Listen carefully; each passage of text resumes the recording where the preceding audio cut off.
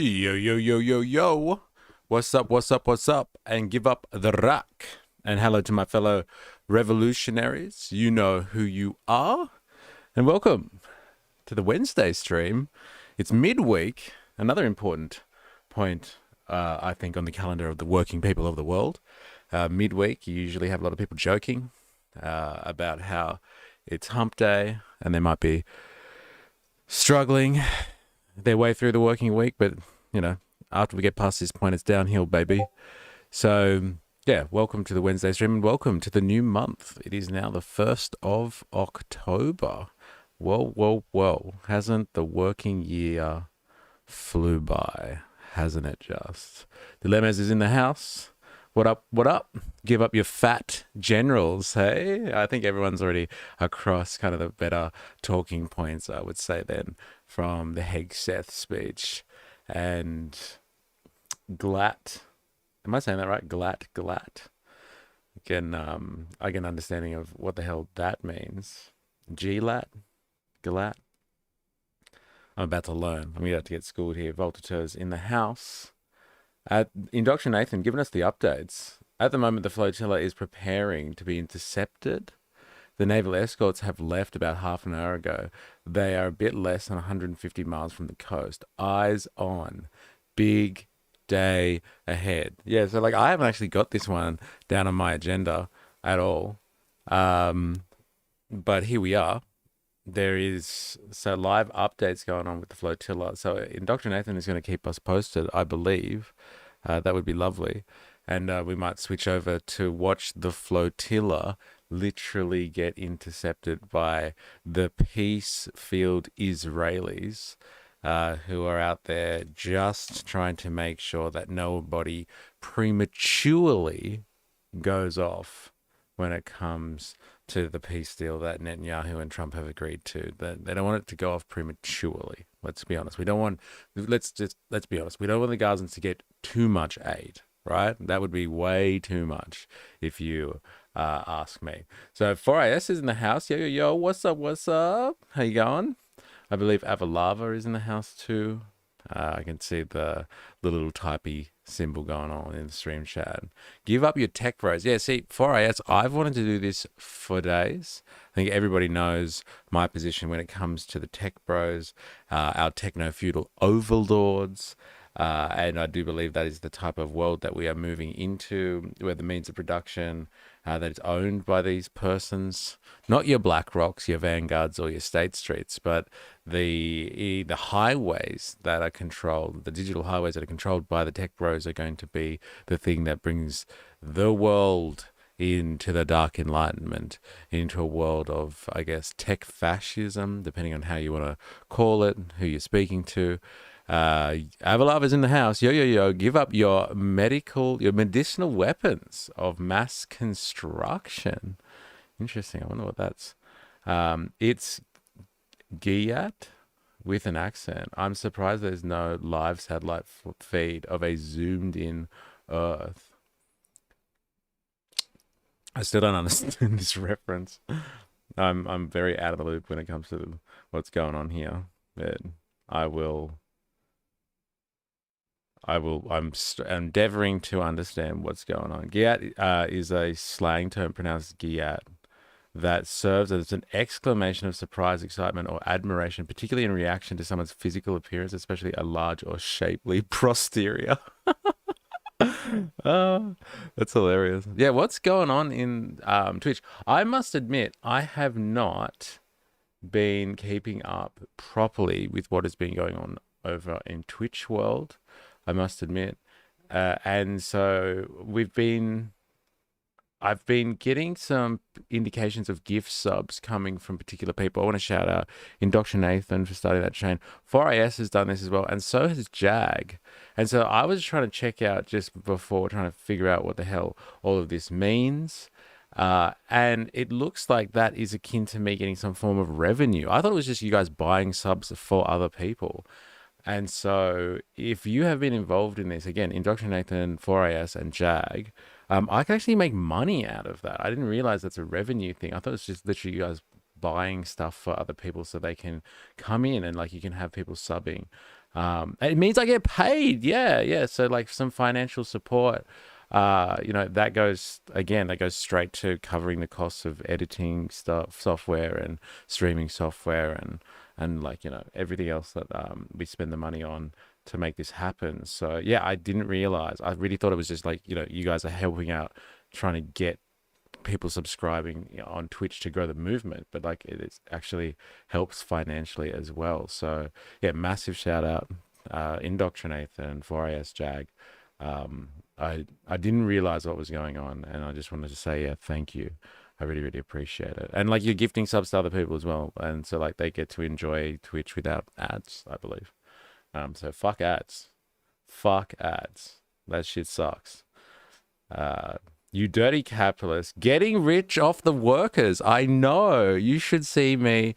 Like, I'm actually not sitting down on a chair. I'm on a pile of cash right now, dilemmas. So, yeah. Solar bears in the house. Fuck around and find out. I think I know the reference. I think that is you're channeling Pete Hegseth there. So, let's not waste any time. Boo ads. The boys shouldn't have to watch ads. Yeah, there it is. Lopped Jeff is in the house, brother. How you going? Welcome. If anyone's watching this and want to jump over to Twitch, like you can get on. Like people are gifting subs over there, so you can jump on over there. If you're watching this from TikTok and you're wondering what the hell is going on, we're going live from multiple platforms. I just put TikTok on to get access to a different audience. But if you want to see all the stuff that we can see, like on my monitors, like the videos that we're going to be watching, all that sort of stuff, instead of just hearing me speak, which is present enough, but if you just don't want to listen to me speak and actually have the context of what we're talking about as well, like there's a YouTube link in my bio, go check it out, and like I can give you access to like Discord and Twitch or whatever if you are interested, and then you actually understand what's going on here. So yeah, without further ado, we are going to get into, I want to like watch the whole Hegseth speech. So we're going to go on a bit of a marathon today. So strap yourselves in. It's not going to be easy, but I think it's important to understand the language that they're using now to kind of control the world, the West. Anyway, let's be honest. It's not really the entirety of the world, but like this is how they're going to be controlling public opinion and thought in the West. Moving forward, and other countries are going to follow suit and pick up on this rhetoric. They will resist, but eventually they will be brought into the fold. So it's important to see what Hegseth has to say. And then we're going to just pick up on the highlights of Trump's speech. I've watched pretty much most of Trump's speech, and it is awful. Like, it really is awful. Trump can say some great stuff sometimes, really entertaining, has you just laughing, or like, kind of, he can be passionate sometimes, but this was awful Trump stuff. He was just speaking about how wonderful he was in front of the generals for like an hour. But there's like an interlude kind of in the middle of his speech, which is really important. And it's basically what he has planned, I think, for the military and turning the military on America's population, which again, for anyone who's watching this and you're outside of America, you're probably like, who cares? Like, kind of thing. Let the Americans figure it out. But again, what happens in America kind of will reverberate throughout the Western world. And if they normalize the idea of turning troops on their own people, then other countries will follow suit, supposedly countries in the free world. So I think it's important to be across this stuff. In 2 days' time, E will be a standing desk because the piles of cash just keep growing. Well, if I get gifted subs at the rate that I was over the last couple of days, man, you won't even be able to see me on the camera anymore. You'll be looking at my feet, dilemmas. There are 2 N words and both are bad. Yes, there was one N word that he definitely was not referring to, but he said he couldn't say. It's not Netanyahu. I think it's something else. It's something racial. And then there was the N word. I think it's nuclear. I think he was talking about nukes at the time. But he was like, nobody wants to talk about it. Nobody wants to say the N word. Actually, there are 2 N words that you can't say. It's just like, I'm telling you, this speech was erratic. I was looking at some liberal commentators speak about it just before I decided to watch the speech while I was prepping and stuff like that for the stream.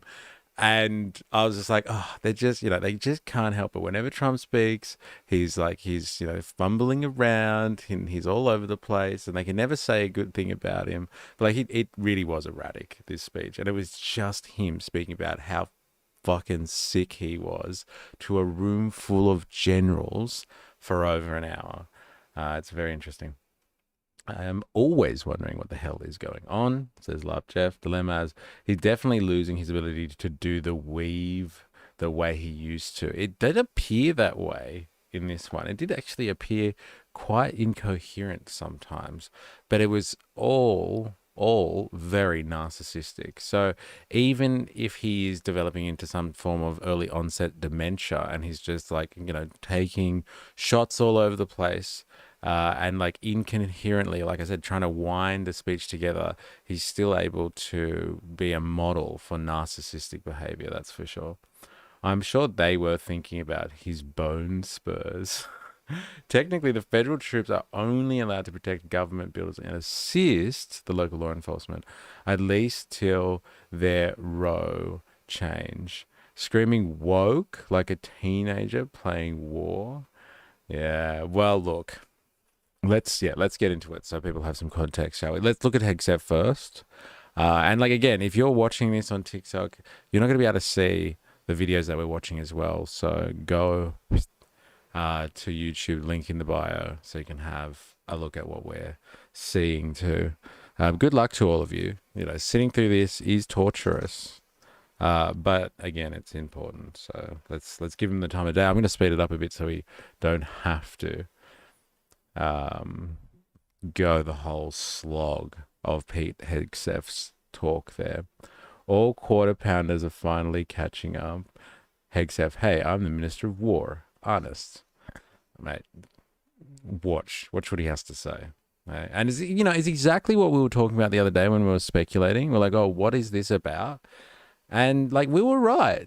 Like we were saying, I was talking about it. It's a massive chance to talk about warrior culture. They want to be warriors again. They want to win wars. They're going to make America great again by warfare. Okay? You don't play defense. Because when you play defense, you don't get to choose the terms. You're responding. But if you're on the front foot and you are starting wars, then you get to decide the terms. And that's how you win, baby. That's how you fucking win. And that's like the general gist of it. Apart from some actual hilarious stuff that he says as well. Like Hegseth says some actual funny stuff about, like, he basically is fat shaming generals for like 2 or 3 minutes there. And like, I stand, but wait. I like how Trump reiterated how the Department of Defense only started losing wars because of the wrong pronouns. Yeah, I know.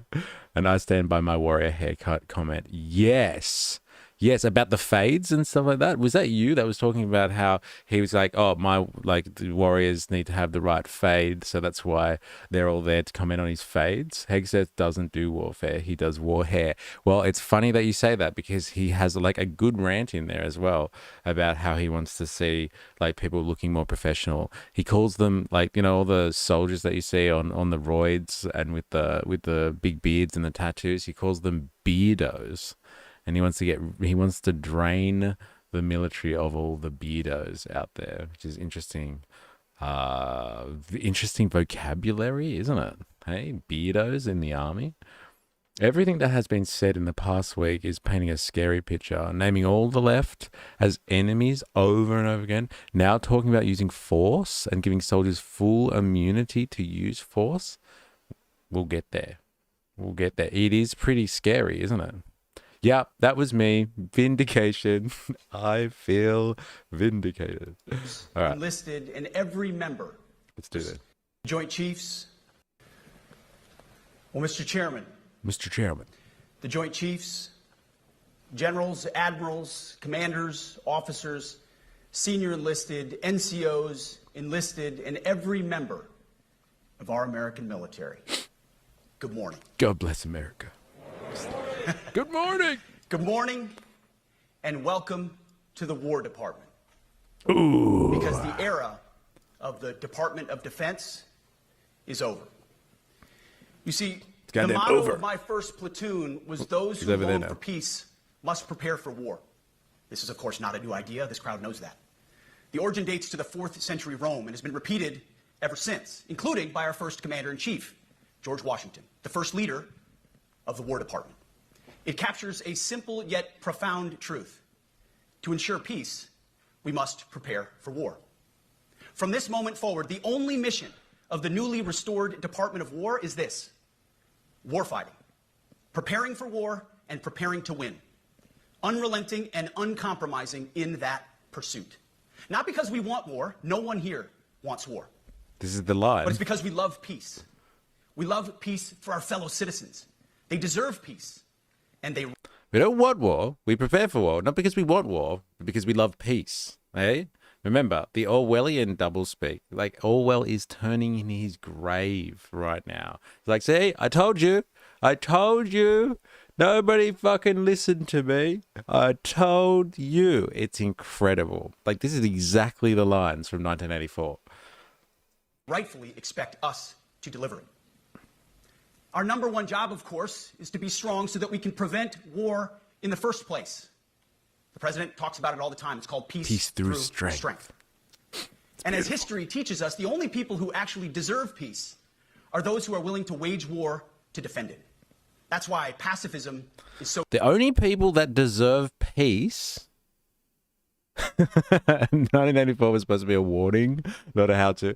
The only people that deserve peace are those who are willing to wage war. You remember that? Have that tattooed on your fucking shoulder. Hey? Ninja Nurse in the house. America honestly believes it's the true successor to the state to the Roman Empire. Yeah, just like the French under Napoleon, and just like the Italians under Mussolini. The Nazis used all of the symbology from the Roman Empire, the grand eagles and all that sort of stuff, straight out of Starship Troopers. You know what? Holy crap. Okay, everyone, do yourselves a fun little task and just think of Starship Troopers while you were watching this guy speak. He looks like one of those dudes, right? That's Johnny Rico in his later years, like when he's like a silver fox. Hey, this is Johnny Rico. I'm doing my part. What about you? You lazy bastards. You fat generals, you. naive and dangerous. It ignores human nature and it ignores human history. Either you protect your people and your sovereignty, or you will be subservient to something or someone. It's a truth as old as time. And since waging war is so costly in blood and treasure, we owe our republic a military that will win any war we choose, or any war that is thrust upon us. Should our enemies choose foolishly to challenge us, they will be crushed by the violence, precision, and ferocity of the War Department. In other words, to our enemies, F-A-F-O. That's your line. That's Solar Bear's line. There it is. To our enemies, fuck around and find out. Mother. Literally the same haircut as Rico too. Yeah, it's interesting, isn't it? This is Rico in his later years. If necessary, our troops can translate that for you. Another way to put it is peace through strength, brought to you by the warrior ethos. And we are restoring both. As President Trump has said, and he's right, we have the strongest, most powerful, most lethal, and most prepared military on the planet. That is true, full stop. Nobody can touch us. It's not even close. This is... I don't know if it's not even close. Like, they definitely have a powerful military. And they are definitely combat ready. Okay? Definitely. If the Americans have anything, it is the undeniable fact that because they are so belligerent, they are really prepared for warfare. And, like, they are tested. And they have tactics. And they have the skill sets that comes with being in a constant state of warfare. You know, but this ain't the 1950s anymore, buddy. I don't know if it's completely the fact that you're so far ahead of the closest competitor that, like, you can do whatever the hell you want. I think they're just trying to continue that very antiquated American ethos there, or mythology. Sorry, not ethos, mythology there. To be fair, these nut jobs love the fascist book that Starship Troopers made fun of. Yeah, they got deployed to their own cities pretty fast. Silence, speed, and violence of action. True largely because of the historic investments that he made in his first term, and we will continue in this term. But it's also true because of the leaders in this room and the incredible troops that you all lead. But the world, and as the chairman mentioned, our enemies get a vote. You feel it, I feel it. This is a moment of urgency, mounting urgency. Enemies gather, threats grow. There is no time for games. We must be prepared. If we're going to prevent and avoid war, we must prepare now. We are the strength part of peace through strength. And either we're ready to win or we are not. You see, this urgent moment, of course, requires more troops, more munitions, more drones, more Patriots, more submarines, more B-21 bombers. It requires more innovation, more AI in everything and ahead of the curve, more cyber effects, more counter-UAS, more space, more speed. America is the strongest, but we need to get stronger and quickly. The time is now, and the cause is urgent. The moment requires restoring and refocusing our defense industrial base, our shipbuilding industry, and onshoring. This is why I think we need to have a games night with Helldivers 2. We can prepare you for the future we're moving into. Honestly, look up the Helldivers 2 trailer. This is the guy. At this point, who is the enemy of the United States? Is it China? Is it Europe? It feels like he is selling a narrative where it is America against the rest of the world. Yeah, it pretty much is. But like, and who's he selling it to? This isn't a fucking campaign trail. He's talking to people that have chosen to have a career in the military. Like, they're already there protecting everyone, or like protecting the US against its, competitors, I guess you'd say, its threats, domestic and foreign. Like, what is he selling? What's the narrative about? Hey, some of those subs are supposed to be for us. Yeah, I know, right? Hey, I don't think so. Because, like, there's a clause in the agreement, and those subs, like, if the Americans need them for anything, like, we don't get them. We don't get the subs. It's the radical left. Oh, my God, how did we forget that? Of course. I think you've nailed it there, Jack. It's not China, it's not Europe, this is ideological warfare. It's the radical left. That's the real, like, talking about the scary stuff that's happened over the last few days. That's some scary shit. Turning the entirety of the apparatus, which is the state, against your ideological enemies within. My God. The ethnic cleansing, the stuff that we've seen throughout history in terms of getting rid of, purging your nation of ideological opponents, that could just be a prelude to what is coming soon in the United States of America. All right, let's have a look quickly to see this. What is it? Helldivers 2 trailer. Is there someone speaking like this? The official trailer? Launch trailer? Is that the one? There's someone speaking and it sounds like Pete Hegseth. Into the unjust. Can you see this? Official, join the Helldivers. Ooh, maybe that. It's like a recruitment ad. Maybe it's that one. I wonder if it sounds like Pete Hegseth. The official trailer? Okay.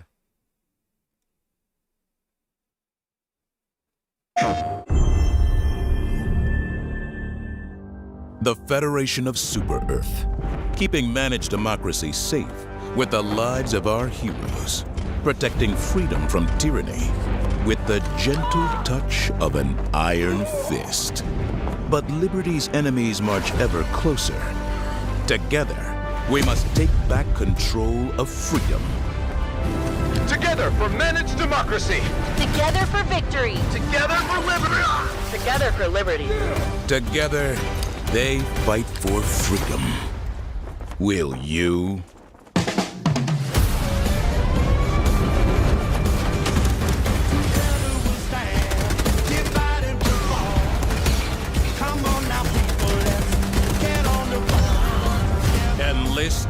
galaxy's elite fighting force. Work together to protect your future.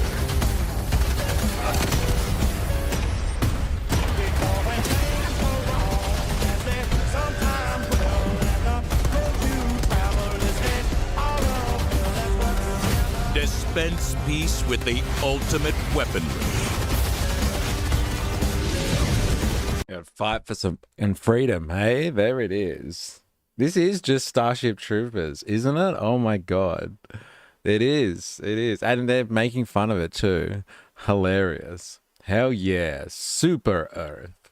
There it is. Aglika's in the house. Welcome, welcome. I get it. I get it. I get it. We're going to protect that freedom. I got it. Join the Helldivers, the galaxy's last line of offense. Pre-order now. All right, back to the real Helldivers, okay? My God, seriously. Triple M smells like freedom in here. It's a third-person horde shooter, but it's a co-op, so we can get the boys together to fight for managed democracy. I think that's the one they were talking about. There it is. No, that's pretty much the rhetoric in there was solid. That was solid Hegseth rhetoric. Now, for the real thing, let's compare. All critical components. It requires, as President Trump has done, getting our allies and partners to step up and share the burden. America cannot do everything. The free world requires allies with real hard power, real military leadership, and real military capabilities. Yeah, step your game up, The War Europe. Department is tackling and prioritizing all of these things. And I'll be giving a speech next month that will showcase the speed, innovation, and generational acquisition reforms we are undertaking urgently. Likewise, the nature of the threats we face in our hemisphere and in deterring China is another speech for another day. Coming soon. Hey, you mentioned China. This speech. Who was asking about that before? Was Today, you, Ninja as Nurse? I drink my coffee. Hey. This speech today is about people, and it's about culture. The topic today is about the nature of ourselves. Because no plan, no program, no reform, no formation will ultimately succeed unless we have the right people and the right culture at the War Department. If I've learned one core lesson in my 8 months in this job, it's that personnel is policy. Personnel is policy. The best way to take care of troops is to give them good leaders committed to the warfighting culture of the department. Not perfect leaders, good leaders.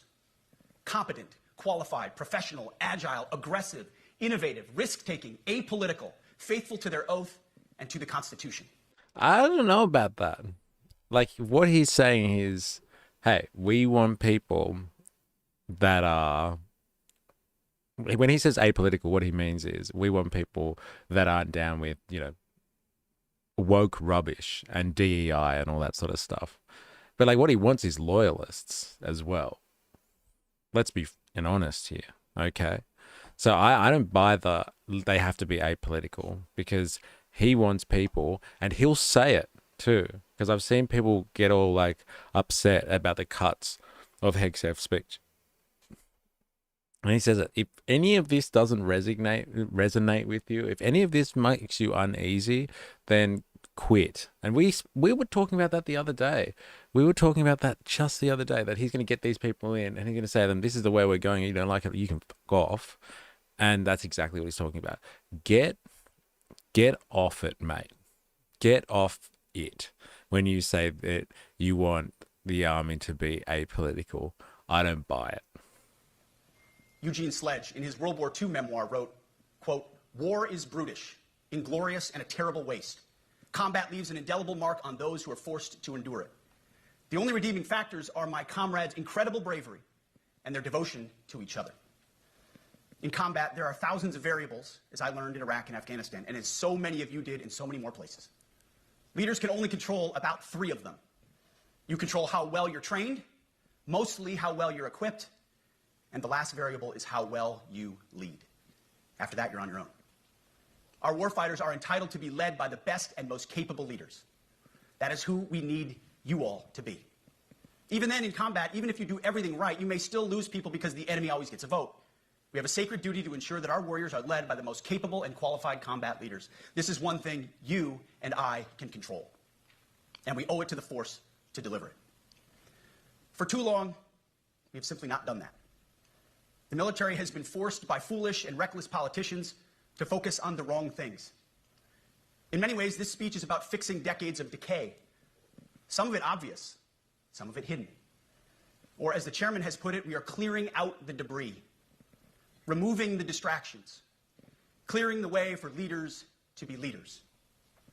You might say we're ending the war on warriors. I heard someone wrote a book about that. For too long, we've promoted too many uniformed leaders for the wrong reasons. Did he write a book on that? Is that what the joke was? I didn't get that. Every time I see someone speaking in front of an American flag at some point, sort of rally, I'm curious to see what the grinder stats look like. Yeah, I know, right? Now it's like just a thing. Trans corn is big in the red states. It's the ultimate taboo. It's like comedy, corn, all of that sort of stuff. It's all about the taboo, man. He said, comrades, get him. Yeah, he did. How dare he adopt that communist rhetoric? This absolutely reeks of marketing department input. It has the feel of an iPhone launch. Get ready, generals, for... So good. I am here to introduce you to America 2.0, bigger, faster, stronger, fully equipped to spread managed democracy. Did you see the message I sent to you in Discord this morning? I sent PBS video link of the original audio, so there's no echo. Oh, is there a lot of echo on your end? So the PBS video link with the original audio. Let me find that. The echo's doing your head in. Give me a sec. Where are we up to? We're 8.5 minutes in. I can't do the echo, man.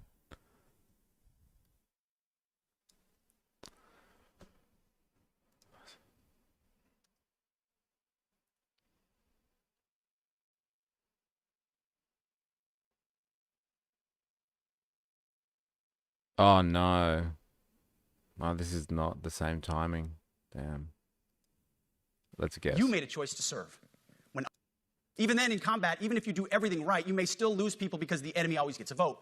We have a sacred duty to ensure that our warriors are led by the most capable and qualified combat leaders. This is one thing you and I can control. And we owe it to the force to deliver it.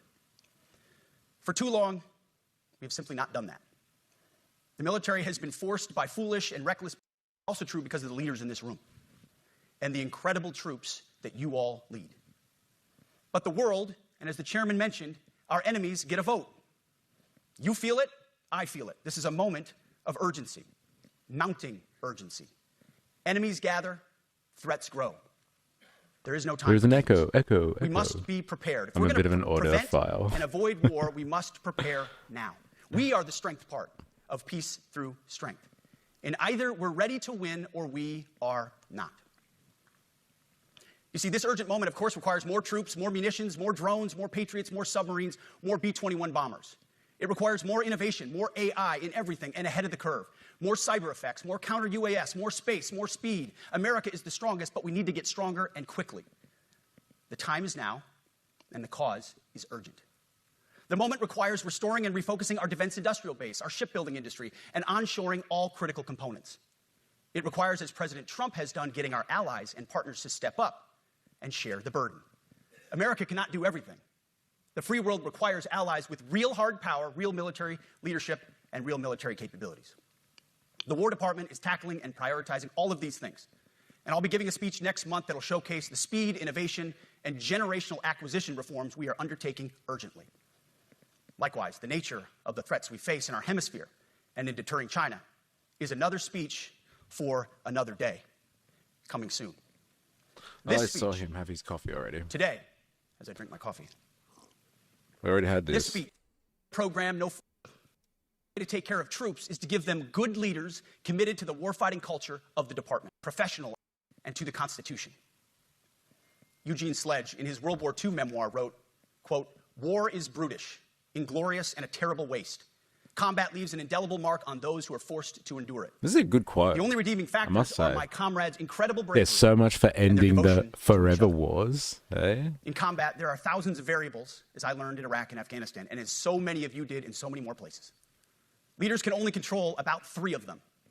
You control how well you're trained, mostly how well you're equipped, and the last variable is how well you lead. After that, you're on your own. Wings of Our cheese. warfighters are entitled to be led by the best and Welcome. most capable leaders. That is who we need you all to be. Even then, in combat, even if you do everything right, you may still lose people because the enemy always gets a vote. We have a sacred duty to ensure that our warriors are led by the most capable and qualified combat leaders. This is one thing you and I can control, and we owe it to the force to deliver it. For too long, we have simply not done that. The military has been forced by foolish and reckless politicians to focus on the wrong things. In many ways, this speech is about fixing decades of decay, some of it obvious, some of it hidden. Or as the chairman has put it, we are clearing out the debris, removing the distractions, clearing the way for leaders to be leaders. You might say we're ending the war on warriors. I heard someone wrote a book about that. Did he write a book on it? Is that For the two- joke? I want to see.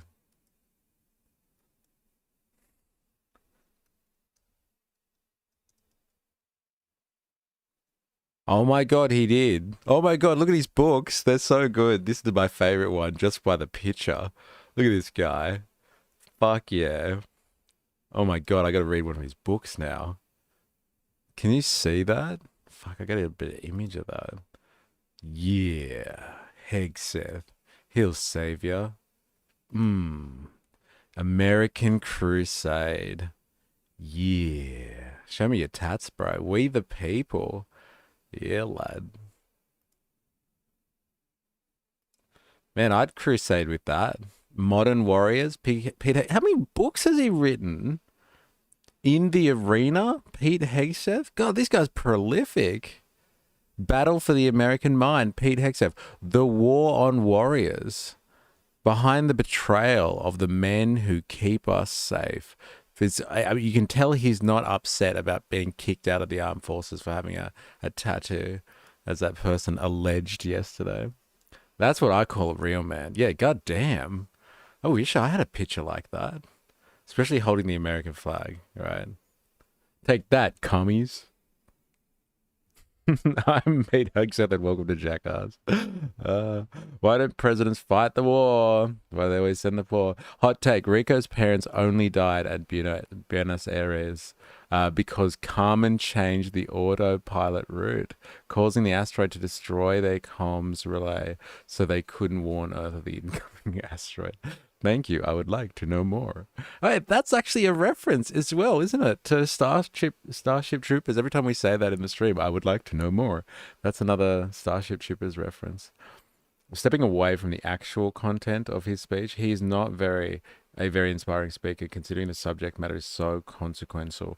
Yeah, that's interesting because he seems to speak well, but like because we just changed videos then, and I couldn't actually tell where we were in the speech, and we were actually far behind. Like I could have sped through that, but like it was just all this general weird slop rhetoric, and so it was hard to actually know what part of the speech we're at because there was no important landmarks which you would have of like a really great orator, right? He's a Fox News guy. Yes, I heard about that, and so like he presents with a Fox News style, but it's all just like slop. It's all just rhetoric slop. So there's nothing really to hang your hat on there.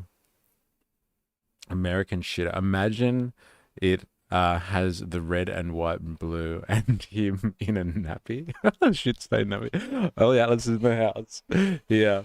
He 100% practices in front of the mirror. Yeah, and like, he's not reading off a teleprompter, so I got to give him props for that. He's actually speaking quite well for someone. I believe he's not reading off a teleprompter, unless he's got one of those microchips that like, from Meta or something like that it's in his eye and it's just the teleprompter's reading off his retina or something like that.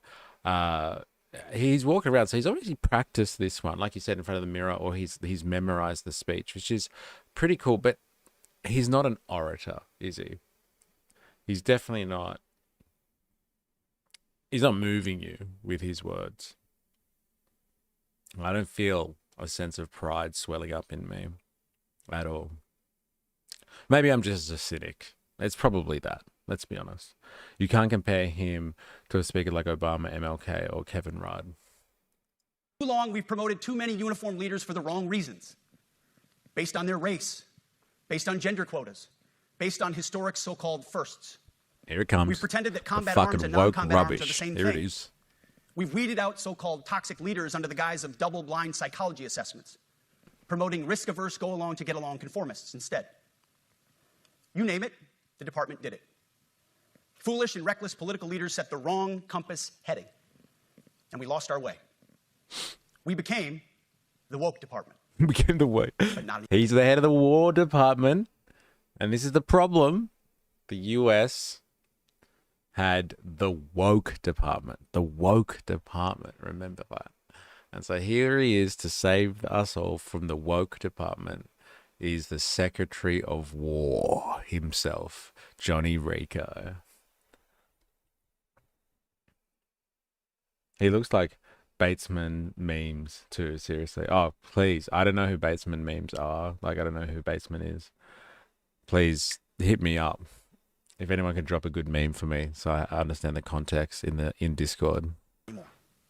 Right now, I'm looking out at a sea of Americans who made a choice when they were young men and young women to do something most Americans will not, to serve something greater than yourselves, to fight for God and country, for freedom and the Constitution. You made a choice to serve when others did not, and I commend you. You are truly the best of America.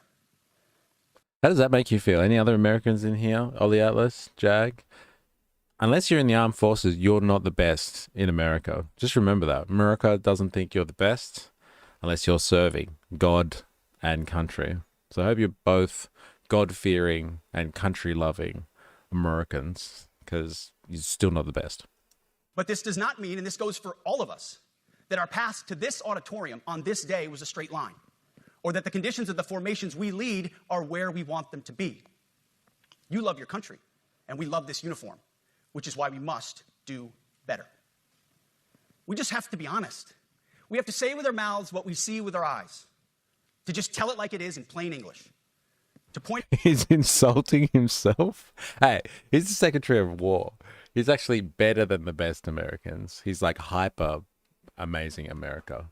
So put that in your pipe and smoke it. Do you know what I am saying? Yes, I know what you were saying. I'm recording the Flotilla live stream as it happens. I'm also working, being exploited for my labor excessively. So I won't be watching today. Fair enough. Can you actually message me, like ping me, Avalava, if you can even hear this, and tell me if you see the Flotilla getting intercepted? Because I'd like to have a look at that live. The biggest compliment I got when traveling was, "You're not like most Americans." Very funny. Yeah. That's pretty interesting, actually. Whenever I go overseas, you definitely can, like when you're doing touristy things anyway, you can definitely hear Americans before you can see Americans, if you know what I mean. You know how I feel about this country. Okay. All right, fine. But that still means you're not the best in it. Okay. You're not an upstanding citizen, apparently. Not at all. All renaming that from defense to war does is make Trump's intent clear. So best thing to do is refuse to call it by its official title. Well, look, he's going to get a Nobel Peace Prize. So I would take back that allegation there, Ollie Atlas. Trump won't appreciate that, and he'll prove you wrong when he gets that Nobel Peace Prize. My only bad experience in Europe was an interaction with an American. Now, the obvious things right in front of us. That's what leaders must do. We cannot go another day without directly addressing the plank in our own eye, without addressing the problems in our own commands and in our own formations. This administration has done a great deal. If you're watching this on TikTok and you're wondering what the hell's going on, we are watching Pete Hegseth do his speech. So like go over to YouTube. There's a link in the bio, and you can actually watch what we are watching right now. From day one, to remove the social justice, politically correct, and toxic ideological garbage that had infected our department, to rip out the politics. No more identity months, DEI offices, dudes in dresses. No more climate change worship. No more division, distraction. No more trans Tifa. Where's Jerry? Where's Jerry Poppins and Ninja Nurse? He's coming after trans Tifa. The fairy division is fucked. You guys are in big trouble. Plank in our eye? What type of metaphor is that? Yeah, I was wondering actually. I was like, oh, maybe this is another pop culture reference I don't get. Nobel Peace Prize was offered to Hitler, Mussolini, and Stalin. It's no way. Was it? Is that true? Is that true, Ollie Ellis? Oh my god. I'm gonna fact check that. Thank you. That'd be hilarious if true.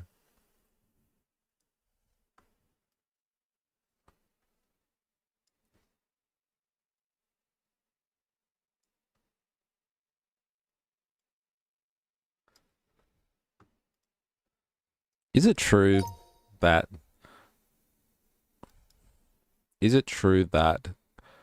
Hitler, Mussolini, and Stalin were offered Nobel Peace Prizes?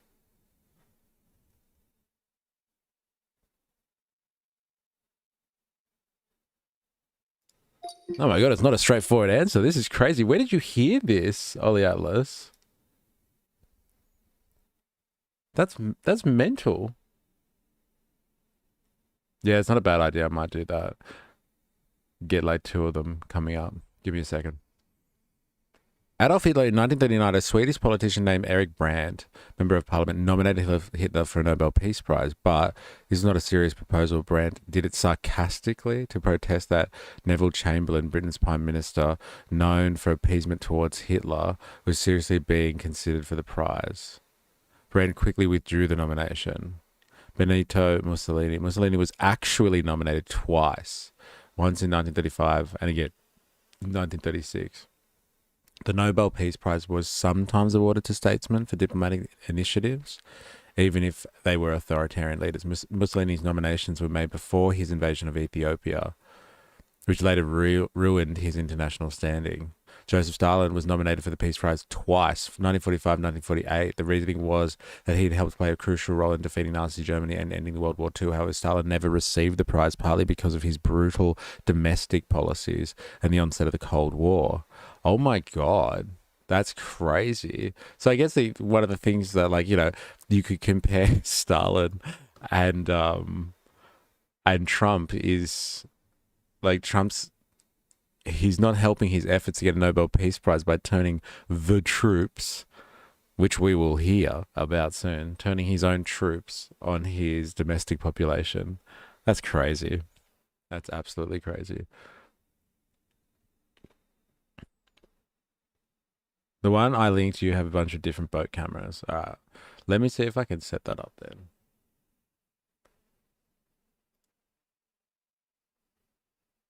New tab, new window. Let's go with new window. Fucking mental. I can't believe that. Of course they were nominated, but like BB, Benjamin Netanyahu, didn't he nominate Trump for a Nobel Peace Prize? So I guess anyone can be nominated for a Nobel Peace Prize, right? But like Stalin seems to be the closest runner there. Oh, there's heaps of cameras on that. Indoctrinate them.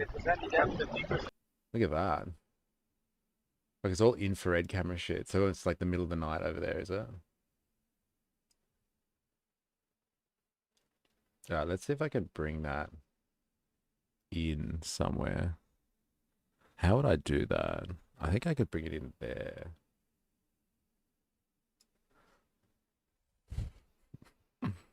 Let's do that. Yeah, there it is. I guess you guys will be able to see then if anything happens. Keep an eye on the Captain Nikos over there.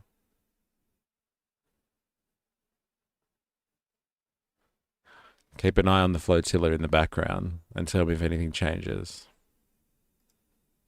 There it is.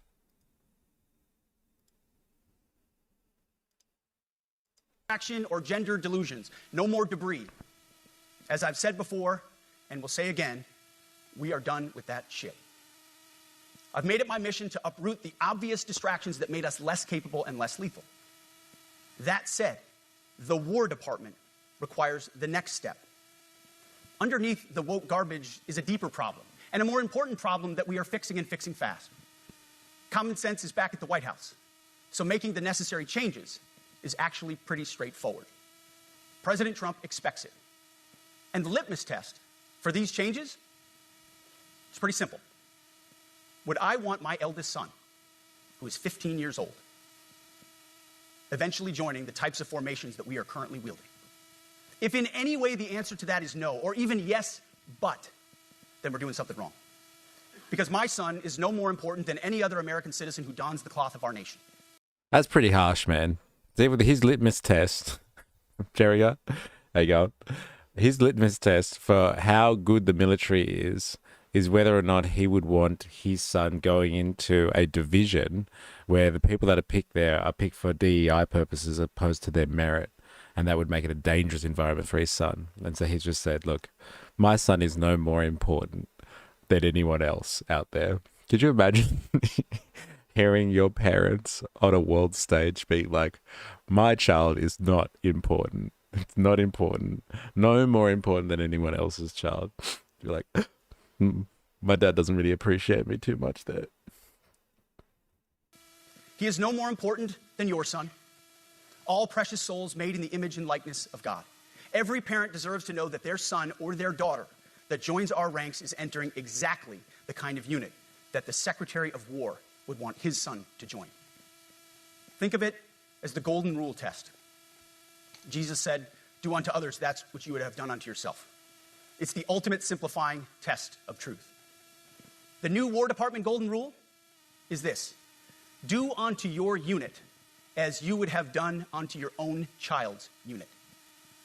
Would you want him serving with fat or unfit or undertrained troops? Or alongside people who can't meet basic standards? Or in a unit where standards were lowered so certain types of troops could make it in? In a unit where leaders were promoted for reasons other than merit, performance, and warfighting? The answer is not just no, it's hell no. This means at the War Department, first and foremost, we must restore a ruthless, dispassionate, and common sense application of standards.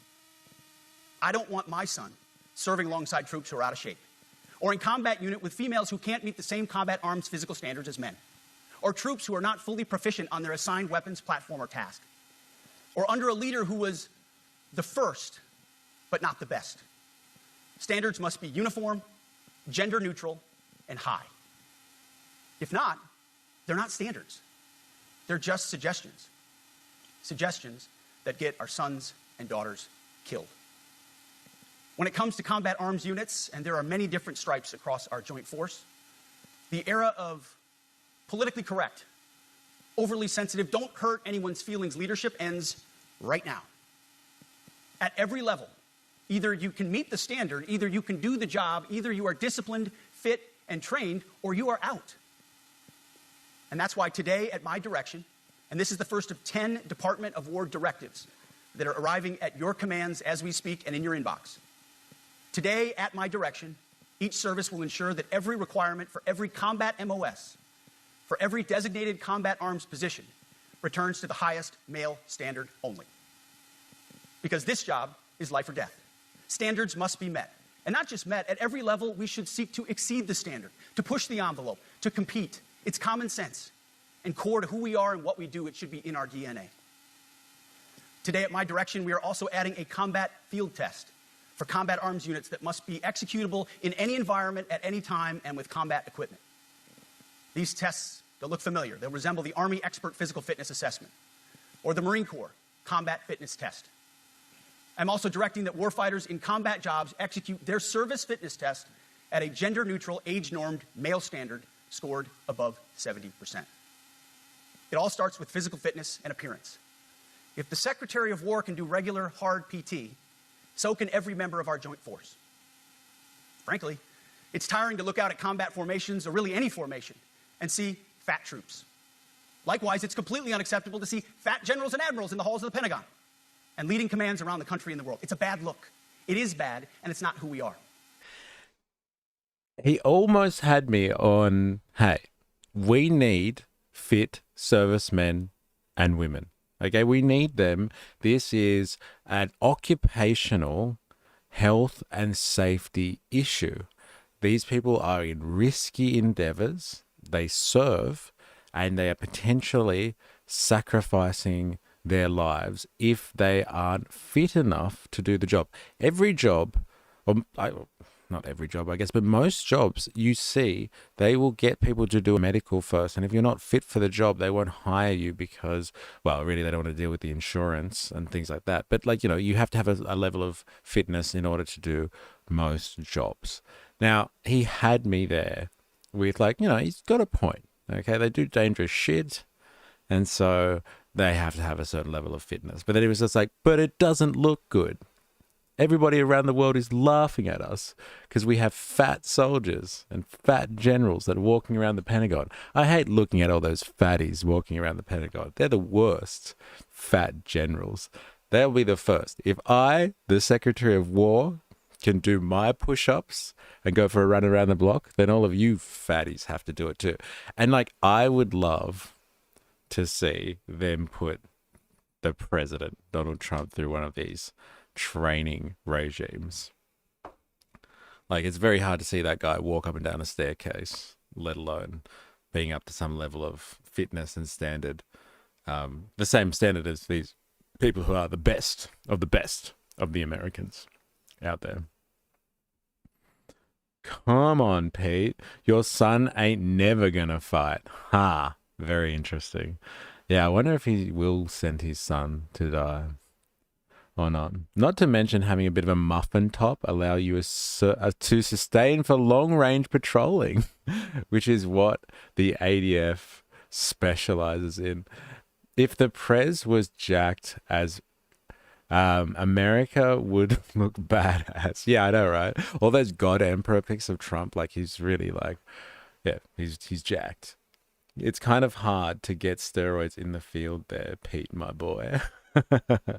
Trump dodged the draft when he was called in. He got no right to do this. Yes, I've heard those rumors as well. But like, you know, that's what happens when you come from the right class. When everyone talks about this not being a class society, these people, they dodge the draft because they can afford to. There is a class system out there. Never forget that. So whether you're an airborne ranger or a chairborne ranger, A brand new chairborne private ranger. or a four-star general, you need to meet the height and weight standards and pass your PT test. And as the chairman said, yes, there is no PT test. But today, at my direction, every member of the Joint Force at every rank is required to take a PT test twice a year, as well as meet height and weight requirements twice a year, every year of service. Every year. Also today, at my direction, every warrior across our Joint Force is required to do PT every duty day. Should be common sense. I mean, most units do that already, but we're codifying it. And we're not talking like hot yoga and stretching. Real hard PT, either as a unit or as an individual. At every level, from the Joint Chiefs to everyone in this room to the youngest private, leaders set the standard. And so many of you do this already. Active, Guard, and Reserve. This also means grooming standards. No more beard. Grooming standards. Are you ready? Here's your fades, bro. LOL height standards. I know. What's that about? Does that mean in relation to what? Like in relation to your weight? Those are the height standards or something? Or is it like actually cutoffs for the military? Like you have to be at least this tall to ride. Is that what he's talking about? No short kings in the battlefield? Yeah. We're only a few steps away from Terry Crews as president. Have you seen Trump's NFTs? He had like Pokemon cards of him being a superhero, a boxer, I think a soldier too. They restrict height. How they recruit all the incels. Fuck, that was savage for us. You need to calm down, okay? You're going to start upsetting people. And that's not what Pete Hegseth is all about, okay? He doesn't want to upset anyone. Active, Guard, and Reserve. This also means grooming standards. No more beards. No more beards. Long hair, superficial individual expression. We're going to cut our hair, shave our beards, and adhere to standards. Because it's like the broken windows theory of policing. It's like when you let the small stuff go, the big stuff eventually goes. So you have to address the small stuff. This is on duty, in the field, and in the rear. If you want a beard, you can join Special Forces. If not, then shave. We don't have a military full Why are Special Nordic Forces pagans. allowed to get away with it? What? Why is that okay? Why do Special Forces get like some type of pass on that one? It's like that podcast that Jag dropped in Discord about those Special Forces dudes that like end up coming home and just getting into the drug trade because they love the rush of it. They're all bearded, tatted up, and full of roids. Why do they get a pass on that? Unfortunately, we have had leaders who either refuse to call BS and enforce standards, or leaders who felt like they were not allowed to enforce standards. Both are unacceptable. And that's why today, at my direction, the era of unprofessional appearance is over. No more beardos. The era of rampant and ridiculous shaving profiles is done. No more Simply put, beardos. if you do not meet the male-level physical standards for combat positions, cannot pass a PT test, or don't want to shave and look professional, it's time for a new position or a new profession. I sincerely appreciate the proactive efforts the secretaries have already taken in some of those areas, service secretaries. And these directives are intended to simply accelerate those efforts. Beardos. Fuck the beardos, bro. He's claiming to introduce standards that I am sure already exist in the military. Soldiers look more badass with a beard and or long hair. Special Forces training is brutal as it is. Interesting. Pilots do have height standards. Because they have to blend in with the populace so they can have beards and stuff like that. Yeah, but they also stick out like a sore thumb, apparently, because of the way that they tend to their physical appearance, apparently. Roided and tatted up. Pete Hegseth, I want clean shaven soldiers in my rear guard. Yeah, I know, right? That's what he's looking for in his grinder after this conference. On the topic of standards, allow me a few words to talk about toxic leaders. Upholding and demanding high standards is not toxic. Enforcing high standards, not toxic leadership. Leading warfighters toward the goals of high, gender-neutral, and uncompromising standards in order to forge a cohesive, formidable, and lethal Department of War is not toxic. It is our duty, consistent with our constitutional oath. Real toxic leadership is endangering subordinates with low standards. Real toxic leadership is promoting people based on immutable characteristics or quotas instead of based on merit. Real toxic leadership is promoting destructive ideologies that are an anathema to the Constitution and the laws of nature and nature's God, as Thomas Jefferson wrote in the Declaration of Independence. The definition of toxic has been turned upside down, and we're correcting that. That's why today, at my direction, we're undertaking a full review of the department's definitions of so-called toxic leadership, bullying, and hazing, to empower leaders to enforce standards without fear of retribution or second-guessing. Of course, you can't do like nasty bullying and hazing. We're talking about words like bullying and hazing and toxic. They've been weaponized and bastardized inside our formations, undercutting commanders and NCOs. All right. We don't want nasty hazing and bullying. That's not acceptable. But we will allow some hazing and bullying. That is acceptable. All right. We remember we are warriors. And so bullying is just part of being a warrior. Like, you know, I understand that there is nuance in things, but when you try to standardize, which is what he's talking about categorizing things so they fit into a nice, neat capture. You can say whether or not something meets the requirements. You either allow hazing and bullying because it's part of the warrior ethos and it makes strong warriors and will fashion a military that is the envy of the entire world. You either allow the hazing and all of the very despicable stuff that comes with that, or you don't allow the hazing and the bullying. You can't have it both ways. Like, you can't have it both ways. You say, look, there's some hazing out there that is pretty bad. Let's be honest. There's some bad bullying that goes on out there. But again, we should allow some of it. It's too difficult in an organization to arbitrarily allow some of it and not all of it, etc., etc. It's a difficult ask. Good luck with that one, Hegseth. Good luck with that one. Bolton, my cousin was in special forces in the Middle East. His whole unit grew beards to blend in. Ah, interesting. There you go. One of the reasons why the police allowed facial hair and beards is so that they don't stand out when they're in plain clothes and working. You can garrison in my rear guard anytime, soldier. On fire today. I don't think the kids are going to try and buy drugs from a cleanly shaven man in cargo shorts. I don't know. I'd buy some drugs off Pete Hegseth, even in a suit. Hey man, you looking for a good time? It's called banter, you softcock. Americans are so emotional. No more. Setting, achieving, and maintaining high standards is what you all do. And if that makes me toxic, then so be it. Second, today at our direction, we're ensuring that every service, every unit, every schoolhouse, and every form of professional military education conduct an immediate review of their standards. Now, we've done this in many places already, but today it goes across the entire Department of War. Any place where tried and true physical standards were altered, especially since 2015 when combat arms standards were changed to ensure females could qualify, must be returned to their original standard. Other standards have been manipulated to hit racial quotas as well, which is just as unacceptable. This too must end. Merit only. The president talks about it all the time, merit-based. Here are two basic frameworks I urge you to pursue in this process. Standards I call, my staff's heard all about them, the 1990 test and the E6 test. The 1990s test is simple. What were the military standards in 1990? And if they have changed, tell me why. Was it a necessary change based on the evolving landscape of combat? Or was the change due to a softening, weakening, or gender-based pursuit of other priorities? 1990s seems to be as good a place to start as any. And the E6 test. Ask yourself. It's truly a better time, the 90s. Why not start there, hey? Let's just pick a fucking number. Let's go with the 90s. And that's how we'll base all of our standards from now on. It's the 90s test. Right? Why not? Life was truly a simpler time. But if you really want to go back to it, remember, the wokies started infiltrating the Department of War back in the 1940s and then just changed it to the Department of Defense.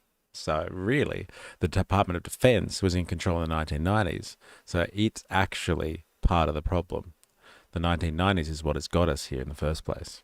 It's complex. Got to give it to you. Poor Hegseth. Good luck wrapping your fucking head around this one. The logic, it just doesn't add up. Voltatel, I did an armed forces preparation training, but I didn't end up going through to the armed forces because the trainers were abusive assholes. Butted heads with them, LOL. They even went on a tirade in front of the class about anti-American views.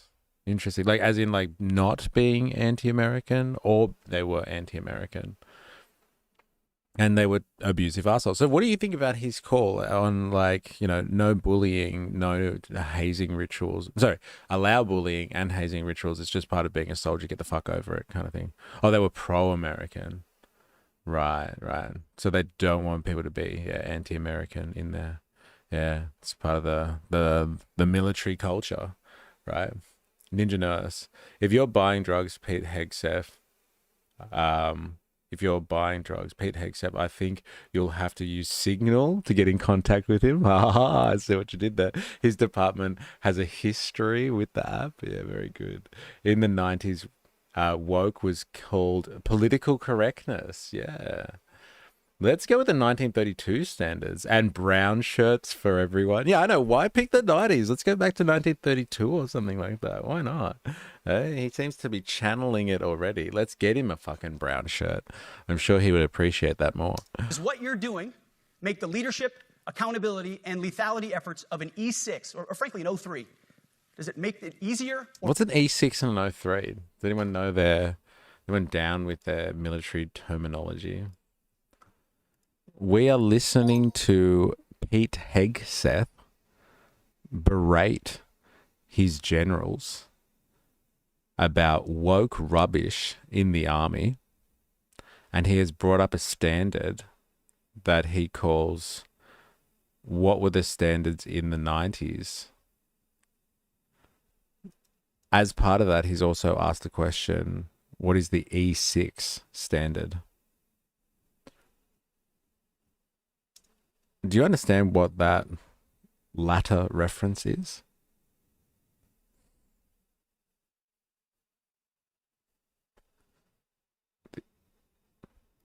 In the US military, E6 isn't a standard, but rather a pay grade that in the enlisted ranks.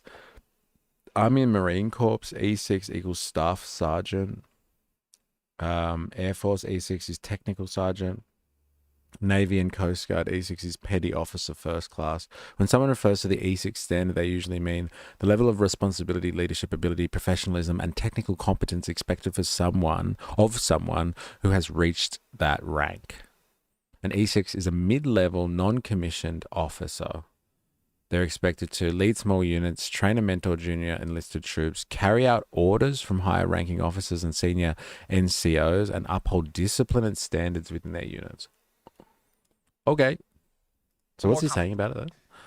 Ask yourself, does what you're doing make the leadership, accountability, and lethality efforts of an E6, or frankly an O3, does it make it easier or more complicated? Does the change in power staff sergeants, petty officers, and tech sergeants to get back to basics? The answer should be a resounding yes. The E6 test, or O3 test, clarifies a lot, and it clarifies quickly. Because war does not care if you're a man or a woman. Neither does the enemy. Nor does the weight of your rucksack, the size of an artillery round, or the body weight of a casualty on the battlefield who must be carried. All right. Anyone have any opinions on this? It's ranking levels. E1 is private. I know 18 Bravo is the weapons specialist. Anyone got any opinions on this? Because, like, outside of the woke rubbish and DEI in the military, like, he's not wrong that, like, bullets don't discriminate against whether you're a male or female or whatever. They will kill you regardless. Your gear doesn't care what gender you are. It's as heavy as it is, so you have to deal with that. And, like, yeah, a casualty on the battlefield doesn't care if, you know, how you identify. It's just heavy and it needs to be moved and it's dead weight. So can you live up to the requirements of that role or not? Does anyone have any opinions on the validity of this argument here? So far, I have not heard him say anything that justifies flying 800 generals away from their assignments to listen to this iPhone launch. Yeah, it's a pretty good call, actually, right? Yeah, there's nothing but empty rhetoric here. And it's pretty empty. It's pretty empty. Nothing groundbreaking at all. But, like, you know, I get it. I understand. I want to know what his point is, though. Okay, you want people that can actually do the job. They physically fit enough to carry someone, to carry shit, and, like, I guess die if necessary, because bullets don't discriminate on how people feel. Someone says gear? Yeah, well, you know. It's an interesting point. All right, everyone should be measured by a particular fitness standard. I get that. It's an important part of the position.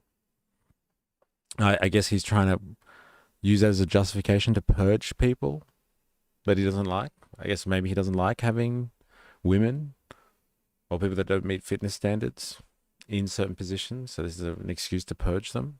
Is that what's going on? This, and I want to be very clear about this, this is not about preventing women from serving.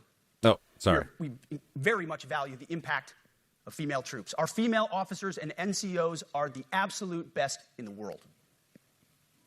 But when it comes to any job that requires physical power to perform in combat, those physical standards must be high and gender neutral. If women can make it, excellent. If not, it is what it is. If that means no women qualify for some combat jobs, so be it. That is not the intent, but it could be the result, so be it. It will also mean that weak men won't qualify because we're not playing games. This is combat. This is life or death. As we all know, this is you versus an enemy hell-bent on killing you. To be an effective, lethal fighting force, you must trust that the warrior alongside you in battle is capable, truly physically capable of doing what is necessary under fire. You know this is the only standard you would want for your kids and for your grandkids. Apply the War Department Golden Rule, the 1990 test, and the E6 test, and it's really hard to go wrong. There it is. It's the 1990s rule, the E6 test. I thought there were requirements and extensive training already. From my understanding, the DEI stuff comes from forms of discrimination and abusive stuff that happens in military culture. We know that there has been a history of abuse and SA abuse. And as we progressed in society, we put systems in place to try and minimize that. Just seems like he wants to take it away. Okay, so like, yeah, see, it makes sense what he's talking about. You have minimum health requirements or fitness requirements, as you would in any workplace for, occupational health and safety reasons, like safety primarily, especially in a dangerous situation. It makes sense. But yeah, he's just waging the war, the general DEI war that has happened ever since, I guess, Trump 2.0 has started. If you don't have women, you won't be tempted to harass them. Duh. Oh, okay, fine. I guess I'm not using the right logic there, right? Yes. I'm not thinking the 1990s way. I'm not thinking like an E6, baby. Yeah, it's interesting, right? Yeah, forms of discrimination. I think that's the important thing. Discriminating on somebody based on their personality, their identity. If they're fit enough to do the job, as what he's talking about, then there shouldn't be any point about discriminating against anyone or like harassing and abusing people, psychologically harming people, not to make them better soldiers and better warriors, but just like harassing them and bullying them because you have power. Or because they're not in the in-group or something like that. So you just make their life hell for the sake of it. That's the type of stuff they're trying to stamp out because nobody wins with that shit. He's not wrong. It's just very grandstandy. He could have done this with an internal memo, but he's making a political point about it. Yes, he is. Like, this is grandstandy as arc, right? Like, this is like Ninja Nurse, I think, said it before. Like, what's the point of getting all of these people in the room to hear this? And why are you televising it? I didn't think we were actually going to be able to watch this. This is supposed to be secret. Or maybe this is just the public stuff and they go in and have secret discussions outside of this. But it is supposed, it's not like top secret, but it was a secret mission. It's supposed to be a secret meeting. And like everybody in the world's watching this, seriously, or is able to. Under Biden's administration, blah, blah, blah, blah, blah, blah, blah. So good. But he is asserting that there are no requirements at the moment, lacking requirements that impact performance, but there is no evidence for this. It's just anti-woke BS. Yeah, fair enough. Yeah, well, again, like the campaign's over, bro. Yeah, why do they continue with the, hey, we need to stamp this out so much? No, they lowered their standards right down. It was legitimately embarrassing. Even the ADF didn't go to the woke lengths America went to. Oh, there you go. We have disagreement. We have different opinions there in the chat. Charmaine's in the house. Keg's breath version of his own military parade. Yeah, and you know what's funny about it? Like, Trump's rained on his parade as well. Like, this was his big moment. This was his moment to shine, and Trump comes in there after him and like speaks for fucking like an hour and a bit. Like, Hegseth at least kept it short and sharp. You know, he's to the point. Well, fuck, wait until you hear some of what Trump's talking about. Oh my God, it's horrible. Third, we are attacking and ending the walking on eggshells and zero defect command culture. A risk-averse culture means officers execute not to lose instead of to win. A risk-averse culture means NCOs are not empowered to enforce standards. Commanders and NCOs don't take necessary risks or make tough adjustments for fear of rocking the boat or making mistakes. A blemish-free record is what peacetime leaders covet the most, which is the worst of all incentives. We, as senior leaders, need to end the poisonous culture of risk aversion and empower our NCOs at all levels to enforce standards. Truth be told, for the most part, we don't need new standards. We just need to reestablish a culture where enforcing standards is possible. And that's why today, at my direction, I'm issuing new policies that will overhaul the IG, EO, and MEO processes. I call it the No More Walking on Eggshells policy. We are liberating commanders and NCOs. We are liberating... Lame. We are overhauling an inspector general process, the IG, that has been weaponized, putting complainers ideologues, and poor performers in the driver's seat. We're doing the same with the equal opportunity and military equal opportunity policies, the EO and MEO at our department. No more frivolous complaints, no more anonymous complaints, no more repeat complainants, no more smearing reputations, no more endless waiting, no more legal limbo, no more sidetracking careers, no more walking on eggshells. Of course, being a racist has been illegal in our formation since 1948. The same goes for sexual harassment. Both are wrong and illegal. Those kinds of infractions will be ruthlessly enforced. But telling someone to shave or get a haircut or to get in shape or to fix their uniform or to show up on time or to work hard, that's exactly the kind of discrimination we want. We are not civilians. You are not civilians. You are set apart for a distinct purpose. So we as a department need to stop acting and thinking like civilians and get back to basics and put the power back in the hands of commanders and NCOs. Commanders and NCOs who make life and death decisions. Commanders and NCOs who enforce standards and ensure... Fair enough. You're not civilians.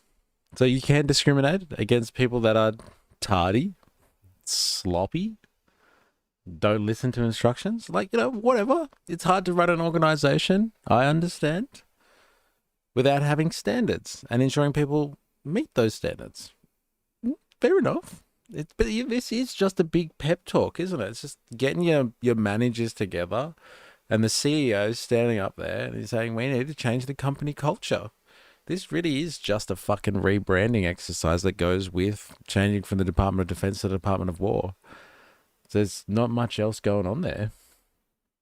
This is purely propaganda to recruit young Americans who live on Kirk and Peterson content. It probably is, right? Yeah, let's be all manly and join the army again, right? It's crazy. They are really trying to convince us that wokeism is destroying the country. Anything that reinforces their narrative to justify the use of escalating force. Yes. You can't make them sound like ducks or something. Clown voices to match their actions. I think the word he was looking for was accountability, not discrimination. Yeah, right. Well, hey. He's been open. He's been open. Pete Hegseth is an open book. You can read this guy. He's set it up front. Judge me on my merits. Only God can really judge you, Hegseth. And he will discriminate against you if you're not living up to the standards. Not on race, not on sexuality. It feels like he's fighting invisible enemies. Get gunny, Sergeant Hartman. Make your bed, shine your shoes, and get ready to fight Israel's battles. Did you get that one through the censor? Did that come through? Oh my God, it did. If you're watching this on TikTok right now, you're wondering what we're doing, go over to YouTube. My link is in the bio, and you can actually see the video we're watching. We're watching Pete Hegseth deliver his greatly anticipated speech to the generals that he's called in from all around the world. Readiness. Commanders and NCOs who in this War Department have to look in the mirror and have to pass the golden rule test. My kids, your kids, America's sons and daughters. So I urge you all here today and those watching, take this guidance and run with it. The core of this speech is the 10 directives we're announcing today. They were written for you, for Army leadership, for Navy leadership, for Marine Corps leadership, for Air Force leadership, Space Force leadership. These directives are designed to take the monkey off your back and put you, the leadership, back in the driver's seat. Move out with urgency because we have your back. I have your back. And the Commander-in-Chief has your back. And when we give you this guidance, we know mistakes will be made. It's the nature of leadership. But you should not pay for earnest mistakes for your entire career. And that's why today, at my direction, we're making changes to the retention of adverse information on personnel records that will allow leaders with forgivable, earnest, or minor infractions to not be encumbered by those infractions in perpetuity. People make honest mistakes, and our mistakes should not define an entire career.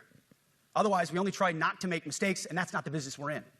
We need risk takers and aggressive leaders and a culture that supports you.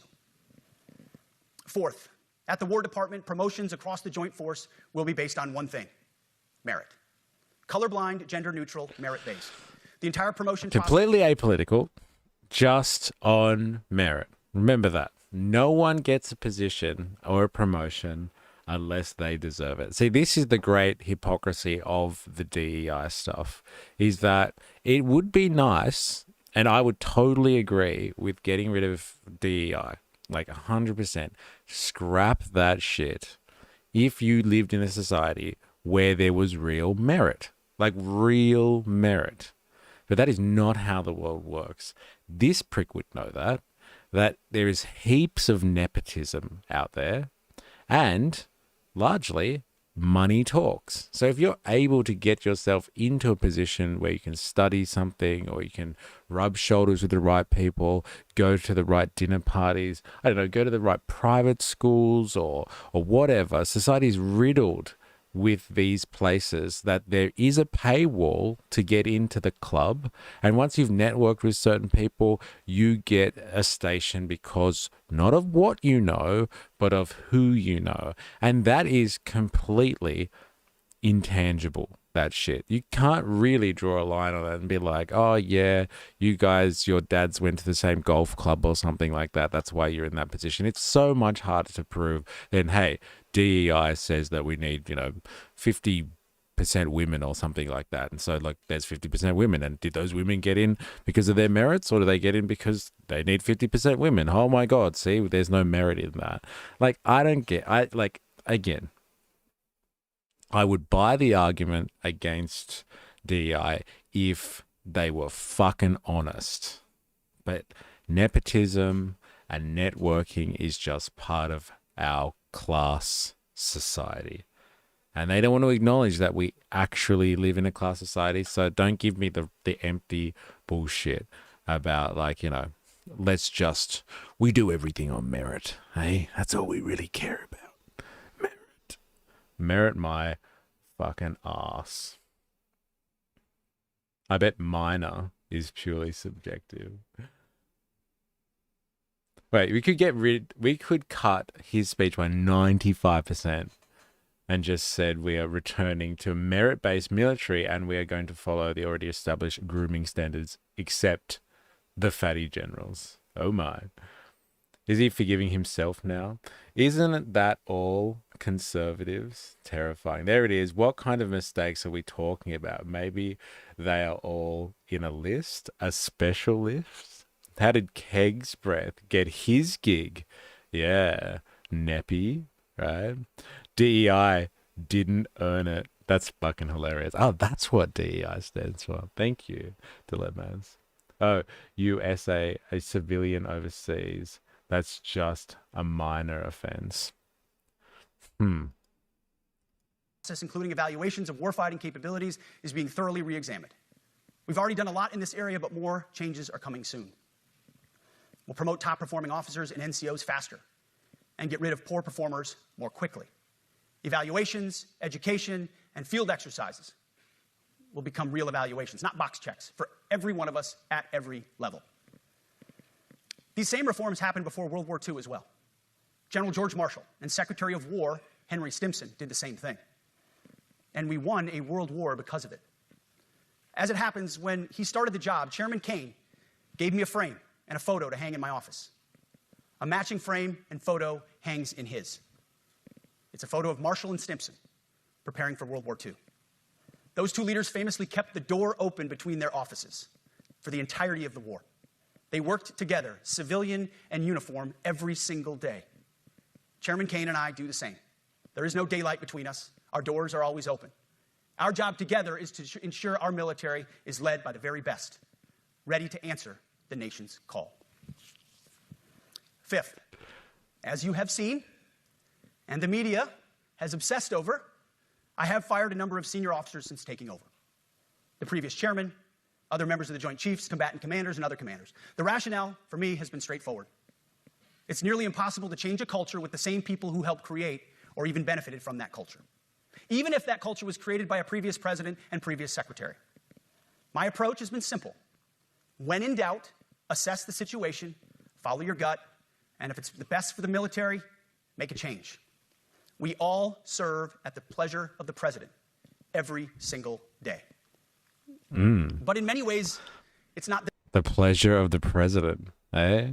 Talking about minor offences on Little St. James Island. Eh? Imagine serving the president of that.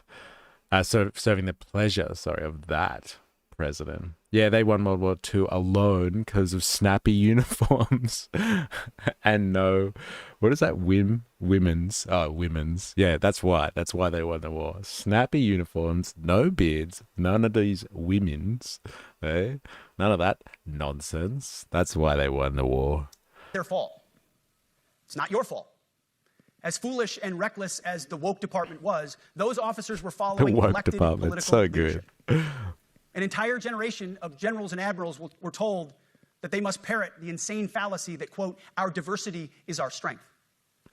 Of course, we know our unity is our strength. They had to put out dizzying DEI and LGBTQI+ statements.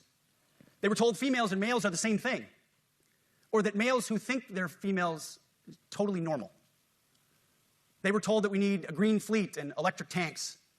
They were told to kick out Americans who refuse an emergency vaccine. They followed civilian policies set by foolish and reckless political leaders. Our job, my job, has been to determine which leaders simply did what they must to answer the prerogatives of civilian leadership, and which leaders are truly invested in the woke department, and therefore incapable of embracing the war department and executing new lawful orders. I love the themes of the speech. It's so good. It's the woke department versus the war department. Like sometimes these speechwriters, they do have strokes of brilliance. And this is one of them. Like if you want to write good propaganda, you need lines like that. This is what we need to learn as a movement, is how to make the best propaganda. And like these guys just do some like one-liners so well. Conservatives know how to write effective propaganda. It's the woke department versus the war department, baby. And we're the war department. Yeah. That's it. It's that simple. So for the past 8 months, we've gotten a good look under the hood of our officer corps. We've done our best to thoroughly assess the human terrain. We've had to make trade-offs and some difficult decisions. It's more of an art than a science. We have been and will continue to be judicious, but also expeditious. Judicious. The new compass heading is clear. Out with the Shirellis, the Mackenzies, and the Millies, and in with the Stockdales, the Schwarzkopfs, and the Pattons. More leadership changes will be made, of that I'm certain. Not because we want to, but because we must. Once again, this is life and death. The sooner we have the right people, the sooner we can advance the right policies. Personnel is policy. But I look out at this group, and I see great Americans. Leaders who have given decades to our great republic, at great sacrifice to yourselves and to your families. But if the words I'm speaking today are making your heart sink, ready? Then you should do the honorable thing and resign. We would thank you for your service. There it is. But I suspect, I know, the overwhelming majority of you feel the opposite. These words make your hearts full. You love the War Department because you love what you do, the profession of arms. There it is. If anything I've said today doesn't sit right with you, fuck off. You're out of here. This is what we were speculating on the other day. He's going to come in and he's going to talk about the warrior culture. And then he's going to tell anyone, because they've already flown in, they're here, they're all together, they can all rub shoulders, and they're going to have a coffee later and talk about what he said. But if you don't like what I'm talking about, leave. I don't want to have anything to do with you. There it is. There it is. We've finally gotten, it's like, you're right, we could have cut out 95% of this. Should be like, cut your hair, get rid of the beards, wear your uniforms properly, turn up on time. We don't want you if you can't meet our physical standards. And like, you know, that doesn't discriminate against anyone but those people who don't meet the physical standards. And if you don't like it, you can get it. Like, that's pretty much it. You are hereby liberated to be an apolitical, hard-charging, no-nonsense constitutional leader that you joined the military to be. We need you locked in on the M. Not the D, the E, or the I, not the DEI or the DIE of dime. By that I mean the M, military, of the instruments of national power. We have entire departments across the government dedicated to diplomatic, informational, and economic lines of effort. We do the M. Nobody else does. And our GoFos need to master it in every domain and every scenario. No more distractions, no more political ideologies, no more debris. Now, of course, we're going to disagree at times. Of course. We would not be Americans if we didn't. Yeah. Being a leader in a large organization like ours means having frank conversations and differences of opinion. You will win some arguments, and you will lose some arguments. But when civilian leaders issue lawful orders, we execute. We are professionals in the profession of arms. Our entire constitutional system is predicated upon this understanding. Now, it seems like a small thing, but it's not. This includes as well the behavior of our troops online. Oh, here it comes. Hey, this is what they're going to be cracking down on in America, too. It's like how people start talking and what type of rhetoric they're going to be using online. Are they anti-capitalist? Are they anti-American? Are they anti-Christian? Are they anti-American values? Are they anti-family values? These are the lists of the things that they are going to be going after, thanks to the Heritage Foundation and the, the Oversight Organization, who are pushing this idea through things like the FBI, the DOJ. They're going to come after people because of their online habits and based on the rhetoric that they're using. And they're going to describe these people very soon as threats to the machine, through like acronyms like NVEs, nihilistic violent extremists. They're going to be doing and purging the military of this type of stuff as well. It's coming, baby. It's coming. He said it right there. He just wants people who are yes men. Hollywood won World War II for the US. That's so good. Yes, repeatedly and well after World War II. Americans are really hung up on genitals. Yeah, it seems like it, isn't it? Yeah, this is exactly like when you are writing an essay at uni, filling paragraphs of fluff just to meet the word limit. Hegseth out there spitting bars. I respect your service, but get out, fatty. DVE. Yeah. DVE. Domestic violent extremists. Well, the umbrella term captures also the nihilistic ones. That's where they're coming after the lefties. That's who the real wars are. It's not imaginary people at all. It's the wars on the lefties. Watch out for the radical left. Wasn't Johnny Rico and the other main characters from Argentina? What's Hegseth's background again? He's not, is he? Oh, no way. You're back for round 2. It's black man macho flare drip. I'm going to have to get used to saying that. It's a fucking mouthful. Welcome back. And today we are looking at, well, how am I? I'm well, thank you. I'm just trying to digest the lengthy speech of Hegseth over here. Did you hear what happened recently in the WWE? They had to rename one of their events because the name of the event was Invasion, and the event was on October 7th, and Israel didn't like it. No way. Honestly? Hit us up with a link or whatever, wherever you get your intel from, please. That's hilarious. Are you in Discord? I put the link up for you the other day. I would like to see where you get your propaganda from. It's hilarious. Your propaganda is great. All right, I'm going to go and put...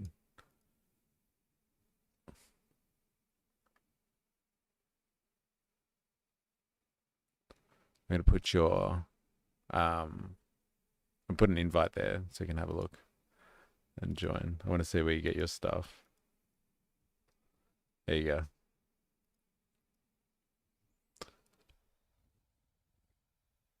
Oh, is this what the crowd looks like? Is this who he's talking to? Jerriga sent this ages ago. Check this out. Tough crowd. Hey, that's Hegseth's audience. They're not judging him at all, are they? There's the old Hegseth. Look at that. Look at them all. It's a crowded house. Hegseth. The look on their face is saying, this meeting could have been an email. No, the US Army has not lowered overall fitness requirements over the years. Instead, it has changed and evolved its testing to reflect current science and demands of military service. With recent updates designed to maintain or raise standards, the Army has introduced more comprehensive tests like the Army Combat Fitness Test to better measure readiness and combat effectiveness, while also adapting scoring to account for different demographics, such as age-normed scoring. Where'd you get that from, Volter? That was from ages ago. Like 20 minutes ago. But where did you get that from? Did you ask your research assistant for that one?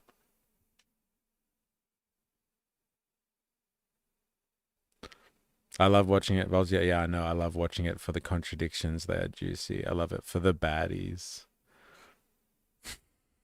You guys. So good. To that end, I want to thank and recognize the services for their new proactive social media policies. Use them. Anonymous, online, or keyboard complaining is not worthy keyboard of a warrior. warriors. They're It's the cowardice, worst. masquerading as conscience. Fucking keyboard Anonymous, warriors. unit-level social media pages that trash commanders, demoralize troops, and undermine unit cohesion must not be tolerated. Again, O3s, E6s. Sixth, we must train and we must maintain. Any moment that we are not training on our mission or maintaining our equipment is a moment we are less prepared for preventing or winning the next war. That is why today, at my direction, we are drastically reducing the ridiculous amount of mandatory training that individuals and units must execute. We've already ended the most egregious. Now we're giving you back real time. Less PowerPoint briefings and fewer online courses, more time in the motor pool, and more time on the range. Our job is to make sure you have the money, equipment, weapons, and parts to train and maintain, and then you take it from there. You all know this because it's common sense. The tougher and the higher the standards in our units, the higher the retention rates in those units. Warriors want to be challenged. Troops want to be tested. When you don't train and you don't maintain, you demoralize. And that's when our best people decide to take their talents to the civilian world. The leaders who created the woke department have already driven out too many hard chargers. The woke We reverse department. that trend Fuck the woke right now. department, bro. There is no world in which high-intensity war exists without pain, agony, and human tragedy. We are in a dangerous line of work. You are in a dangerous line of work. We may lose good people. But let no warrior cry out from the grave, if only I had been properly trained. We will not lose warfighters because we failed to train or equip them or resource them. Shame on us if we do. Train like your warriors' lives depend on it, because they do. To that point, basic training is being restored to what it should be: scary, tough, and disciplined. We're empowering drill sergeants to instill healthy fear in new recruits, ensuring that future warfighters are forged. Everybody likes a bit of Yes, healthy they can fear. shark attack, they can toss bunks, they can swear. And What's shark attack? Does anyone know that reference? Still listening to Hegseth.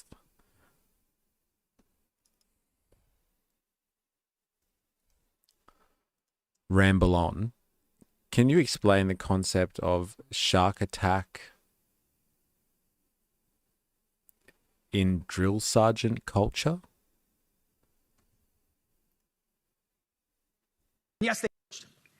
yes, they can shark attack, they can toss bunks, Shark attack? they can swear, and yes, they can put their hands on recruits.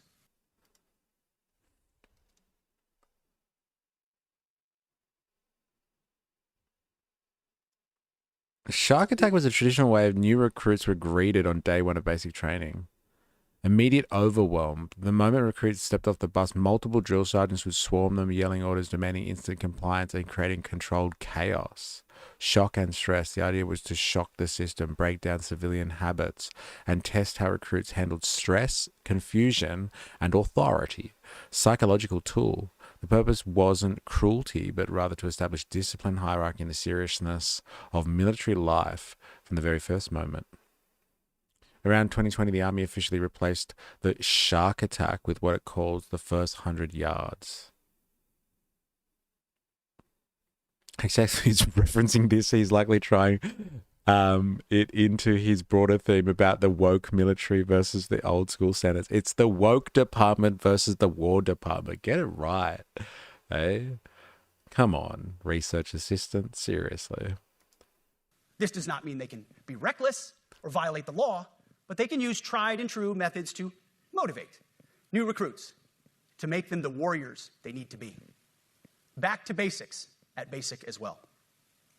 Of course, and you know this, basic training is not where mission readiness should end. The nature of the evolving threat environment demands that everyone in every job must be ready to join the fight if needed. A core credo of the Marine Corps is every Marine a rifleman. It means that everyone, regardless of MOS, is proficient enough to engage an enemy threat at sea, in the air, or in a so-called rear area.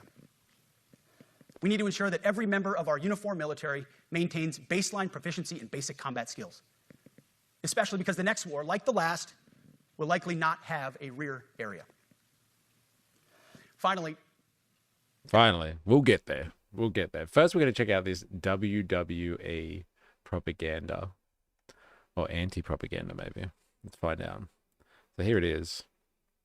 This is from Black Man Macho Flair Drip, our resident correspondent from the WWE in the wrestling world. So we are changing the next NXT versus TNA Invasion event name after Backlash.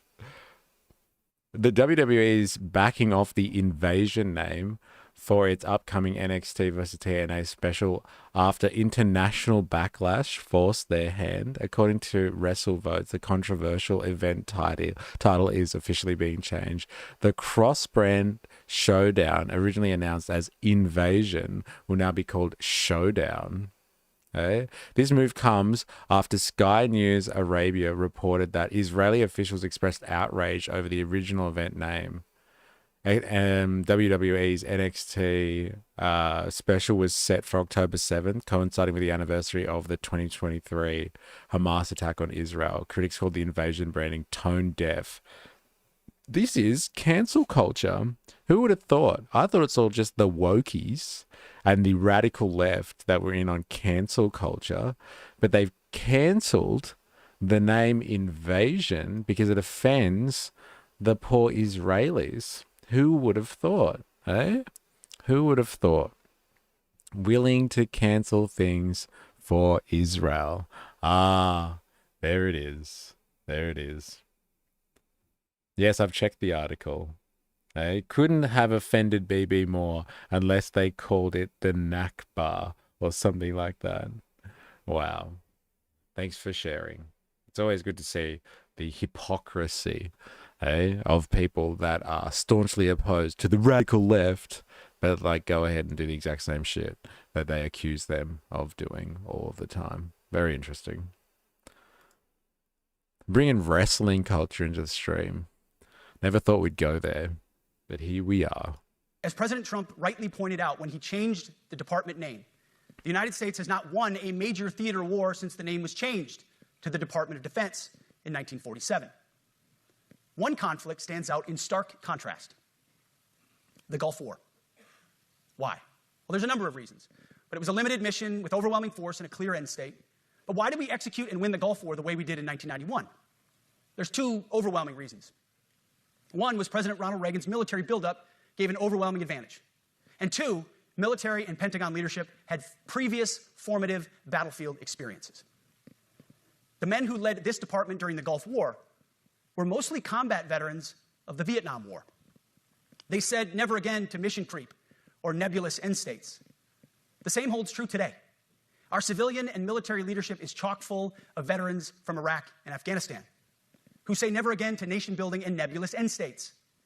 This clear-eyed view, all the way in the White House, combined with President Trump's military buildup, postures us for future victories if, and we will, and when we embrace the War Department. And we must. We are preparing every day. We have to be prepared for war, not for defense. We're training warriors, not defenders. We fight wars to win, not to defend. Defense is something you do all the time. It's inherently reactionary and can lead to overuse, overreach, and mission creep. War is something you do sparingly, on our own terms, and with clear aims. We fight to win. We unleash overwhelming and punishing violence on the enemy. We also don't fight with stupid rules of engagement. We untie the hands of our warfighters to intimidate, demoralize, hunt, and kill the enemies of our country. No more politically correct and overbearing rules of engagement. Just common sense, maximum lethality, and authority for warfighters. That's all I ever wanted as a platoon leader. And it's all my E6 squad leaders ever wanted, back to that E6 rule. We let our leaders fight their formations, and then we have their back. It's very simple, yet incredibly powerful. A few months ago, I was at the White House when President Trump announced his Liberation Day for America's trade policy. It was a landmark day. Well, today is another Liberation Day. The liberation of America's warriors, in name, in deed, and in authorities. You kill people and break things for a living. You are not politically correct. Anyone catch that foreshadowing? Our next war won't have a rear guard. Why? Because our war will be within America. Snap. There it is. And it's coming. The within America rhetoric is coming. It's coming. You're not equal because you exist. You've got to earn that shit in the military. Currently, there is a ship near the flotilla messing with their signals, so are cutting in and out.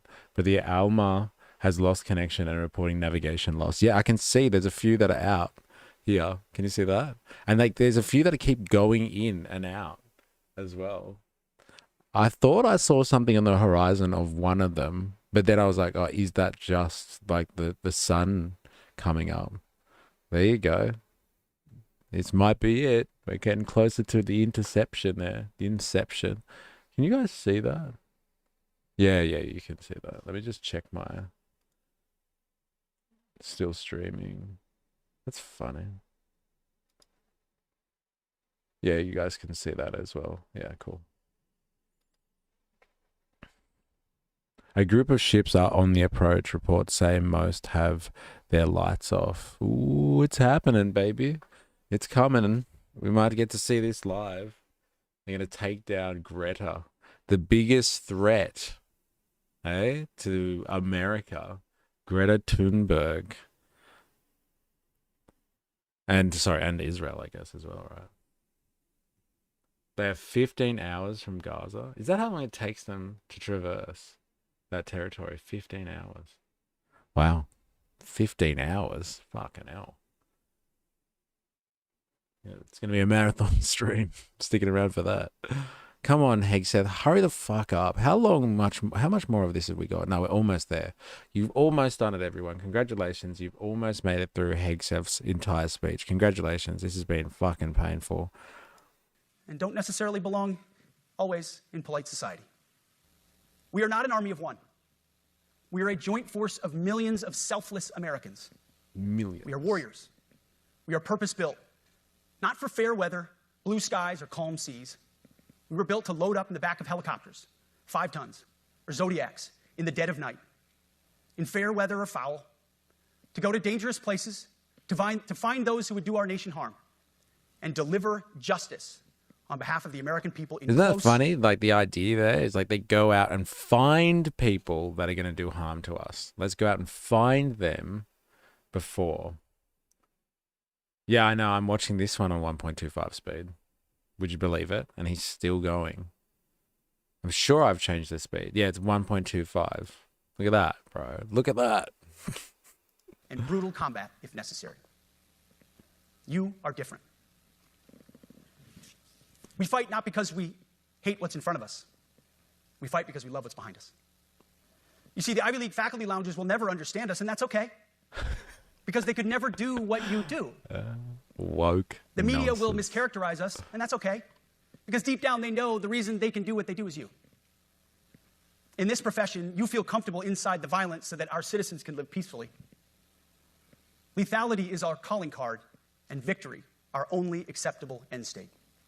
Lethality. In It's come up a closing, lot.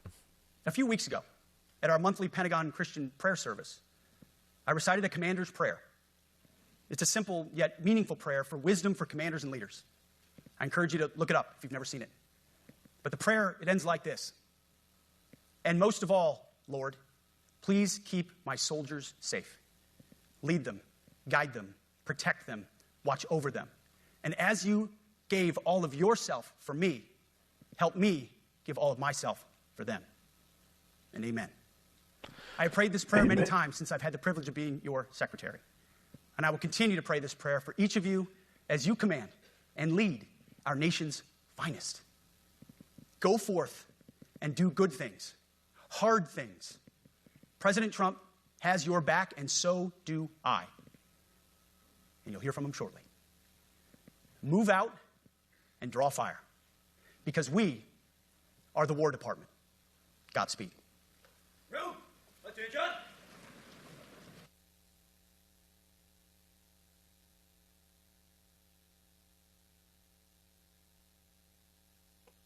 Move out and draw fire.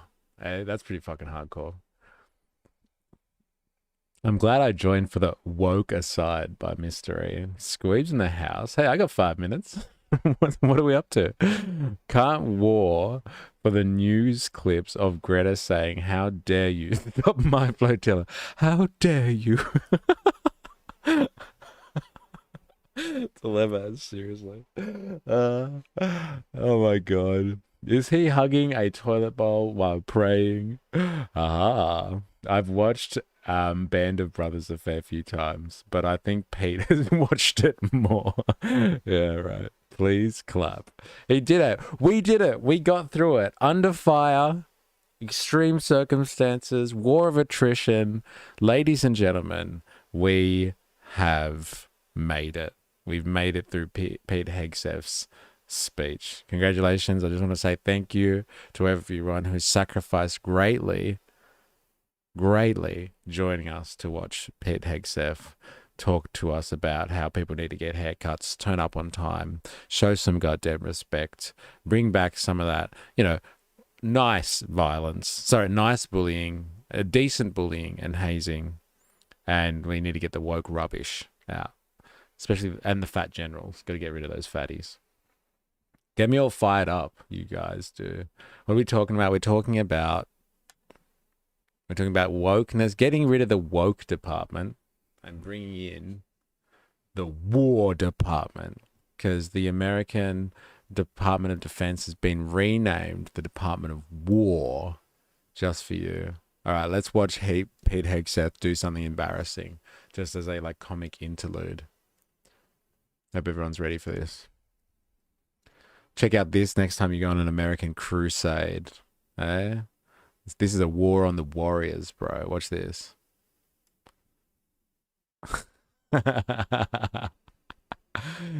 In the nutties. Oh, so good. Hegseth. One more time, Hegseth. Oh. Very good. I mean, it's like fucking on replay 1,000 times. Generals, take a seat. We're gonna get to Trumpy boy soon enough. Where's my president? Eh? I want to see him talk. Where's the president, baby? Oh, here we go.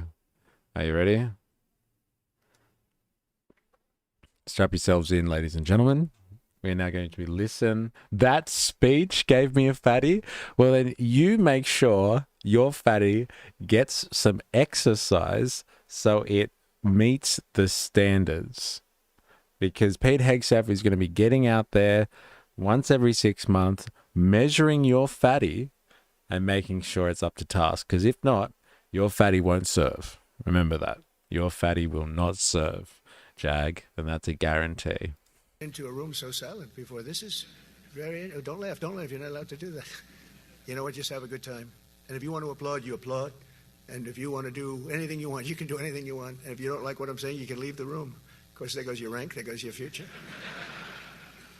But you just feel nice and loose, okay? Because we're all on the same team. And I was told that, sir, you won't hear a murmur in the room. I said, we got to loosen these guys up a little bit. So you just have a good time. But I want to thank Secretary Hegseth and General Kane, General Raisin Kane for a reason they call him that. When I heard his name, I said, you're the guy I'm looking for. The Joint Chiefs of Staff and so many others in this room who together represent the greatest and most elite fighting force in the history. I'm pretty sure Trump just thinks being the president means giving long speeches and telling people what to do. Well, this is long and it's speechy. And he's definitely trying to tell people what they should be thinking about him.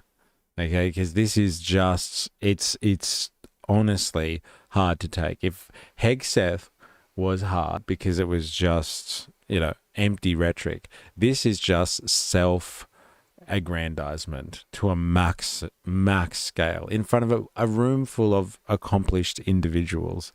And he's just telling them how fucking fantastic is. I am not watching this whole thing. I'm not going to do that to you. We're just going to watch a few things, some choice moments from it.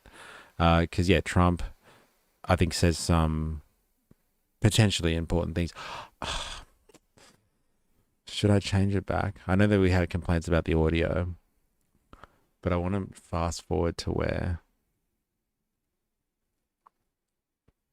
Yeah, I'm going to go back to the other version because I want the timestamp that I had on the other one. I'll let him speak a little bit first. History of the world, the United States military. We're very proud of our military. I rebuilt the military during my first term. It's one of the greatest achievements. We had the greatest economy in history, and I built the military. Those are the two things I say more than anything else. And I also kept us safe at the borders. We had very good borders. We didn't have people coming in from jails and prisons and everything like took place over the last... Pete only accepts fatties on length and not width. That's his standard. I thought he'd text height and weight. I thought that was the thing that he was talking about. Last 4 years. I'll never forget what happened to this country over the last 4 years with the incompetence. There could be no higher honor than to serve as your commander-in-chief. It is a great honor. I look at you, you're just incredible people. Central casting, I might add.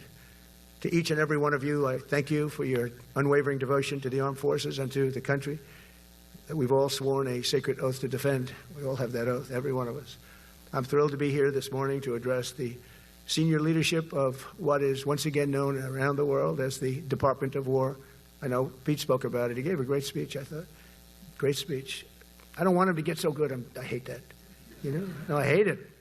I almost fired him. I said, you can't. I don't want to go on after that. No, he gave a great speech, but he talked about Department of War. We were sitting there. I said, didn't it used to be called the Department of War? And he goes, yes, sir. They changed it like in the early 50s. So we won the First World War. We won the Second World War. We won everything in between and everything before that. We only won.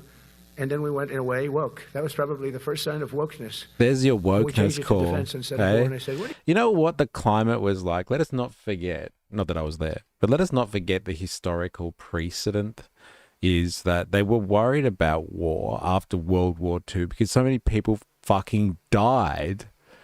Civilians, service people, lots of people died. Millions of people, tens of millions of people died because of that war. And so they probably didn't want to call themselves after something that was aggressive, like the Department of War. They were looking to turn over a new leaf, set up things like the United Nations, and like defend as opposed to project violence. And like that's woke rubbish now. That's just woke rubbish. I guess ICE doesn't have the same fitness standards. Is this the guy that's like baiting them, saying that he's like, haha, I'm not a US citizen? Is this the one? I wonder if you guys have seen this. Did you check that?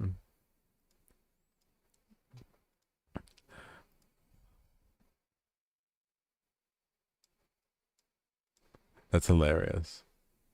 Watch this. Watch this. If you guys haven't seen this already, watch this. Oh man, don't do that. Watch this. This is an ice age. Where was this exactly?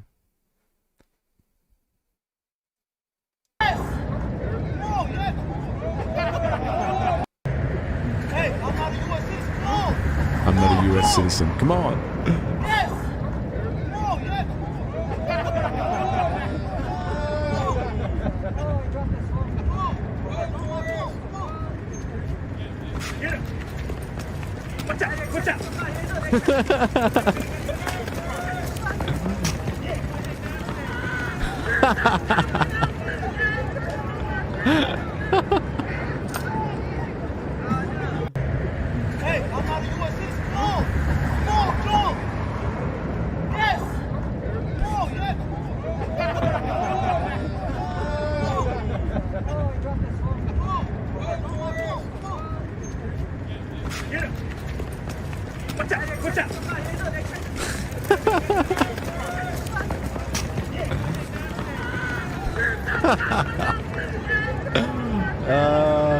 That's hilarious. Where is this?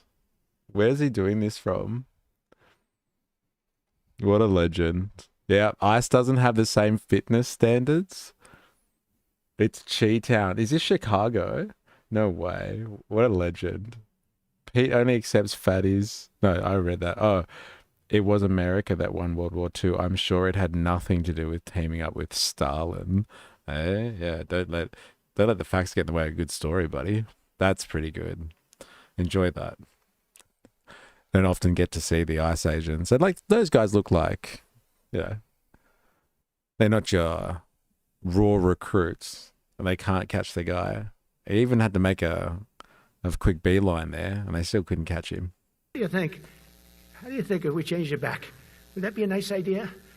And Pete loved it immediately. Some people thought about it. They gave it a little thought. But in the end, we did it. And I have to be honest, it's so popular.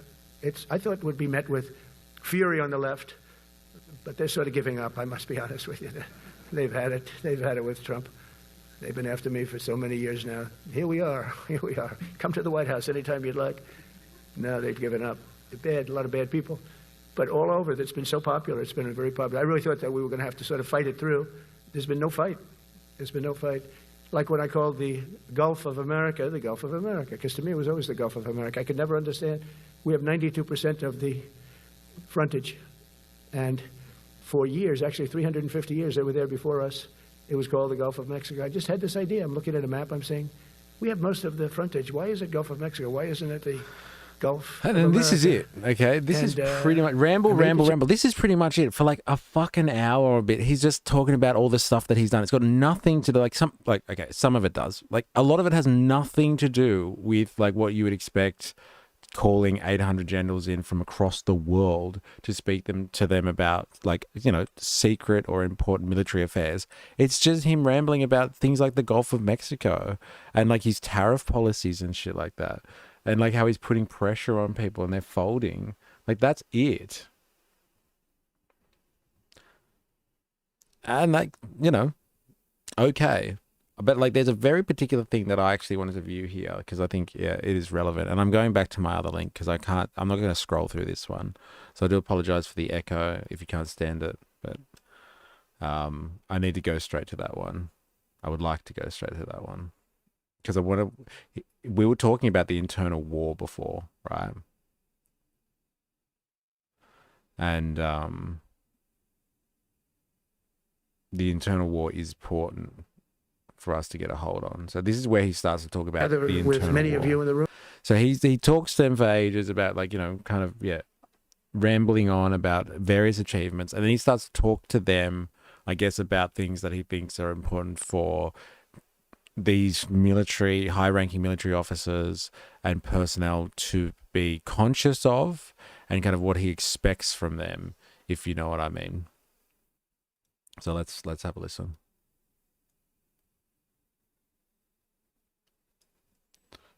This is the war within. We've brought back the fundamental principle that defending the homeland is the military's first and most important priority. That's what it is. Only in recent decades did politicians somehow come to believe that our job is to police the far reaches of Kenya and Somalia, while America is under invasion from within. We're under invasion from within. There it is. No different than a foreign enemy, but more difficult in many ways because they don't wear uniforms. At least when they're wearing a uniform, you can take them out. These people don't have uniforms. But we are under invasion from within. We're stopping it very quickly.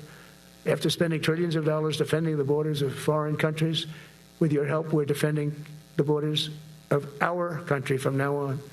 We're not going to let this happen. Biden let people come in from prisons, mental institutions, drug dealers, murderers. We had 11,488 murderers allowed into our country by this guy who had no clue. He had no clue. He shouldn't have been there in the first place, but he had no clue. The people that ran the office, the White House, were people that surrounded him, radical left lunatics that are brilliant people, but dumb as hell when it came to policy and common sense. And they allowed people from all over the world, from the Congo. They opened up prisons in the Congo. They came into our country totally unmatched, unvetted, unchecked. And from all over South What is he America, not just talking South about? America. You think South America? No, but from all. Did he just make the claim that people opened up prisons in the Congo and walked them over to America so they could invade? Like that's what America has been dealing with in terms of its immigration policy. Is Congolese prisoners somehow getting into America. The claims here are incredible. I'm the best. I do the best things that has ever been done. Left wing bad. How many times has he repeated his talking points within the year? Someone needs to make a counter. Yeah, fuck. No, thank you. Could you imagine? Good luck being that person. Unless you get an AI to do it. That'd be good.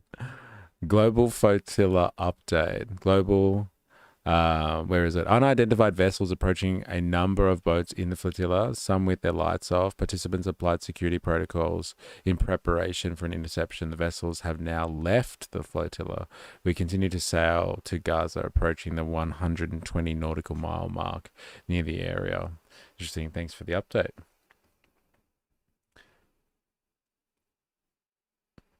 I stopped all the wars. Give me my Nobel Peace Prize because I can't rest until I have every accolade that Obama got. I don't say that, people have said that, but not me.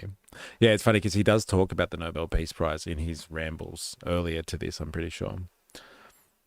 He shouldn't have been there in the first place because Congress shouldn't have formalized the election. Oh, that's contentious. Eh? He talked about this before the election. He was saying they should release people from mental hospitals and send them to America. But like the Congolese, like where'd that one come from? I can get him talking about them rounding up people in Venezuela or Mexico and like sending them along in those big lines as they go all the way and traverse all these different countries and then like invade and flood the US southern border. But like, where does he get the Congolese one from? That doesn't even make sense.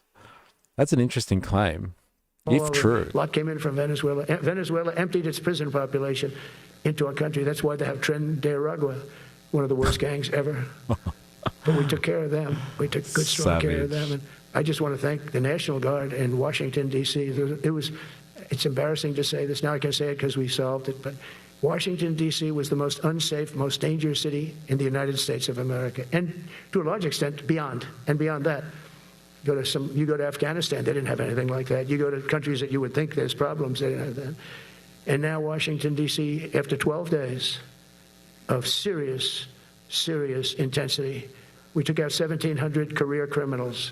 If you have 5 career criminals, they can make your numbers look very bad, because they'll commit many crimes a day. But we took out 1,700, and they took them out. There was no doubt who the boss was. They did an unbelievable job. Then they started even cleaning. I said, I don't want them doing that, sir. They were cleaning it up. I drove through it 2 days ago. It was beautiful. People are walking down the street holding hands.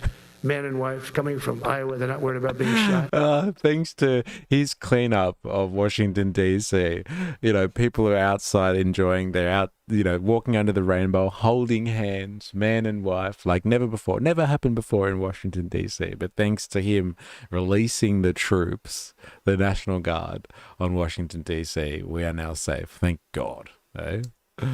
Washington, D.C. is now a safe city. In fact, I went out to dinner with my crew. I haven't done that. In theory, I wouldn't do it. Did you hear that slip up, my crew? Like, just remember, 80s man over here, mentor Roy Cohen. Remember, this guy is connected to crews. That is organized crime speak. That's mob talk. He's a New York 80s guy. All right. He's letting it slip. Every now and again, you can hear where his real background and his wealth comes from. And I felt totally safe. And nobody's been attacked. Nobody's been hurt. Washington, D.C. went from our most unsafe city to just about our safest city in a period of a month. We had it under control in 12 days, but give us another 15, 16 days. It's perfect. And people other than politicians that look bad, they think, the Democrats run most of the cities that are in bad shape. We have many cities in great shape, too, by the way. I want you to know that. But it seems that the ones that are run by the radical left Democrats, what they've done to San Francisco, Chicago, New York, Los Angeles, they're very unsafe places. And we're going to straighten them out one by one. And this is going to be a major part for some of the people in this room. That's a war, too. It's a war from within. Controlling the physical territory of our border is essential to national security. Controlling the war from within is going to be a job for the people in this room. They have called 800 generals from actual places around the world where they may be exposed to some type of conflict with foreign threats to America. But what he's talking about here, old Trumpy boy, is that you generals, do you understand that we have threats from within? We have people that need to be controlled. A population that needs to be controlled is threatening the American state or the American way of life. And we need your input to make sure that we are controlling our domestic problems. And all you people in this room right now are going to be a part of that somehow, or you have to be prepared to be a part of that. Hegseth already put them on notice. He already said to them, if you don't like it, you can get out. And he goes, but I'm sure the overwhelming majority of you know exactly what I'm talking about, so there will be no need for that type of behavior. But no, there is a war, and we need to fight against people that are problematic to our interests. Whatever those interests are, who knows? And he'll be calling upon the army to make that happen. This is crazy stuff. Like, in the context of a large 1 hour speech, you miss it. Blink and you miss this stuff. But if you read the subtext here, there is some scary stuff culminating at the moment in American political rhetoric. Some really scary stuff culminating here.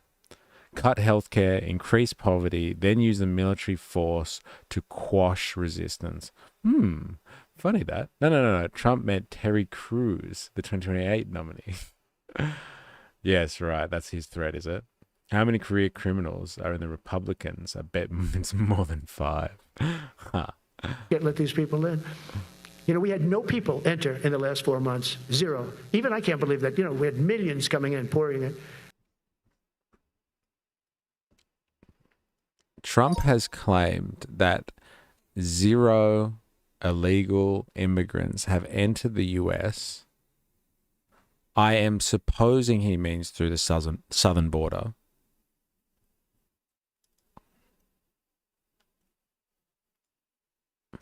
In the last 4 months, thanks to his crackdown on illegal migration.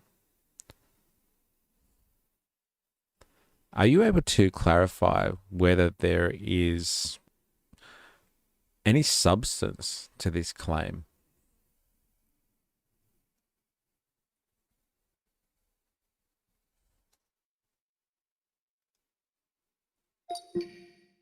It's not supported by publicly available data, though Trump administration and allies have made related claims that are more specific. Border encounters, apprehensions, or encounters have dropped sharply.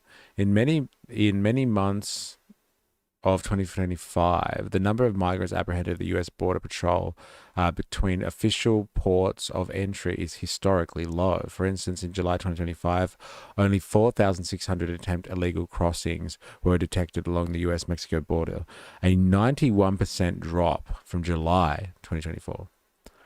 In May 2025, CBP reported releasing 0 illegal aliens into the interior of the U.S., down from about 62,000 in May 2024.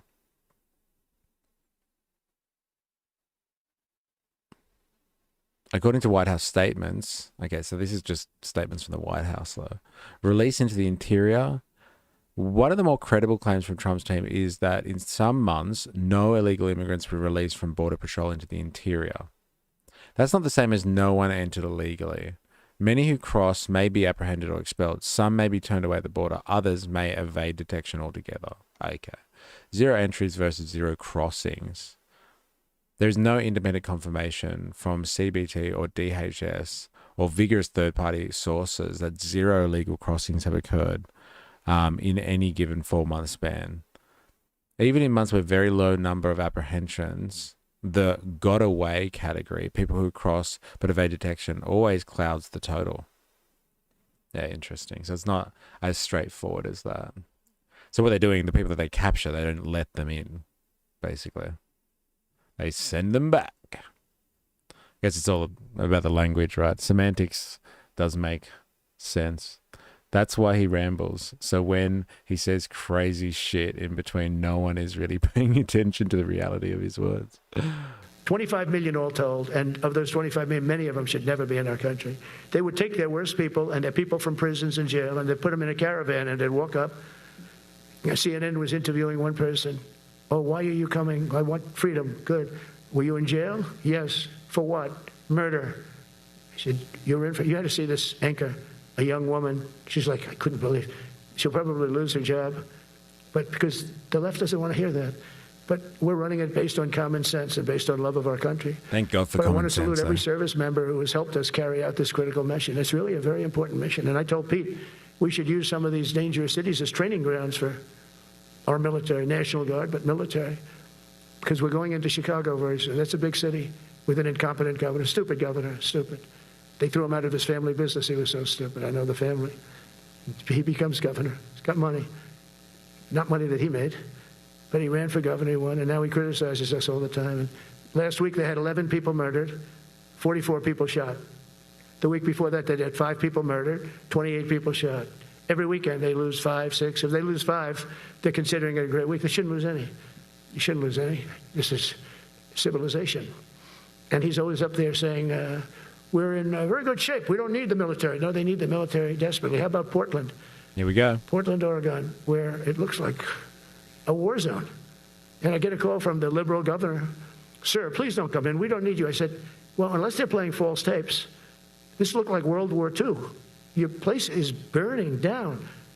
I mean, you must be kidding. Sir, we have it under control. I said, you don't have it under control, Governor, but I'll check it.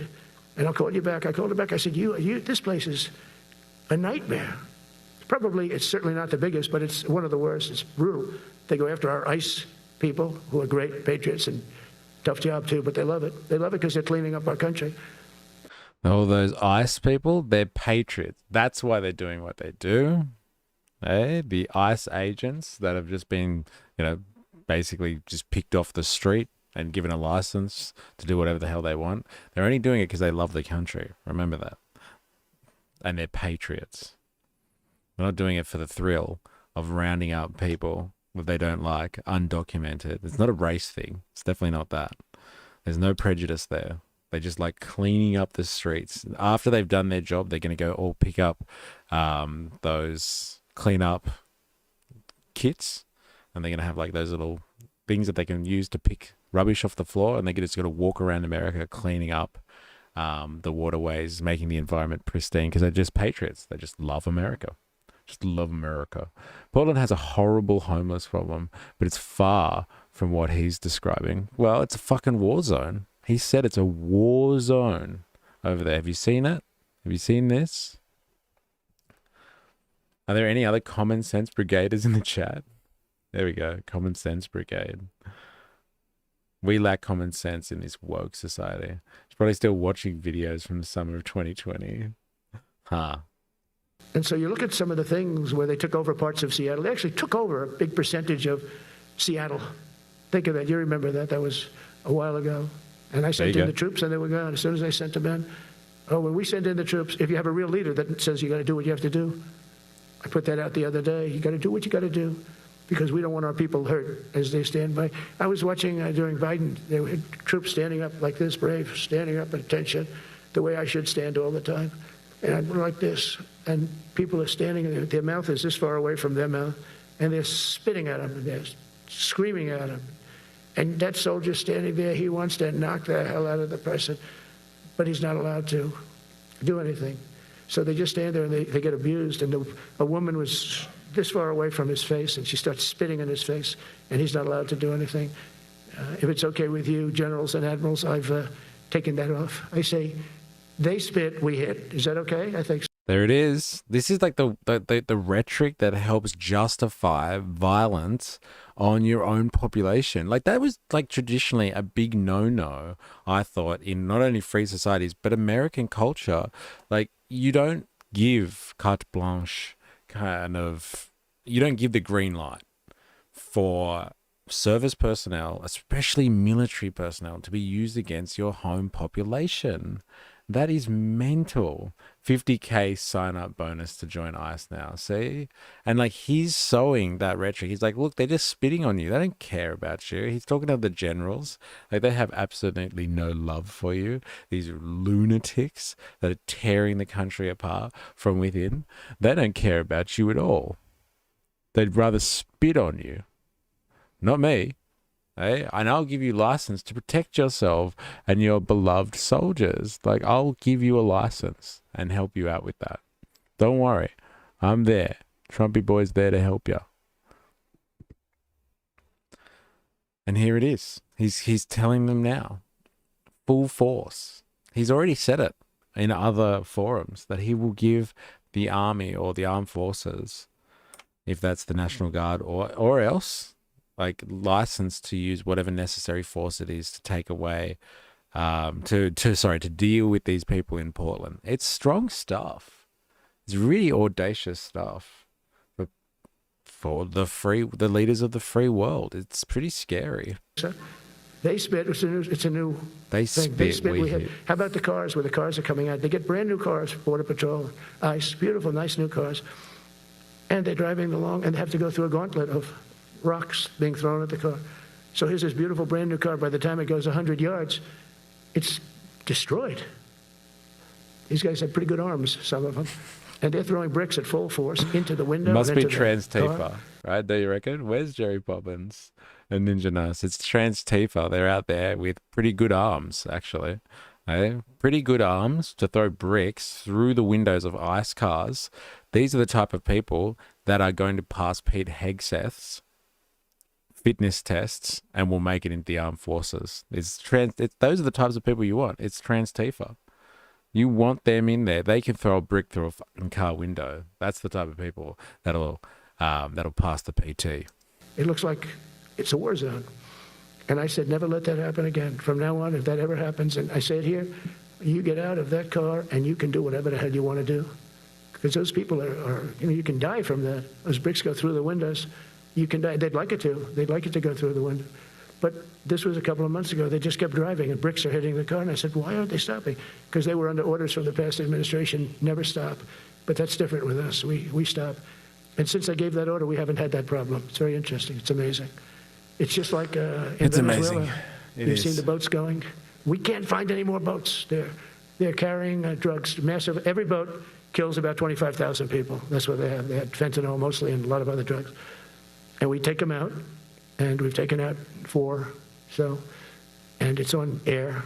Everybody gets to see it. Not that we like to do that, but every boat kills 25,000 on average. 20. Some people say more. You see these boats just stacked up with bags of white powder. It's mostly fentanyl and other drugs too. And now we have a problem. General Kane says, sir, there are no boats out there. Not even fishing boats. They don't want to go fishing. I don't blame them. There'll be no fishing today. But it's amazing. If you're not sure what he's talking about, he's saying that in the Caribbean, there's this pass, I think, between mainland Venezuela and Trinidad, where apparently that's where the boats go through. Anyway, they've got the Navy out there, the Americans, to try and fight back against the Venezuelan drug cartels. And they've been popping civilian vessels, so not military vessels, but civilian vessels, it would seem, that are kind of leaving Venezuela, and the American military or Donald Trump is claiming that they're heading for America with drugs, and they've just been popping them. Like, you can see the footage. They've just got like the target on them and they just blow them out of the water, literally. And these are small boats. All right, they're not military vessels, but the claim is from Trump's administration anyway, and the military personnel that are carrying out these attacks, is that they are full of drugs. They're full of fentanyl. And so, like, yes, let's be honest, America has a big drug problem. There are drugs getting into the country that are killing people. Whether or not that's coming from these boats or Venezuela, that's the real point of contention. There really is no legitimate evidence that we've been able to find when we've been investigating this in past streams that it's definitely coming from Venezuela. It could be coming from anywhere in the Caribbean or China or Canada. There's many places in the supply chain and in the routes that get into America that all of these drugs could be coming from. anywhere in the supply chain, but they've decided that Venezuela and Nicolas Maduro is the head of the Venezuelan cartels that are doing all the damage. But like, he is right in the sense that like a little bit of drugs that get in on a boat, which seems like not a massive payload. Did you see it just cut out for a second there? The flotilla. I thought the flotilla was under attack and it was official. Yeah, a small payload can still kill thousands and thousands of people that overdose on drugs, which is fair. That's fine. But there is no evidence to suggest that I've seen, or that like people have been making claim to, that those boats were full of drugs. They could have just been like, fishing vessels. And so they're just popping civilians in the Caribbean. And this is the guy that's making the claim that he wants a Nobel Peace Prize, where he's like literally attacking. Could you imagine if China started like shooting like Filipino fishing vessels or something like that in the South China Sea? Just like pop two. Like, it would be all the rage. It'd probably trigger World War III. But like, Trump administration, or under his auspices as commander-in-chief, they shoot down Venezuelan vessels. No one blinks an eye. It's just a standard day in the American-controlled Western Hemisphere. It's just business, baby. Amazing what strength will do, because what we want to do is stop drugs from flowing into our country. It's destroying. We lost 300,000 people died last year. Everybody knows friends, many friends probably, that you lost a child, or adults too. But you lost a son or daughter because of what's coming into our border. And we're making it very hard. Oh, and we haven't even started yet. Last month I saw... What was that? The way Tyler jumped off that roof, that's the kind of steadfast commitment and fitness I want to see in my new army. That's hilarious. Is it just me, or does it sound like he's got the Biden brain right? Like, even at 1.25 speed. Yeah, this was a particularly interesting speech. I'm not going to pretend that I watch a majority of his speeches or all that sort of stuff. This one was really rambly. Really rambly. And this is the type of room that, kind of want to get down to business and be more official, right?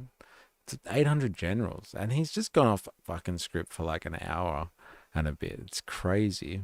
An executive order to provide training for a quick reaction force that can help quell civil disturbances. So this is going to be a big thing. Again. We haven't started yet.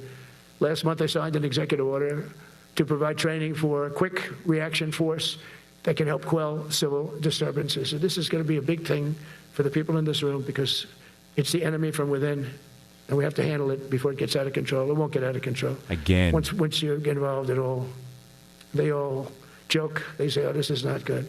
You saw it in Washington. We had gangs of Tren de Aragua with 10, 12, 15 kids. And these military guys walk up to them, and they treat them with disrespect, and they just got pounded.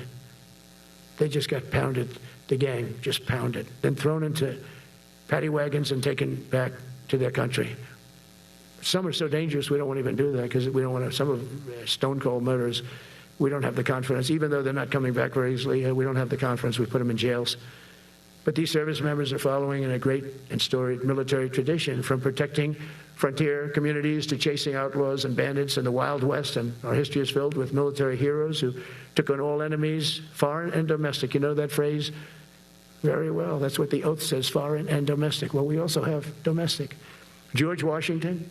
This is in our history, and we are going to relive American history. It is time to remember our warrior ethos, our warrior culture, and how we've made this country great in the first place. And it is using the armed forces to suppress domestic problems. Now, like, I wouldn't be too worried about this rhetoric if it was just rhetoric, but you can see the trajectory of where we've gone. Like, from January, where he took office, to now, very different America and very different rhetoric, right? There are troops on the ground. We'll be speaking to a room full of generals from all across the world, so everybody's on the same page. No one missed the memo. No one didn't read the email and accidentally put it in the delete box. No, you're all here and you can hear this. There's a problem at home, and it's not just an invasion of illegal aliens. It's people that are a threat, Americans that are a threat, and we're going to lock them up. We're going to lock them up and send them away like I've done with the criminals in Washington. And I'm going to use service people to do it. This is some crazy authoritarian shit. Just in my opinion. Just in my opinion. Something to look out for. And that's really as far as I want to go with this. This has been absolutely grueling, what we got there.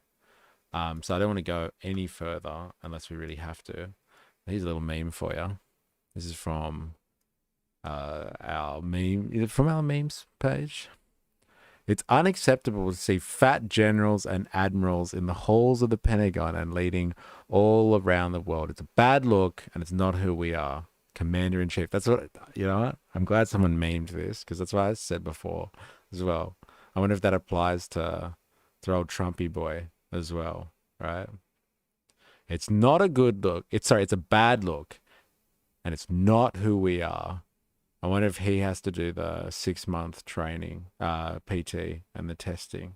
I wonder. Don't hold your breath. I'm sure he doesn't. But yeah, this is as far as I wanted to go with this. I think this rhetoric is quite clear. This was a case study in rhetoric, political attitudes changing, and what is acceptable. Not a chance just to watch Trump talk about his achievements, which is basically what he has done for this entire hour. And it wasn't an exercise in, the speech writing or the speech skills, the oratory of Pete Hegseth. It was more about seeing how the standard is changing and how openly, like the standard is changing, Pete Hegseth, you're right, how openly they're willing to discuss very serious matters, which would be along the lines of whether or not we use military and armed forces on our people. We are not making this shit up, ladies and gentlemen. These are the leaders of the free world. And they're very, very happy to turn militaries on their own people. Like, imagine what is coming in mainland Europe if this is like the acceptable way of doing things. Like, Europe is gearing up for war right now. This is not going to, like, this type of stuff is not going to go away. This type of behavior, this type of rhetoric, and like the idea that you can use militaries on your own civilian populations. If Russia and the rest of Europe, so that NATO, go to actual war, like the entirety of the Western world, apart from outliers, like colonial outlying posts, like, Australia and New Zealand, like, if Europe goes to war and America's raging an internal war already and has normalized that behavior, Europe's in for the same fate. And there's plenty of authoritarian organizations around the world already. Countries or governments around the world already that are more than happy to suppress dissent. Like, this is the end of like the type of civil rights and freedoms that the West, or people in the West in lucky countries, have enjoyed for a long time. And if all of these people kind of go down, then it's going down for sure everywhere. And this is it. This is how we get to that authoritarian landscape, that authoritarian world. It were little things like this when they normalized using troops to suppress dissent and their political opponents. It's a scary time. We need to stop calling the right fascist. Yeah, rules for me, rules for thee, not for me. Yeah, I've always said that. Like, we've maintained that on this channel. I think we got to use fascist properly. Really got to use it properly. Viral gaff. Ted Cruz says stop attacking pedophiles while discussing. What? Mystery, did you see this? No, I haven't seen this. Where do you get this stuff from? Let's have a quick look at this. Change places.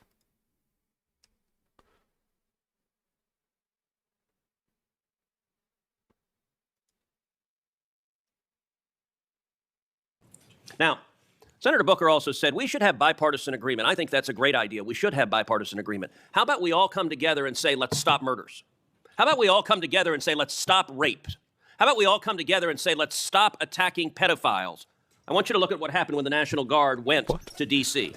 Robbery fell by 57%. Homicide fell by 58%. Sex abuse fell by 40%.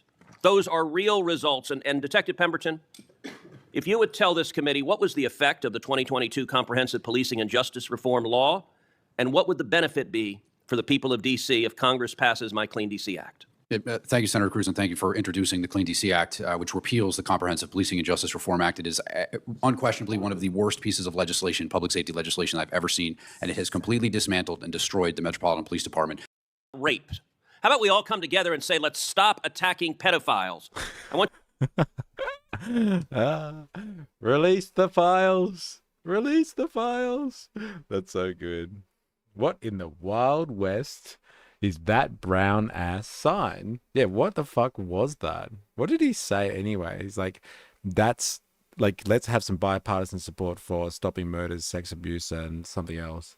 And like, this is what we've done by allowing the National Guard in to regulate Washington, D.C. Is that what they were arguing? you to look at what happened when the National Guard went to D.C. Went to D.C. There it is. Robbery fell by 57%. Homicide fell by 58%. Sex abuse fell by 40%. There you go. There you go. That's what happens. Let's get some support for that. Freudian slip, if I've ever seen one. Yeah, I know, right? Hey, we've got to stop attacking those pedophiles. Got to protect the pedophiles in the halls of the Pentagon and the White House and wherever it is that the rich and the powerful hang out and rub shoulders, right? Because there is a double standard out there, and they're allowed to get away with it. PDFs, they can get away with it, and murderers too. They can get away with cold murder, no questions asked. Ask Epstein. Release the files, baby. There it is. All right, we are going to shift gears. All right, and we're going to go to someone called Gil Duran, who is one of the most amazing and golden finds of the history of this stream and this channel. He is one of the first people that we ever heard talk about the network state and like kind of analyze extensively the tech bros, so like techno-feudalism, and like call them out on kind of their more outrageous stuff. So I suggest you go and check him out. The channel is called The Nerd Reich with Gil Duran. Now, take him with a grain of salt. He's immersed in like the Democratic political establishment, so he's pretty much a Democrat shill. However, I don't think that undermines the topic, though, that he's looking at. He's hell-bent on critically analyzing and dissecting the plays of people of Silicon Valley and like what crazy shit they're up to. And like, I do honestly believe that they are the owners of the means of production, like the important section of the capitalist class that is going to kind of help dictate the next phase of capitalism, whether it is the next phase of capitalism or something else. And at the moment, Peter Thiel and some of the big tech bros around him are really obsessing over the Antichrist. So you might have heard stuff referenced to this. You might have heard Peter Thiel talk about it. There was an interview that Peter Thiel did a couple of months ago that we looked at, where they kind of asked him what he thought about like whether the human race should continue. And Peter Thiel can't answer the question. And he's kind of like, yeah, but. And so Peter Thiel's in this big phase at the moment of kind of reaching and like touching his Christian roots, it would seem. And so he's hell-bent on figuring out who the Antichrist is because he thinks he's going to save humanity. I think the tech bros, the techno-feudalists, are going to use their power and their control over the means of production to justify their place in the history books and in society as helping rid the world of the Antichrist. I think they see the Antichrist as the liberal establishment, so like the cathedral, as Curtis Yarvin would call it. So the coming together of like kind of the state, the media, the academia, the legal system, all of these systems which have a progressive bent and like push this like kind of unjustifiable liberal attitude which is degrading society, and they kind of see themselves as tech conservatives, and they're going to bring back kind of the right value structure to society, but like that's going to be underscored by kind of tech, like surveillance capitalism, basically, and like overarching control on everyone via digital means. And so like they're weirdly obsessed with Christianity at the moment. And so yes, they're going after the Antichrist, and they're going to be using this type of rhetoric to get an evangelical supporter base across the world, a Christian supporter base across the world, but like primarily in the United States, because it's a vast and important power block, an important voting block that will help them maintain power, I think, like through the GOP, so through the Republican Party. And so they're going to appeal to the interest of the evangelicals by going after and framing their political opponents as the Antichrist, as framing anything that opposes the power of kind of Silicon Valley as the Antichrist, and they will have the solution to all of society's problems. So like I wanted to have a look at this because I think it is important that like the bourgeoisie, and a very significant portion of the bourgeoisie, let's not mince words here, is the tech bros, and they're starting to form these hardcore Christian-esque fantasies on like, you know, the final solution on how we control society and how we fix the world. And yeah, Gil Duran is going to take us through that. So let's have a quick look at that. We might not be able to get through the whole thing today, but like we'll do our best. But it gives you just a nice insight into the psyches of a very particular section of the bourgeoisie. Again, these are the people that I think are going to deliver us the Dark Enlightenment. And the Dark Enlightenment is the ideological justification for the material move and shift in society towards authoritarianism and towards like actual fascism, but like with a tech bent on it. So this is where we're going.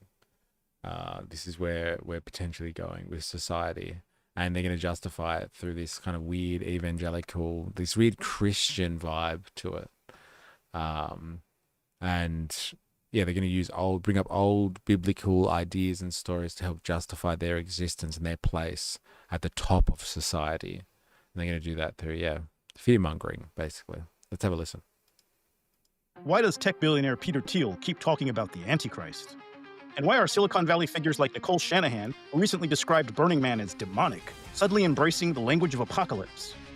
Later this month, Peter Thiel will begin a secretive 4-part lecture series on the Antichrist. The public won't be allowed inside to hear what's being said, but we're pulling back the curtain to expose what all this Antichrist talk really means and why it matters. To help us make sense of it, we first turn to Dr. Robert Fuller, Professor Emeritus of Religious Studies at Bradley University and author of Naming the Antichrist, The History of an American Obsession. Decades ago, Fuller examined how fears of the Antichrist shaped American religion, culture, and politics. And he's seen firsthand how these apocalyptic stories can spill into real life with horrifying results. Our second guest is Matthew Fox, a world-renowned theologian and spiritual teacher. For 34 years, he served as a Dominican priest before being silenced and eventually expelled by the Vatican for his insistence that spirituality must confront injustice, ecological destruction, and the abuse of power. Fox is the founder of the creation spirituality movement and has written more than 36 books, works that directly challenge traditional notions of a strikingly different lens. Now, as billionaires from the margins to the same apocalyptic, Fox offers a strikingly different lens. Now, as billionaires dust off this same apocalyptic narrative, we ask, what happens when visions of the Antichrist migrate from the margins to the mainstream? What dangers and what revelations lie in our culture's enduring obsession with the end of days? And why is Silicon Valley pivoting from talk of godlike AI to worries about demons, devils, and antichrists? It's time to expose Silicon Valley and the Antichrist playbook.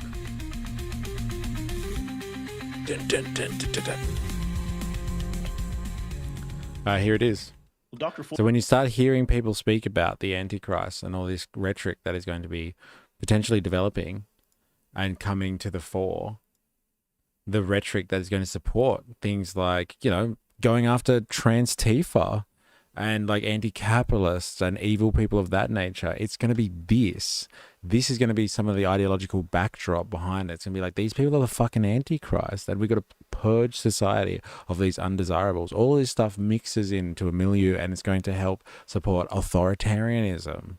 It is the push towards this, that's economic justification there to continue capitalism in a way that it can be planned and meet the requirements of capital intensive development, democracy's got to go and the authoritarian way is going to come in, and then there's the ideological backdrop behind it. Given Revelations has been interpreted as an allegory for the fall of the Roman Empire, do you think that these people are referencing this now because they see the writing on the wall in their own empire? That's crazy. That's a really interesting take on it, right? Yes, they are. Yes, they are already. So it's an allegory for the fall of the Roman Empire. And so they're picking up on the content and the religious stories and themes that come out of books like Revelations and others that mention or make slight and offhand reference to this type of stuff like the Antichrist. It's not prolific, but like they make mention of this stuff.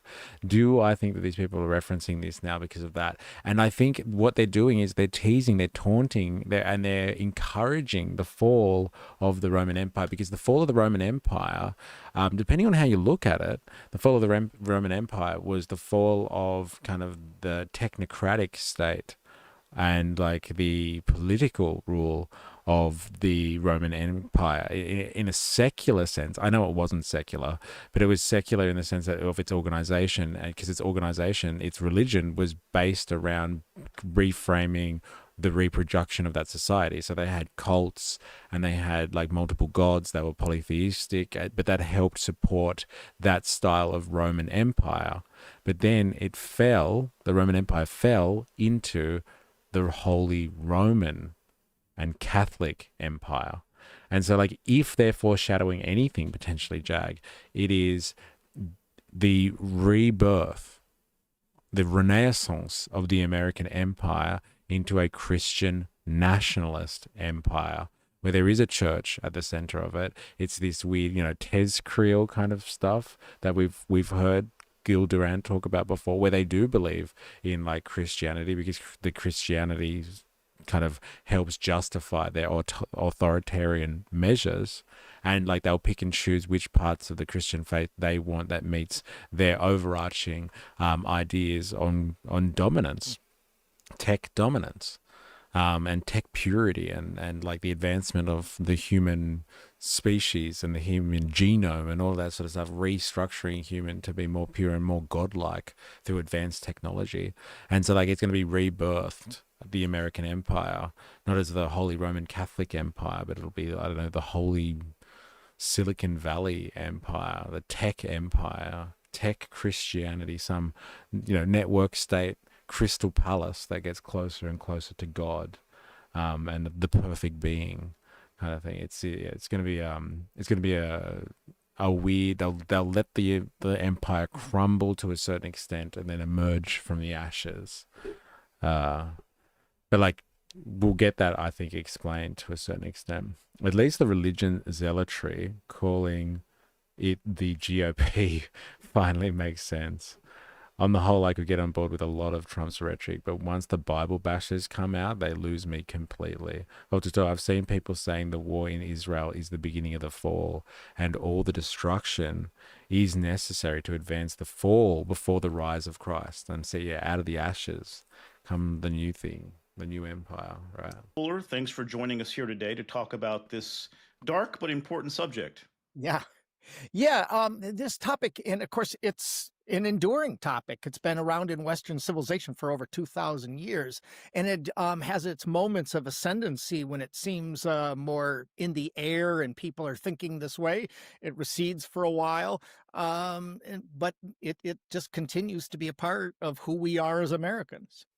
Yeah, and today we've got tech billionaires in Silicon Valley talking an awful lot about the Antichrist. Peter Thiel, the Palantir billionaire, is giving a 4-part lecture on the Antichrist in San Francisco starting this month. Over the weekend, Nicole Shanahan, another billionaire, Robert F. Kennedy Jr.'s running mate last year, declared that Burning Man was demonic and went deep into demonology on Twitter. Last week, another well-known venture capitalist posted a photo of St. Michael the Archangel and called on people to fight evil. Yeah. And Silicon Valley's mostly known as a secular place driven by innovation and greed, but suddenly there's this movement. They're in the throes of this apocalyptic religious hysteria that seems to me is just beginning. And much of it centers around the Antichrist, demons, or biblical evil. And we'll get to these billionaires later in the show, but first I want to give people a base level of knowledge here. You wrote a book naming the Antichrist, the history of an American obsession, back in 1995, that explains a lot of what is going on today. So first off, who is the Antichrist, or what is the Antichrist? And what does the Bible actually say about the so-called Antichrist? Yeah, when I launched into a project on the concept of humans' obsession with this notion that they're being persecuted or deceived by an Antichrist, I thought it would be prominent in the Bible. And I was as surprised as anyone when I started to look into scripture and realized that it's only mentioned 4 times in the most obscure books of the Bible, in 2 little. Look at this. Here's the obscure. So, like, when you hear people going on about the Antichrist, you can tell them with confidence. I don't know why this guy would lie about this, but I guess you could get AI to confirm that for you. It's read everything, copyright material or not. Here it is, John 2:18. Children, it is the last hour, and as you have heard that Antichrist is coming, so now many Antichrists have come. Therefore, we know that it is the last hour. John 2 of 22. Who is the liar but the one who denies that Jesus is the Christ? This is the Antichrist, the one who denies the Father and the Son. All right, there's a lot of people that qualify for that. A lot of people, watch out.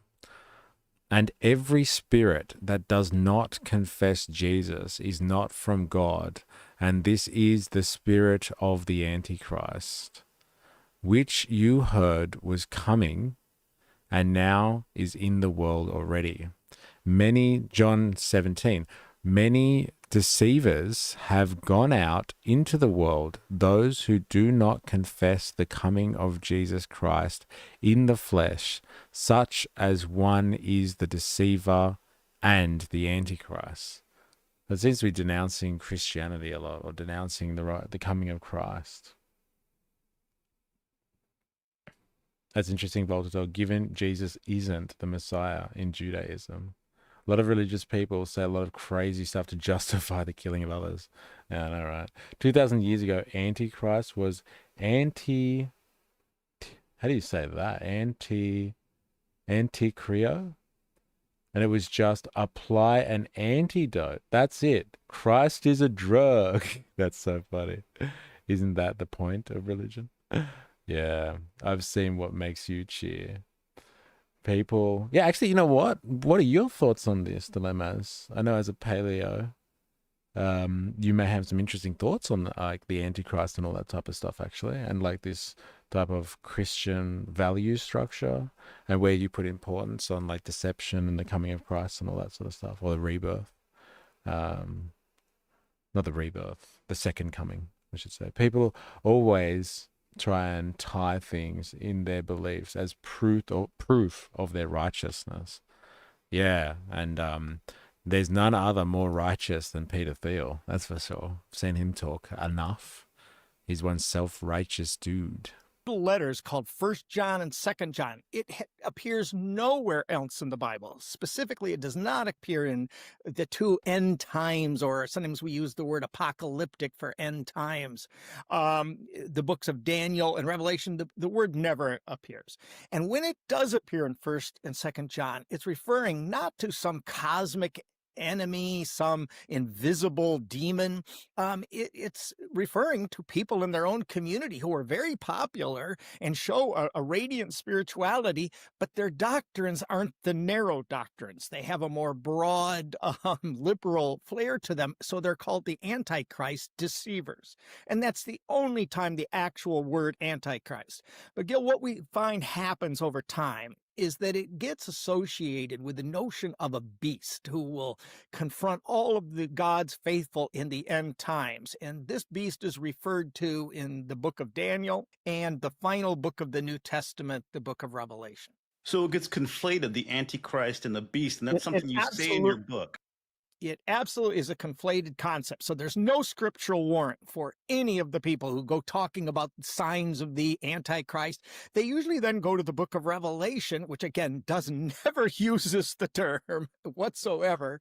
And they find this feared beast who will come to do enemy with the forces of God in the end days. And whatever thing that attributes to this beast in the end days gets associated with the Antichrist. But again, it's not scriptural. And what's odd is the people who advocate this usually claim they're being very biblical and scriptural. Isn't that interesting? So like, there's no beast. There's no like, a demonic figure or some type of centralized point where you concentrate all of this evil and you can point, oh my God, this is it. This is what's happening.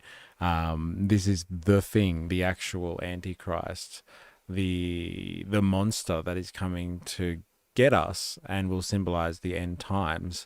There is no reference to that as in association to the Antichrist. The Antichrist is literally people that are deceivers and people that don't follow the scriptures or don't follow the instructions when it comes to belief in the second coming of Christ, and the idea that Christ or Jesus was Christ and Christ is King.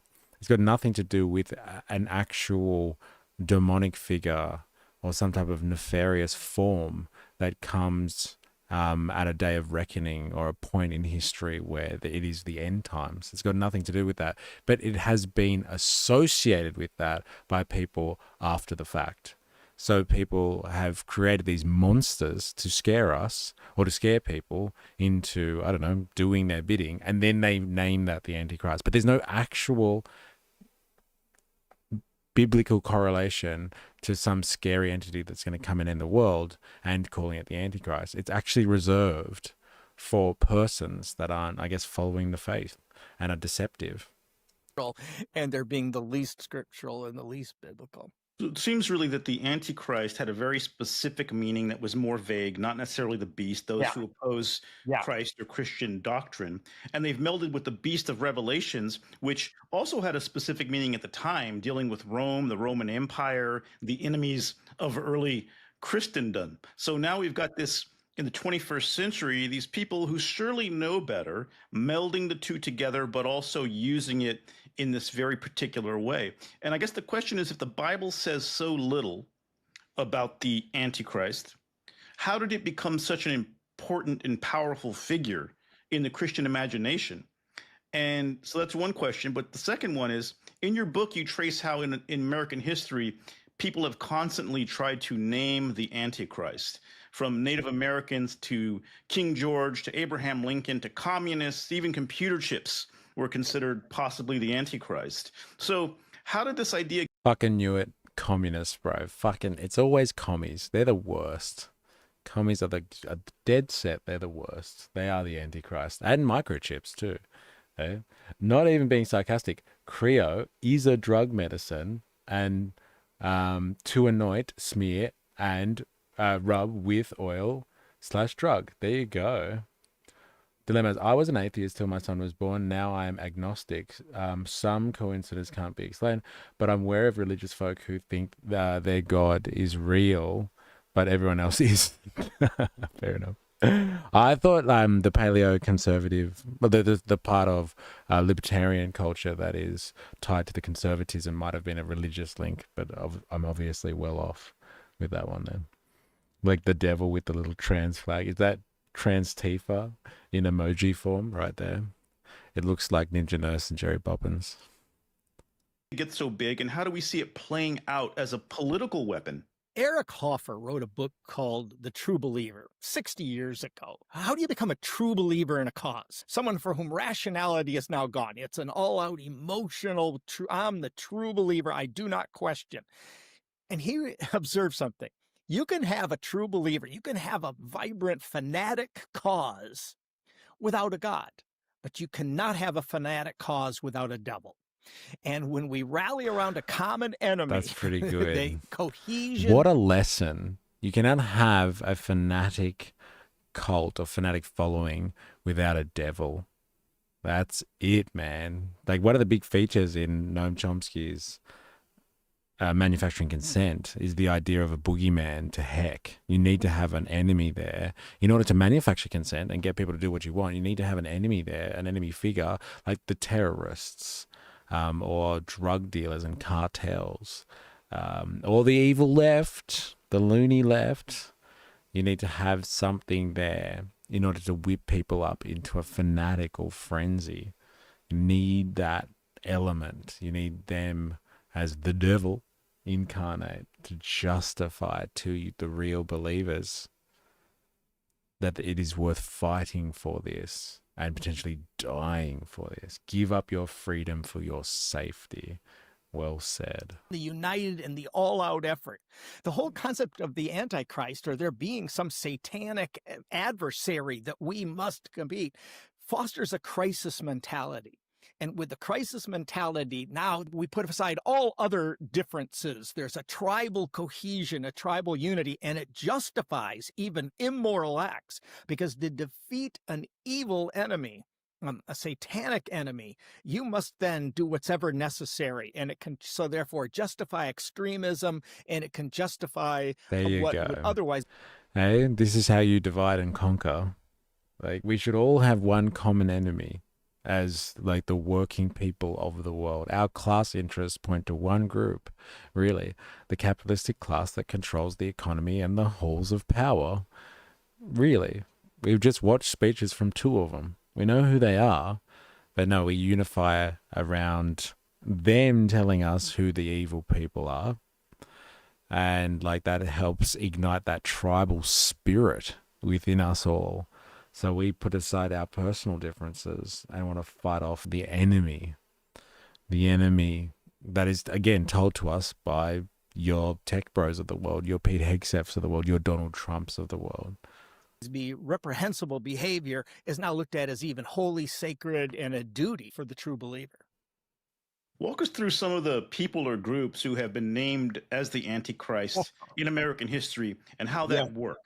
Well, you know, part of the American identity is we define ourselves by who we're not, right? And who we must displace. The early colonists found themselves here in a land that they didn't own. And yet the Native Americans, they must be, and sometimes, by the way, people are named the Antichrist or agents of the Antichrist. So, for example, a little bit when we talk about computer chips or other things, that would be more agents of the Antichrist, something coming together to do the Antichrist work. And before we go even one step further, let's just separate Antichrist from Satan. Just as Christ is viewed in Christianity as God's son, or God's way on earth of having an advocate to lead God's way, Antichrist is Satan's earthly agent. But from naming the Native Americans, once they were viewed as in league with the devil and leading people into pagan heresies and devilish ways of life, then, of course, the justification of killing them, displacing them, and murder becomes a... Isn't that mental? Historically, they've used this rhetoric to kind of ethnically cleanse the colonial America and to spread across the plains eventually. But at least in the first part, on the eastern side of Appalachia, I guess, they've been able to use that to help wipe out people. They're agents of the Antichrist. The Salem witch trials, they're all agents of the Antichrist. If you stood against this force that is coming to spread our Christian values throughout the world, you're either with us or against us.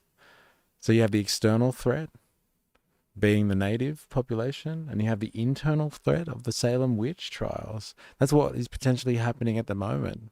Is this purging an attack on Trans-Tifa? Is this a Salem witch hunt? Is this a witch hunt? That correlates to what happened in the McCarthy era? Will they witch hunt and purge communists from American society? Will the term radical left or being on the left be kind of thrown to history now. Just like you can't, be really in Western politics, in English-speaking Western politics anyway, you can't have a communist party outright because like they're just evil. Will like having anyone associated with left-wing politics soon at the end of this tirade be, associated so heavily with being evil and the enemy that you just can't have leftist politics anymore, a leftist representation in the political sphere. Is this what's coming? Is this the purge? Soon, if you start to hear the language that comes out of people like Trump and Hegseth, like Hegseth, he's written books called Crusader, right? These are Christian nationalists. If they start referring to like their political opponents as agents of the Antichrist or the Antichrist, fucking watch out. This shit is going to get more intense. If you can't convert with the promise of more appealing afterlife, then you have to wipe out opposition out of fear of your own people being converted. Oh my God.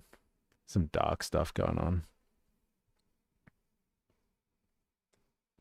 Well, we got an update in the stream chat from Indoctrinathan. I can't see that on here unless there's a delay.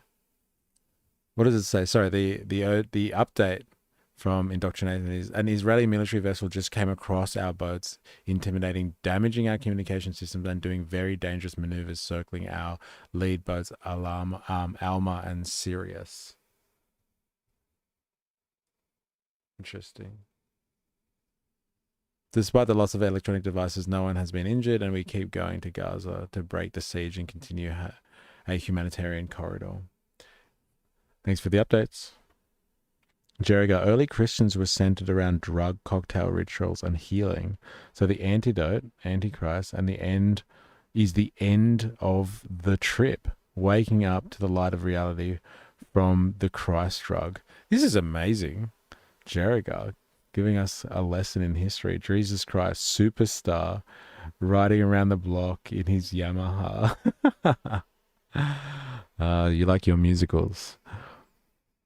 Yeah, actually, I can't see the Alma or the Sirius flotilla anyway on my screen. Boats on my screen anymore.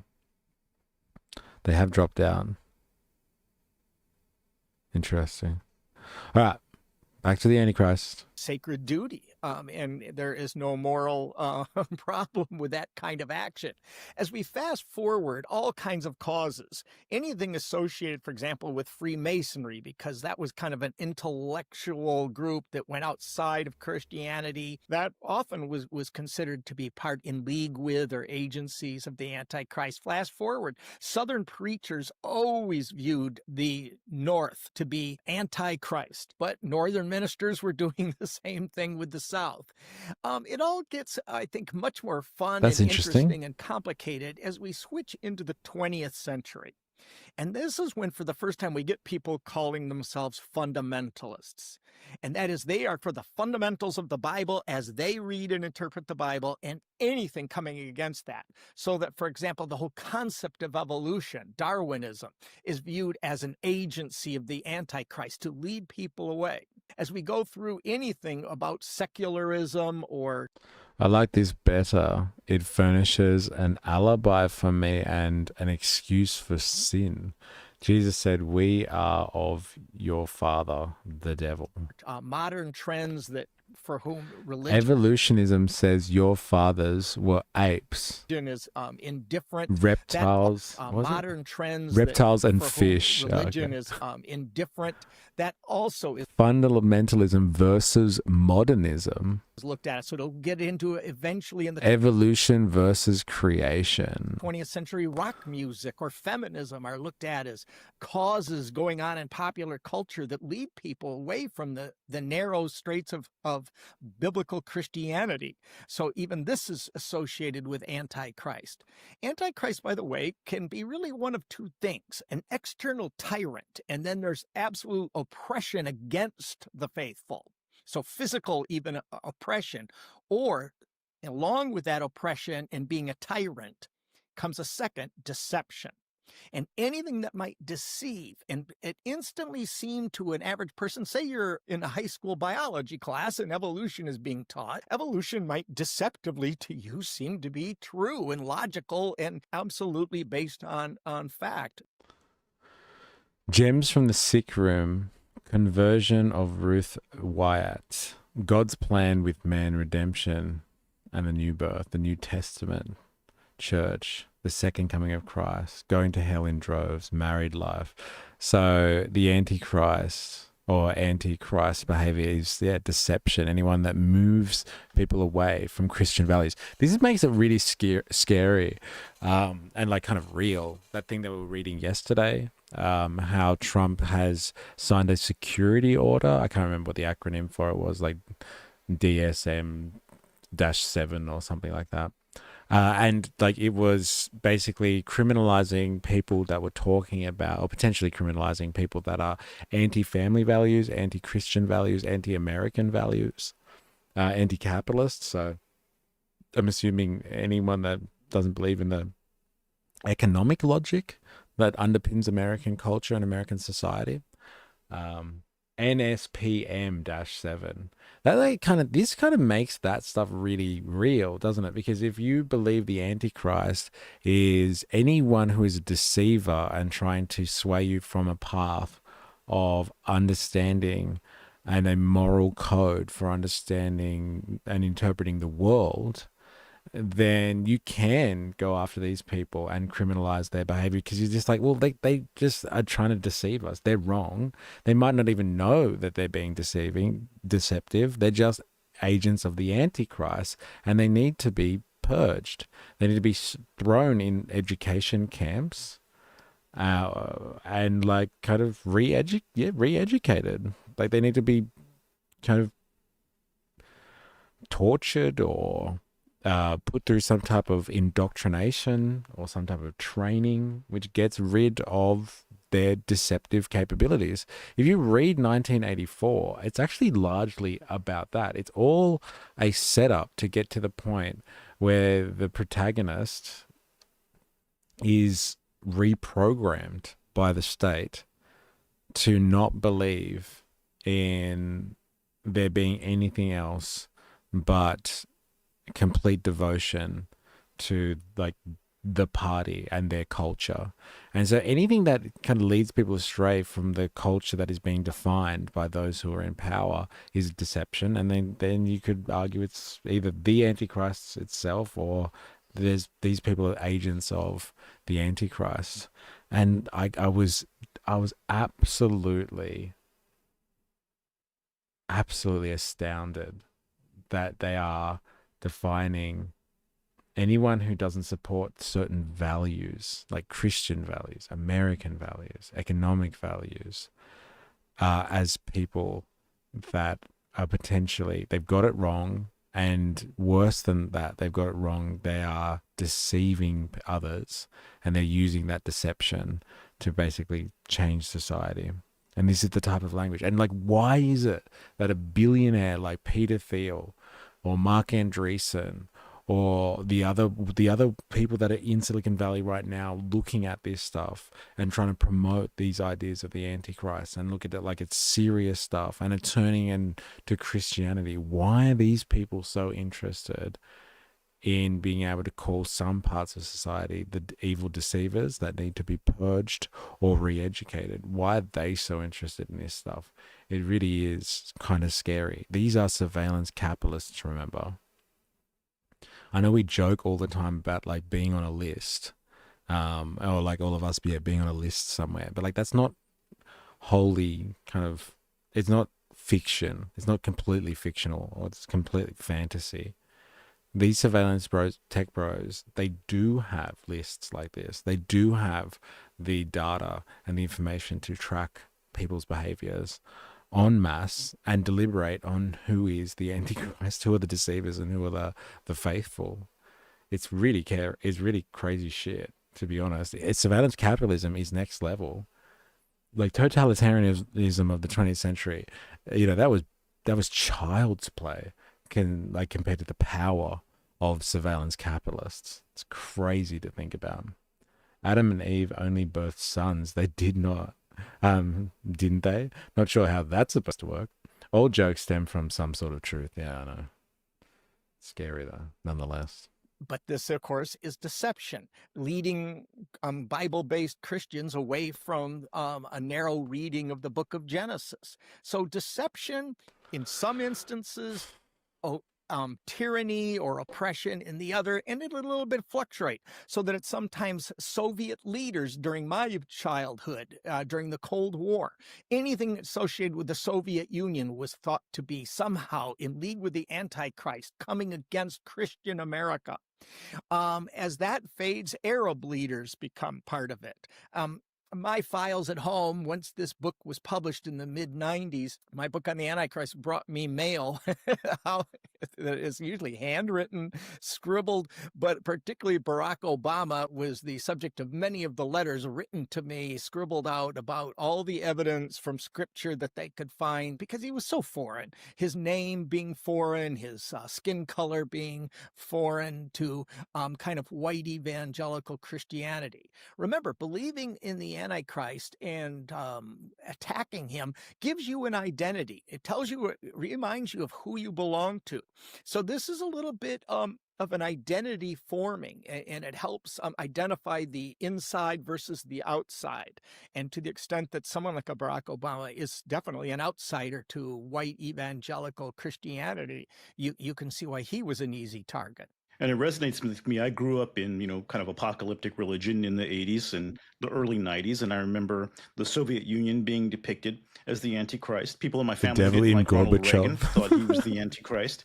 And I got really into heavy metal at a certain point. I had all these posters and little mirrors you get at the fairground. And one of my aunts underwent a born-again conversion and forced me to destroy all of my heavy metal paraphernalia, which I really wish I had now, because it was like cool AC/DC, Slayer, and she convinced my parents that I was being sucked into Satanism, and it was just really, I liked that music, and it was they do play with those themes, obviously, in heavy metal as well. But you mentioned this idea of deception, and that's often one of the things that people who focus on the Antichrist talk about, though some of them also are engaged in a bit of deception themselves. It becomes very easy, and you say this in the book, that the Antichrist is sort of a mirror to point that's why I looked to the side just a second ago, because I was waiting for you and your heavy metal commentary on that one. You are the embodiment of Satan. You are the Antichrist. Anyone else likes their metal in the chat? You're all agents of the Antichrist. You've been deceived. Remember that. You've gone off the path. You've strayed away. There it is. I knew there'd be a few in here. You're all evil. Evil, evil, evil. Finger at the people, accusing everyone else of being the Antichrist, and say the same things are true about them. For instance, we have with AI pretending to be human intelligence. We've seen news stories where a lot of what people get into with some of these chat bots is a discourse on the Antichrist or evil, a computer telling them to go ahead and kill themselves or whatever. So it bubbles up again in our technological age and becomes a framework through which we view things. And you say that to call someone the Antichrist is to declare them the embodiment of evil, an enemy with whom no compromise is possible. Can you explain what's going on there in the mind? So that's the scary stuff about this as well. Is like, let's just say this trans-Tifa stuff, again, that we've been making fun of, but like it is really coming out in the way that they're shaping military policy now. So like attacking the enemies within, FBI policy, Department of Justice policy. It's like these people are evil. They are anti the American values that we hold to be dear and true. There's no compromise then if they are the enemy. Evil, evil. Hail Satan. Yeah, they're all coming out now. You're all evil. I knew it. Like, you can't compromise with the devil. You can't compromise with people that are agents of evil, right? And so once you put these people up and you say that they're this way inclined and they're bad, it fully justifies, yes. You don't have to convert them. You don't have to turn your cheek. You don't have to love them and hope the best for them. You can throw them in a concentration camp or a re-education camp and give them a lobotomy or something like that because they believe weird things that are outside of your value structure. You don't, it's really scary. That's the one. You don't have to compromise. And so, like, what is the dialectical difference between compromise and not compromising is compromising.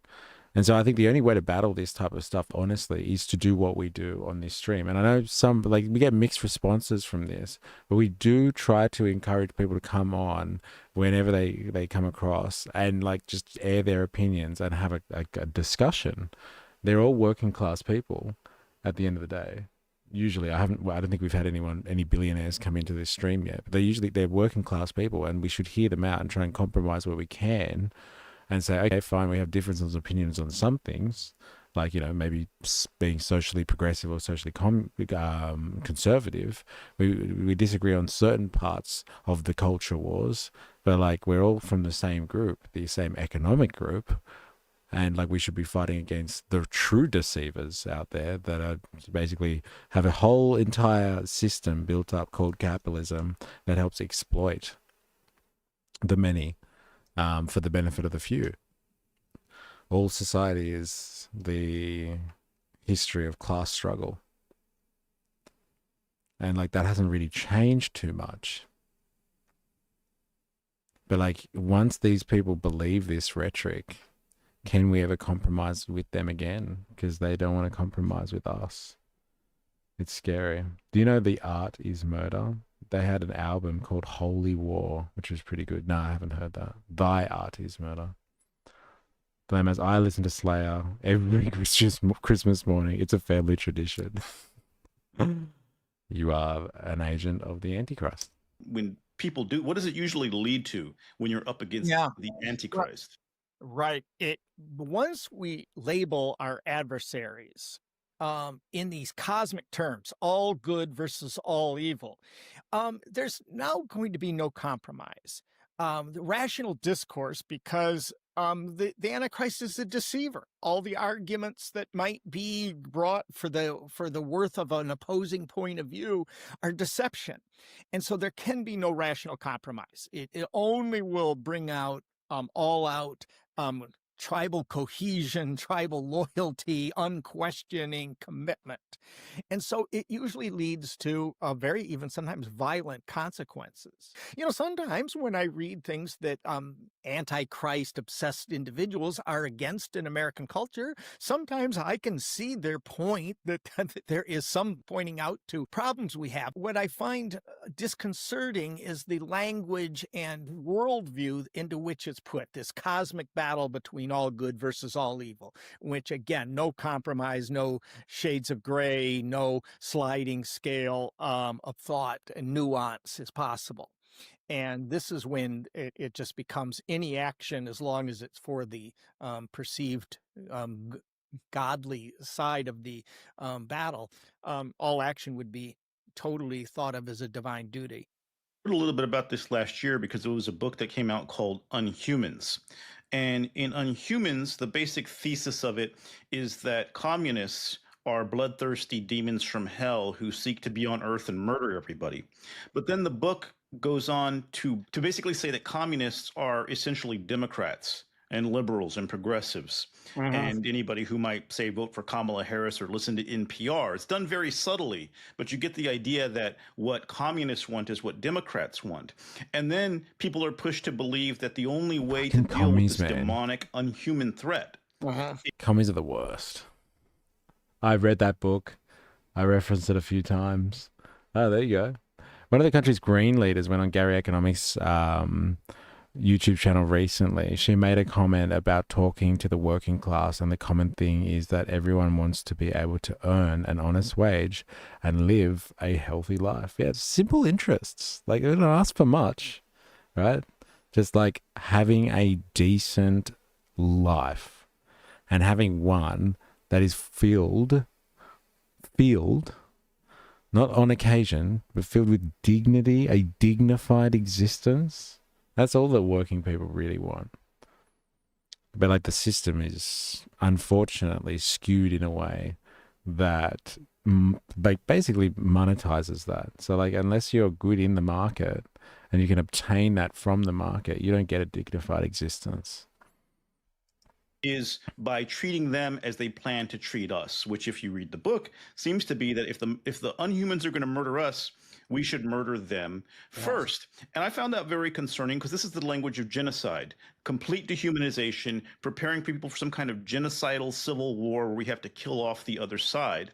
And that's really kind of what the Antichrist concept does. It dehumanizes your enemy and justifies, as you said earlier, anything you might do against them. And what was very concerning is that the book was praised by J.D. Vance. And the foreword was written by Steve Bannon, who I believe was in prison at the time. So these are people who are right next to So you Donald read this Trump. book, The Unhumans, because I've written it down to put it on my list of things to read. But like, look at that. J.D. Vance loves it. Foreword by Steve Bannon. Like all these people converging like around commies, dirty, evil, stinking commies. All right. I know there's a few of you in there listening to this right now. You goddamn commies. You're the worst. Unhuman simply refers to Homo sapiens who are seeking nothing but destruction of human society, born of grievance and misery and nihilism. There's that thing.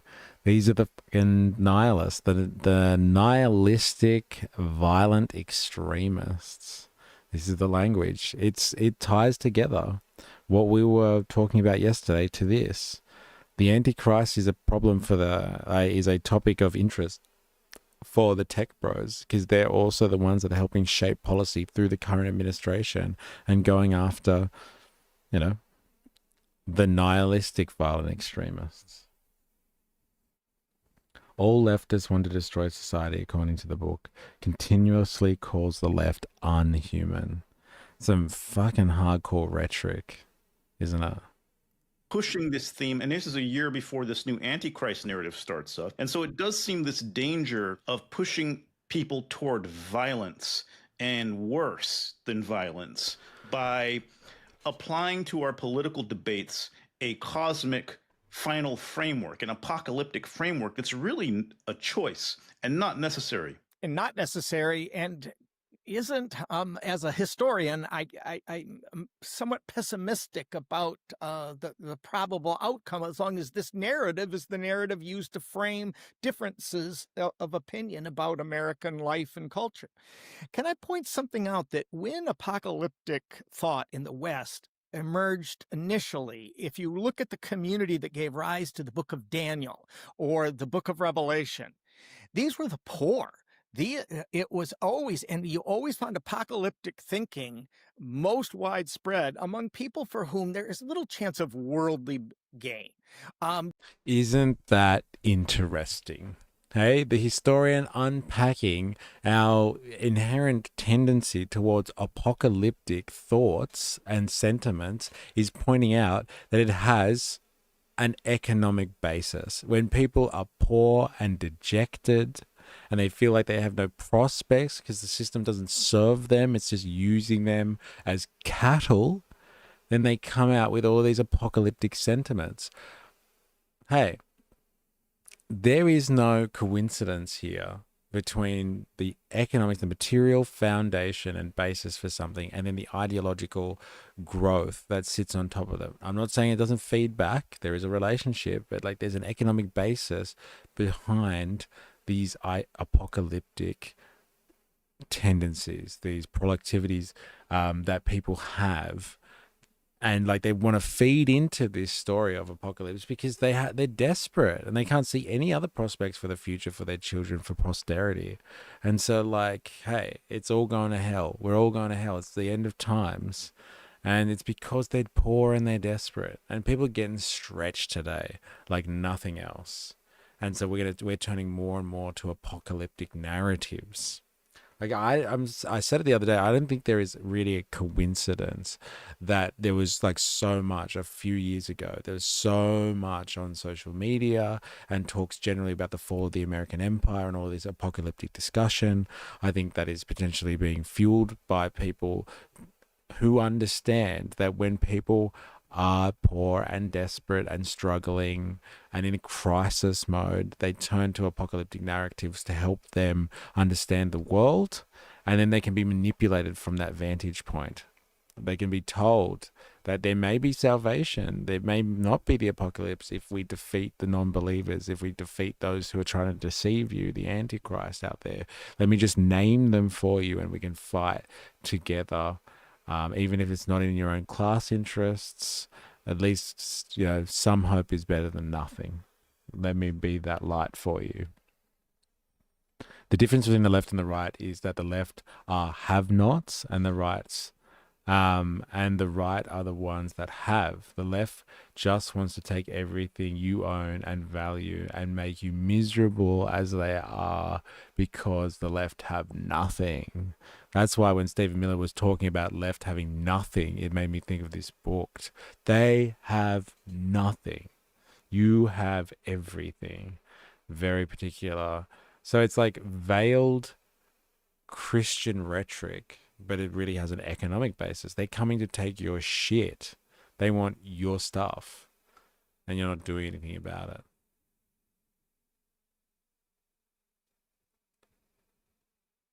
Language of genocide. BB enters the chat. All right, we have a quick break, and then we'll be back for more of this. Don't go anywhere. We'll be back.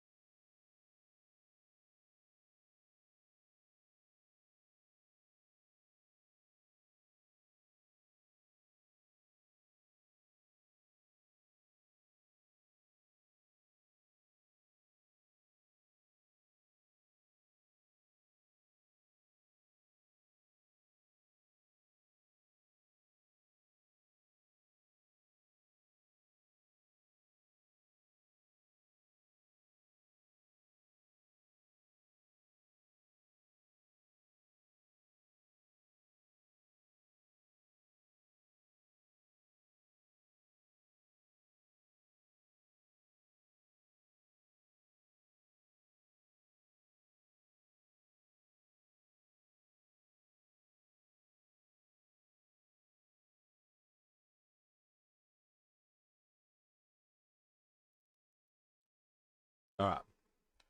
We're back. We're being stretched more than a fat general at a Pete Hegseth pizza party.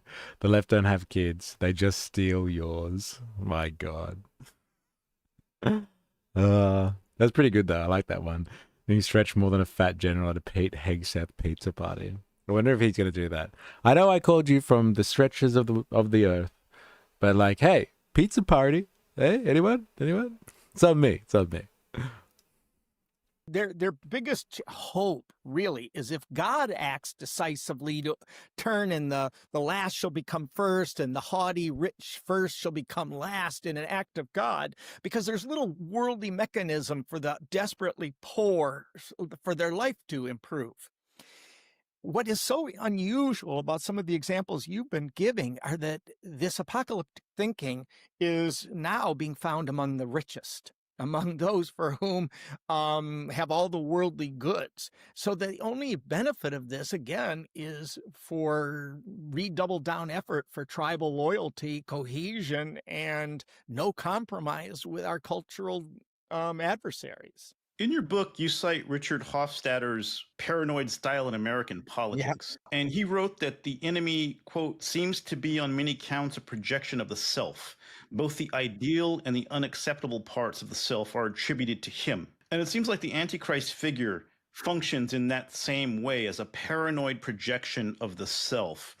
And Peter Thiel has actually very explicitly talked about how this connects to Carl Schmitt's political theology, the idea that you have secular politics based on theological concepts, and that you must clearly define the enemy.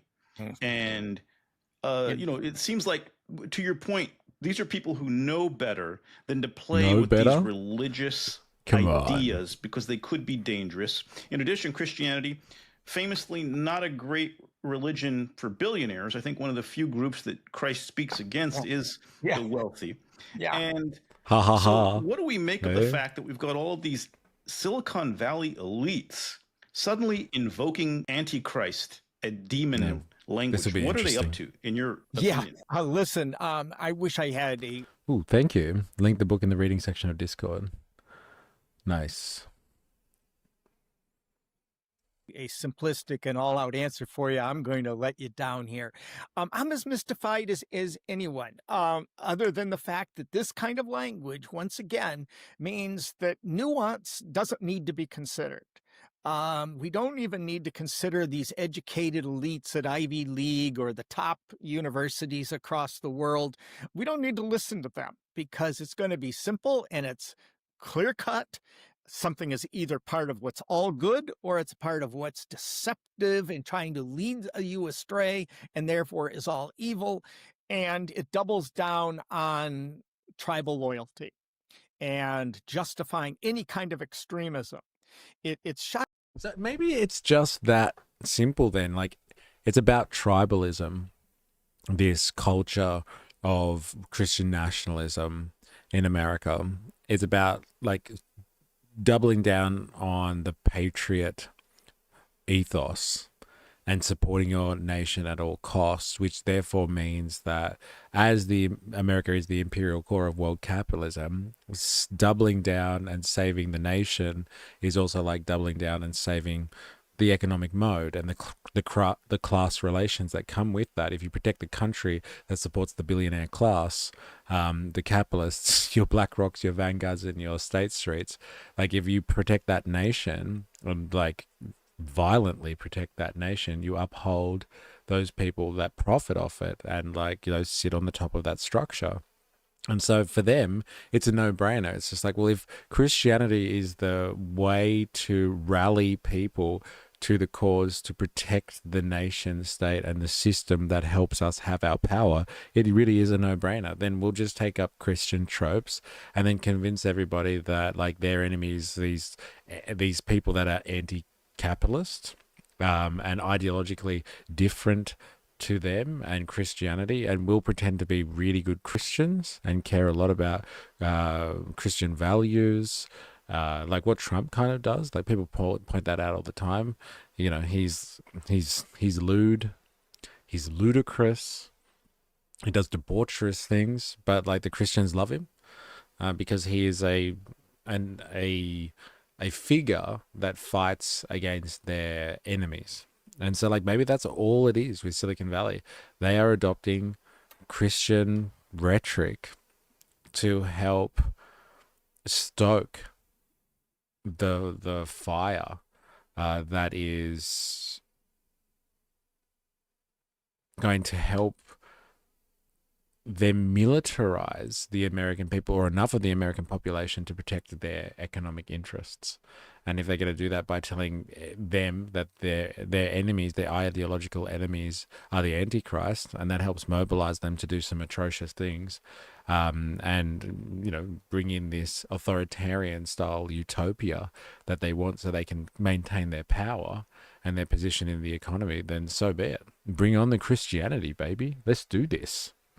Demonize the educational institutions because they want the world to be black and white, good versus evil. Why education births criticism, yes. Having a strong educational system, including a strong and independent intellectual community, is a problem, because they're always critically analyzing and criticizing the state. Which is funny, because like that's the type of environment that breeds the type of economic competition that is supposed to be good for the economy. Like, it produces good value because people are being critical of things, and when you're critical, then you can improve when you need to. But I think you shut down all criticism, society just kind of comes to a halt, reaches a point of dark ages. So maybe they are bringing on the dark times. They've all got their bunkers. They've all got their end of the world bunkers in New Zealand and other places. And maybe they're going to encourage the downfall, let it happen, write it out in their bunkers somewhere, and then emerge into the new empire. The new holy American empire. Evangelical American empire. Shocking to me that those with the most in this world see benefit from a mentality that doesn't want people to be held accountable for their thinking, or to justify kind of extremist, self-centered behaviors. So I'm a little bit head scratching of why this doubled down. Well, it does seem interesting when I look through the transcripts of what Thiel has talked about before. He names Greta Thunberg as a possible Antichrist. He kind of suggests that tech regulation might be an agent of Antichrist, because only the tech innovation can save the planet and save humanity. So it sort of mixes in with this messianic view of Silicon Valley as the savior of humanity, again, playing with biblical concepts. And every year, the Founders Fund, one of Thiel's funds, hosts a ball called Hereticon, which is a celebration of heresy in the form of challenging ideas from Silicon Valley. But the language around the ball is always sort of this mock biblical ideas that they're playing with. And so it seems like this is something that is important to him. He was also a student of Rene Girard at Stanford, who wrote about mimetic desire, the finding of a scapegoat, that we have a tendency to look for scapegoats. So this all sort of melds into this philosophical idea of defining who the enemy is and who the allies are.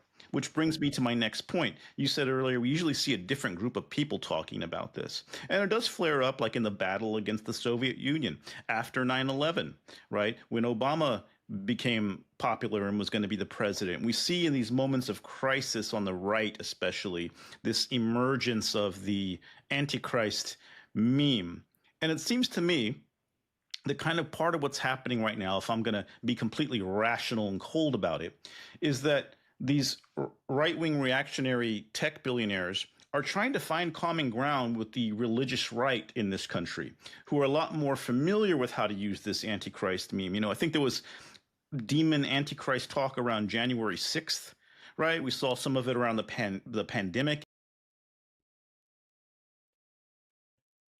Thiel is the Antichrist, since he is the G in LGBT. I know, right? LGBT. He is homo. He is homo sapien. He is homosexual. And it's him. He should be, by his own newfound Christian standards, He should be considering himself an agent of deception, and he should be trying to cleanse himself and then bring in a newer and better world.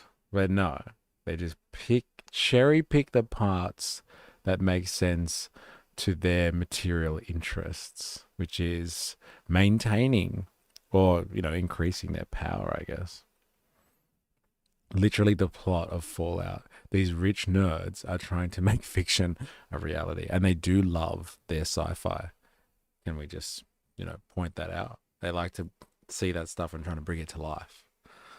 In vaccines. So it's been a decade of crisis, really. And so we're really seeing this emergence of this theme, but more so a weaponization of it by people who it would seem should know better than to do that. Yeah. Well, first of all, if you look at who's most commonly used this language, I'm sorry if I'm not directly, I'm getting around, use the language of apocalypse. Say, take the Jehovah's Witnesses. They are among the poorest religious group in terms of income and socioeconomic measures. They're sociologically a disadvantaged group, disproportionate members of the Jehovah's Witnesses. But when you see their literature, what do they hope for in the long run? Their literature is, we hope that the poor have better medicine. We hope that the poor have better housing. We hope that they have better education and just a more secure, violence-free life. And it's all about improving the quality of life of the most economically and socially disadvantaged people have used that apocalyptic literature. So to see now the Silicon Valley billionaire types using this, it can only mean that there's certain things at a more fundamentally psychological level for them. At some level, psychology does tell us, whether you come from Freud's psychoanalysis or today's more evolutionary psychology based, the human brain is wired for our self-interests. And we have to be taught, Freud taught it being taught a superego, a moral conscience, but we have to be taught by culture ways that we have to take our fundamental wanting to grab every toy at kindergarten class or something, and no, we have to learn to share. A lot of what we've seen on the political right, especially in the last 15 years, is I'm not going to be woke anymore. If woke means I got to care about other people. And no one's going to regulate me, and no one's going to tell me I can't use all the electricity or gas that I want to. And what I think I see is using this literature just to double down efforts at anyone who would tell us that we have to make some kind of self-adjustment to become a better socially conscious person. And it's a total rejection of any need to have empathy, to be responsible for any larger group. And so it's this rugged individualism. And so the Antichrist is viewed as anyone who's trying to thwart that, whether that's regulation of our industries or taxing or having an IRS or anything that would force us to put ourselves slightly aside to consider other people is now being linked with the Antichrist. Isn't that a scary notion? Like, this is it. This is the difference between those evil commies and lefties and like these people is they prefer a rugged form of individualism where they're allowed to do whatever they want, say whatever they want, as long as they get ahead. And then anyone who comes in, any of those wokies out there that come in and tell you, they're like, no, you can't just do whatever you want. You have to consider other people's feelings. You have to consider the environment, and you have to like kind of share the value that we all produce, the wealth that we all produce, so everyone gets a dignified existence. Well, that inconveniences me. So that's woke. That's woke rubbish. I'm sick of being inconvenienced. And this rugged individualism is the antithesis of the Antichrist. So if you are not down for the rugged individualism where you look out for numero uno and you're, asking for people to have, I don't know, some type of restrictions, some type of self-sacrificing for the greater good or for other people, then you're the Antichrist. That's funny because I thought that's what Christianity was all about, actually. It was, being generous and trying to put yourself in other people's shoes. And like, that's God's work, spreading the love. Sharing is caring, not rugged individualism. But like, what a mental gymnastic that is. Convincing people that the actual Christian values that you can read if you pick up the Bible, like stories and teachings of Jesus Christ, though that's actually the Antichrist. The stuff that Christ actually said, that's the Antichrist.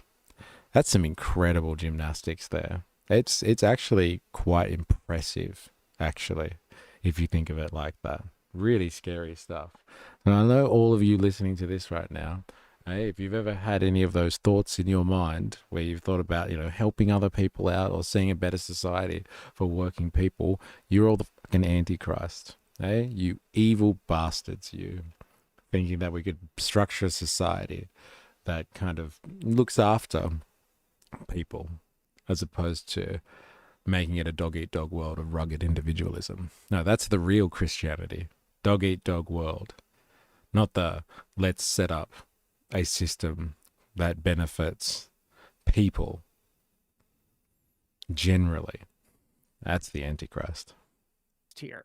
And so it's just the what Freud would have called the id, the self-centered, pleasure-seeking self, running amok, and even using now, for the first time that I know in American culture, apocalyptic imagery to make that battle seem righteous. Even empathy is being considered now by many conservative Christian pastors. Empathy, why you can't have empathy for sinners. The Jesus that I grew up with was more like Burke hated Mr. empathy Rogers, too, I didn't he? guess. Hey? I was taught that the Sermon on It's not the even a real Mount, word. the Beatitudes. I was told that the whole point of this Good Samaritan story was that people for whom society might on its own tend to marginalize, among those people you'll find not only good people, but some of the very best people, and to be more sensitive to the good in people who otherwise seem different than ourselves. That's not God. Jesus is not Mr. Rogers for today's Christians in this apocalyptic imagery. It's a Rambo, and it's a Rambo coming to destroy, and for once and for all of those who try to oppose us. So it's a very different. How good's that? God is now Rambo. Like, to be Christian is to be Rambo, not Mr. Rogers. I've got a lesson for you. No, it's none of that. It's like, hey, motherfucker, I'm out here fighting hardcore, and I'm going to shoot up the place until I get what I want. So I should use biblical verses about looking out for others as my argument in court when I am tried under NSPM. It's not a bad idea. Hit them where it hurts. Right in the middle of their hypocritical structure.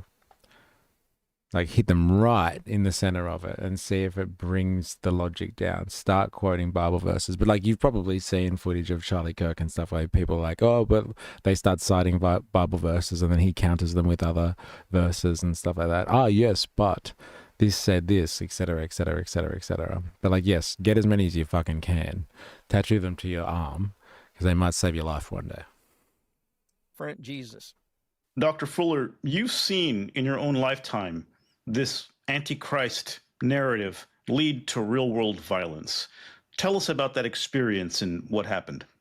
Journalist from National Public Radio called me right after the Waco, Texas, where it was an apocalyptic community, got in a standoff against agents of the federal government. And I was asked not only to explain how apocalyptic ideas factored into this community, but does this shed me any light? Did I have any prediction of how it would end? And I told them in the first or second day of this standoff that it would not end well, that it was going to end in violence, because this group, having labeled their worldly adversaries as in league with the devil, they can't compromise. They can't sit at a negotiating table and hand something over to the devil, that it could only end in death. Indeed, that's exactly how it happened. So again, I think that when we see that the logic of this narrative being applied to the world, it never leads to anything other than brutal confrontation. So this is a pretty dark subject, but I think it's good to shed light on it. I think that's how we defeat this weaponization of the Antichrist concept, is to tell people what it's really about, to demystify it and clarify what it is, how it's been used, and how it's being used now. What message would you leave people with given your knowledge, your history of this subject, what should people know and what can people do? What we can do, I think, is remind people that the apocalyptic books of Revelation and Daniel have always been at the margins of the faithful community.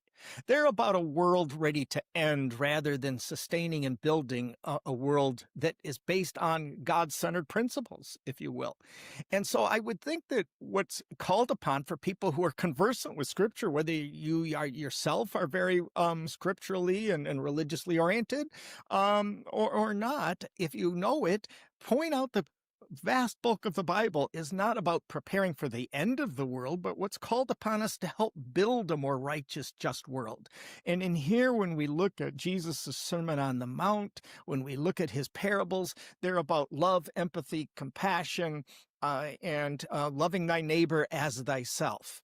And I think that any version of Christianity that isn't first and foremost about those concepts really isn't Christianity. It's going into a very hateful, mean-spirited diatribe that is just about, if you're not me, then you must just be cosmically awful, and hence part of the Antichrist. Diatribe that is just about, if you're not me, then you must just be cosmically awful. And hence, Like, what a way to define that. Like, we can distill all of the stuff that we've seen recently with NSPM-7, or like Stephen Miller talking at Kirk's funeral, or, you know, Hegseth speaking today, or Trump talking about the war from within. If you are not me, then you must be cosmically awful. That's what it all comes down to. Is that a scary revelation to have with regards to this topic? My God. If you're not me, you are cosmically awful. part of the Antichrist. So that I think that it's be not just clear about what you're against, but be clear what you're for. A spirituality, in this case, Christian spirituality, that's about world building, and world building by uniting people together by the concept of loving thy neighbor as thyself. And I think it's pointing to those passages in Scripture that support that, as opposed to the just two books that are these dark, mean-spirited books of Daniel and Revelation. It does seem that with so many people in Silicon Valley publicly proclaiming their faith, that there should be more of an emphasis on the words of Christ. That, to me, too, I grew up with Christianity, and that is what we're supposed to aspire to and obsess on and reflect on. And it seems like these billionaires who have had the biggest bounty of all would be in a great position to push the world toward a better place with their resources and their abilities. And instead, we're seeing this sort of incisive focus on the darkest parts of it. And I think we're going to see a bigger development of that idea over the coming months and years, unfortunately. But thank you for taking such a deep dive on this 30 years ago. And I read it, and it just seems like it could have been written yesterday. And that shocks me more than it does you. I guess your thesis was pretty correct. And probably if there's still a human civilization 100 or 200 years from now, there'll be somebody dealing with this concept, this meme, unless we find a way to completely expose it and break it now. Thank you for joining us today. We really appreciate it. Well, it's been fun conversation. I'm going to leave it there for that one, and we can watch the rest of it tomorrow. We're going to start our after session. I'm pretty sure this is the after session. So if you're going to hang around, we'll do some Rome Total War gameplay for a bit, and then just chat. But yeah, this is good old Gil Duran. Get some interesting people on, that's for sure. Good on you, Gil. I wonder why it is that I can't see the commentary. That's interesting. But yeah, if you've been hanging around and you've been here all day doing, like, commenting on things, thank you very much for your interaction. Like I said, we're going to get onto the afters now for a little bit before we have to bounce.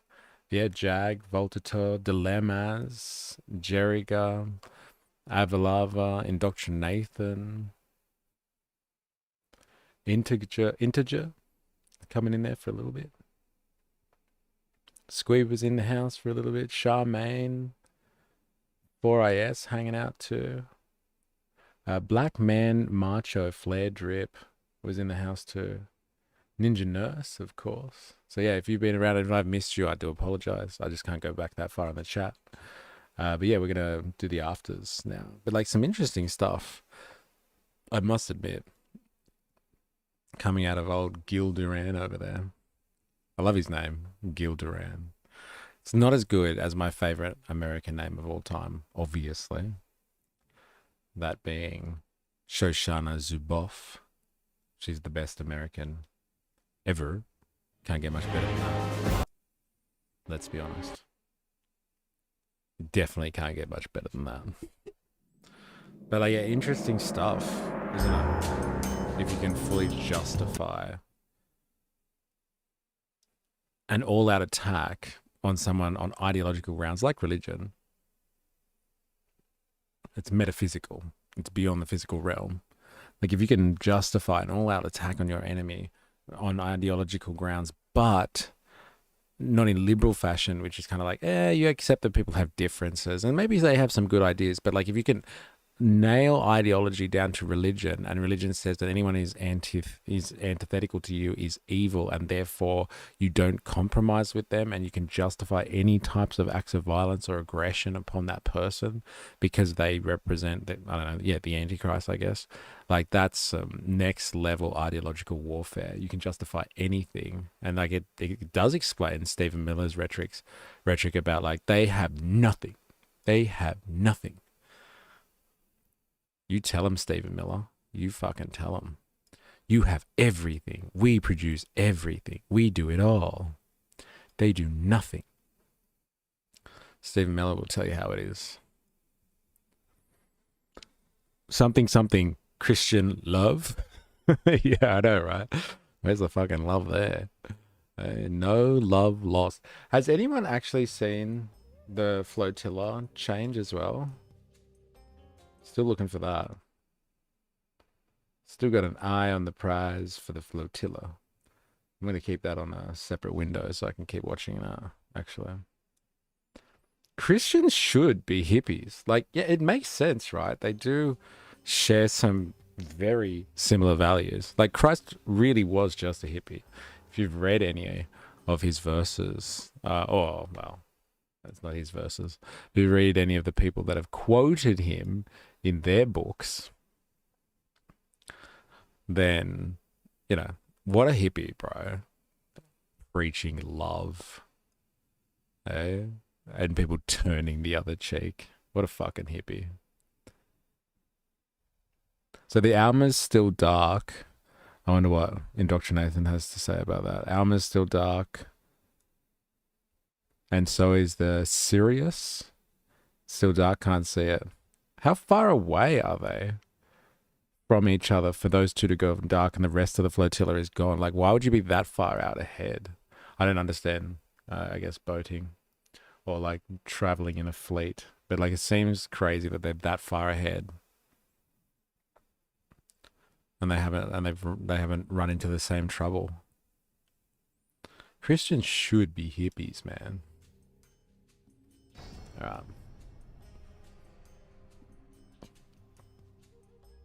Interesting.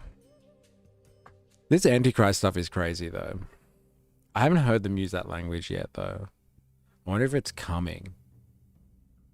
It really is. Like, that guy was perplexed. He was like, I'm actually not too sure why the billionaires are actually using the Antichrist rhetoric.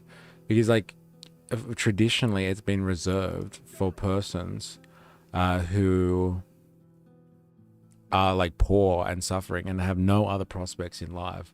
And so they're the ones who call upon apocalyptic times and the Antichrist and all that sort of stuff because they're desperate. They're desperate as fuck. But the billionaires, it's just a tool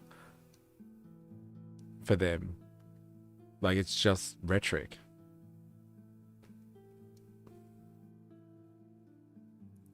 It's just a way to convince the masses to go along with whatever they want. It's pretty scary.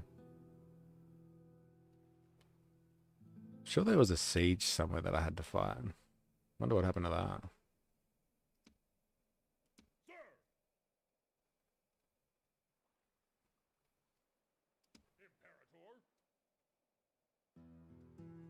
sure there was. I think you nailed it by using it as a tool to appeal to the fundamentalists. I think that's all it is. It's just rhetoric. Like, they understand that their interests align with protecting the nation state, which is the imperial core of capitalism. And so to protect their property rights and their interests generally as owners of the means of production, the digital means of production, that they can use that rhetoric to ensure that people will violently fight back to and protect their interests. That's pretty crazy. Wait, here it is. Yeah, let's do this. People will violently fight for their interests if they adopt the right rhetoric. That's some scary shit. That's some scary shit, man. There's still ships on slow approach. That video is sent before. Seems to be a warning of what's coming. Ah, okay. I think it is coming. Like, seeing the Trump rhetoric ramp up and playing out in tune of these right-wing philosophers, it's just a matter of time.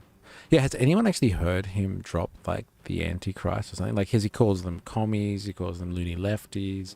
He uses all of these particular language devices as dog whistles to his base. And, like, you can see, he's explained, like, if the evangelicals and the Christians are old enough, they know that when you say communists, you're speaking about people that are evil. So that's already a dog whistle. But, like, if he just outright labels, you know, these people are all the Antichrist, and then, like, they start using that, like, that's when it gets serious. I think my person was coming from the right. I'm gonna roll the dice on that one.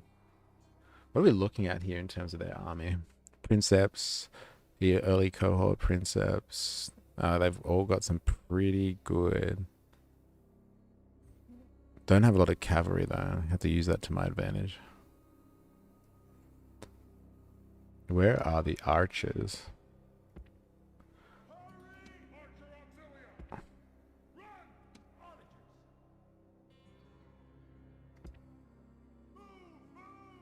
Actually, that here.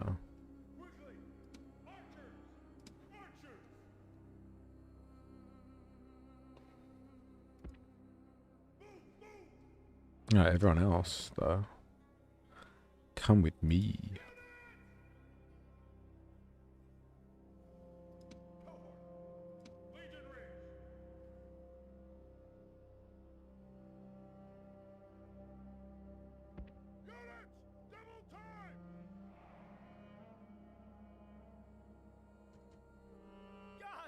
Praised! The reinforcements are here! Send them to fight! Dishearten the enemy! Units! Units! Hurry! Hurry! Which is interesting, given the definition of Antichrist today was those that deceive others, which they are doing. That's like the contradiction that I was talking about before. Isn't it weird how they've done the mental gymnastics in such a way that what is considered to be the Antichrist is like actual Christian values, like lefties who want to see some type of distribution of wealth or something, like, let's say, for argument's sake. That's Antichrist kind of stuff. That's Antichrist kind of stuff. Lefties who want the world to construct the world in a way that is better than the way they found it. That's Antichrist stuff. But like the real good stuff is like the rugged individualism. What an amazing contradiction they've been able to manufacture there. That's some awesome, mental gymnastics. Incredible mental gymnastics. You got to admit, right?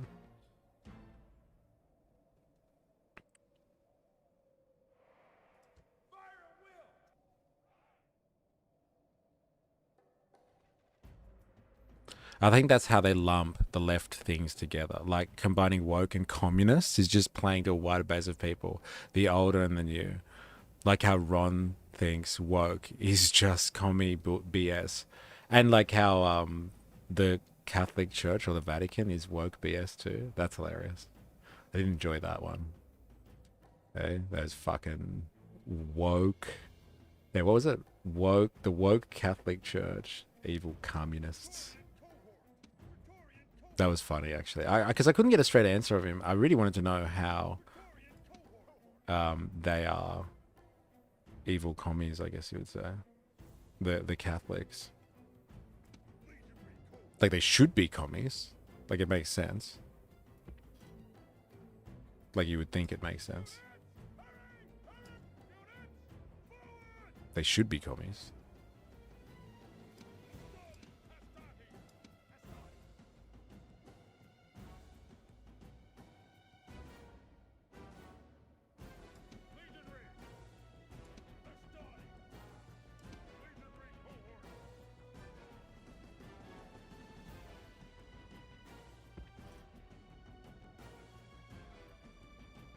They should be goddamn commies.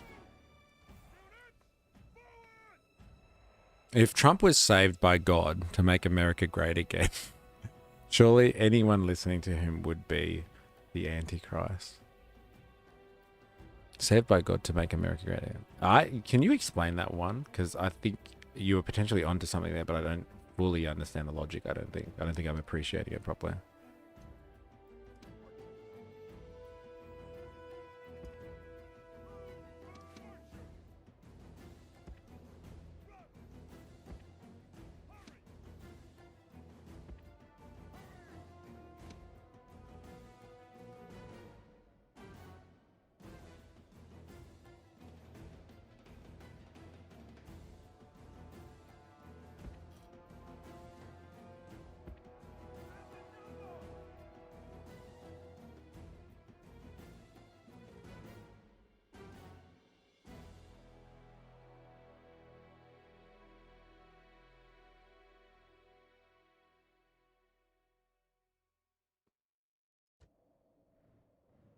Oh man, how long did they take? Form up, boys.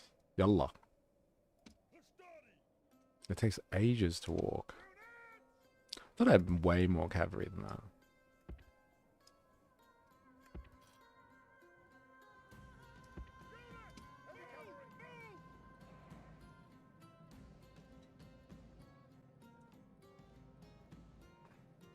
Apparently not.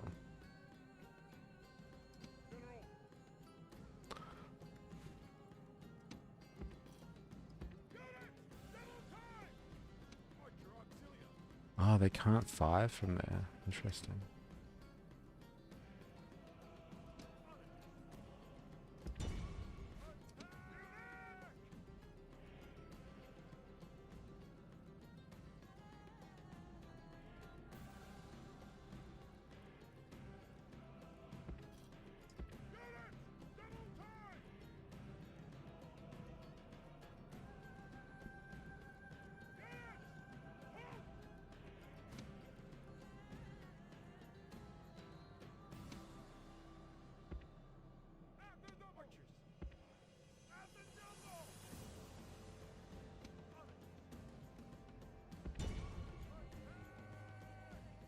Oh, hurry up, bro. Seriously. If Trump was saved by God to make America great again, surely anyone against him would be the Antichrist. Sorry, I read that wrong before. That's why it didn't make sense. Yeah, got it. They do use Mark like some type of Antichrist figure, having some sort of political figure as the enemy that is trying to tear down our society is going to be the real catalyst for extreme violence. Well, you know who's got a monopoly on extreme violence? It's those damn nihilists like cultural Marxists and stuff like that. They're the real fucking problem. Let's be fucking honest. Eh? Nihilistic violence. It kind of is redundant, isn't it? Nihilistic violence. Do you reckon? Because, like, if people are really nihilistic, then, like, why would they be violent? In the sense that, like, it doesn't have any purpose for them to be violent because they don't really care. Like, they see the writing on the wall. The world's fucked.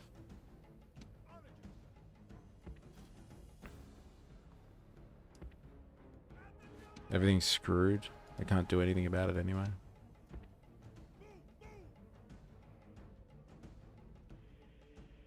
Yeah, it doesn't make sense.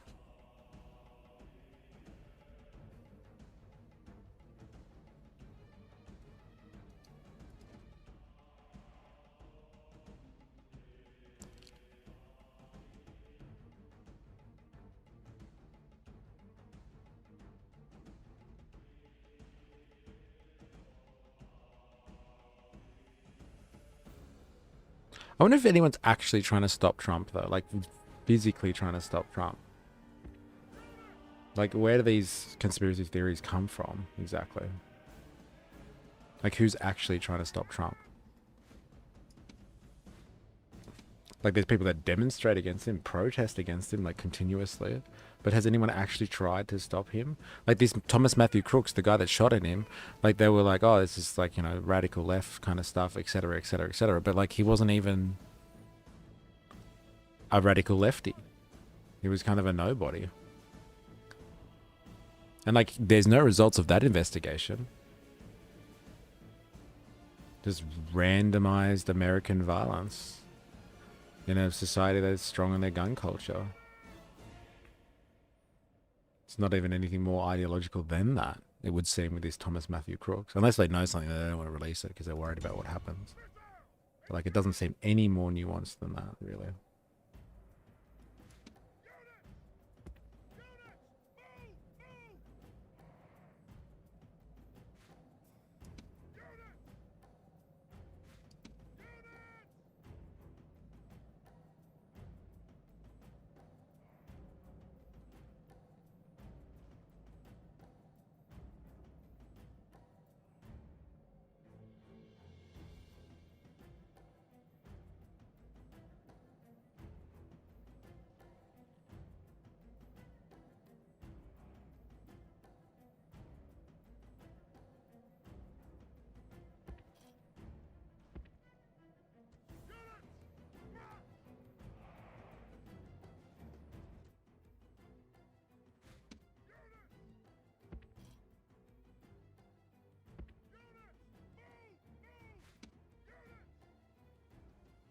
Check stream chat. Breaking news. You got it. Stream chat. Oh my god, he's making a drug website and taking a cut. Trump RX in partnership with Pfizer. Really? Oh, some of those flotillas are crashing out again.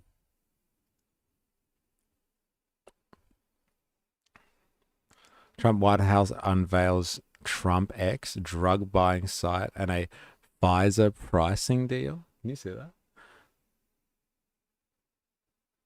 Ugh. No.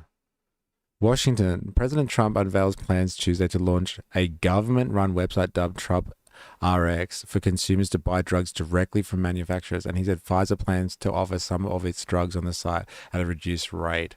There it is. Trump solving the working class issues for not getting access to decent drugs. He said he was going to help. He said he was going to do this. I didn't realize he was going to launched a government-run website dubbed Trump RX for consumers to buy drugs directly from manufacturers. That's fucking crazy. That's how you make money in this world. God damn. That's how you make money. Interesting. Christianity in its origins, yeah, it's real. Christianity in its origins and still in its essence is not political or even familial, and tends, according to make up the individual more self-contained than nature made him. That's an interesting outlook or way of looking at Christianity, isn't it? And it's actually about extending the idea of the individual.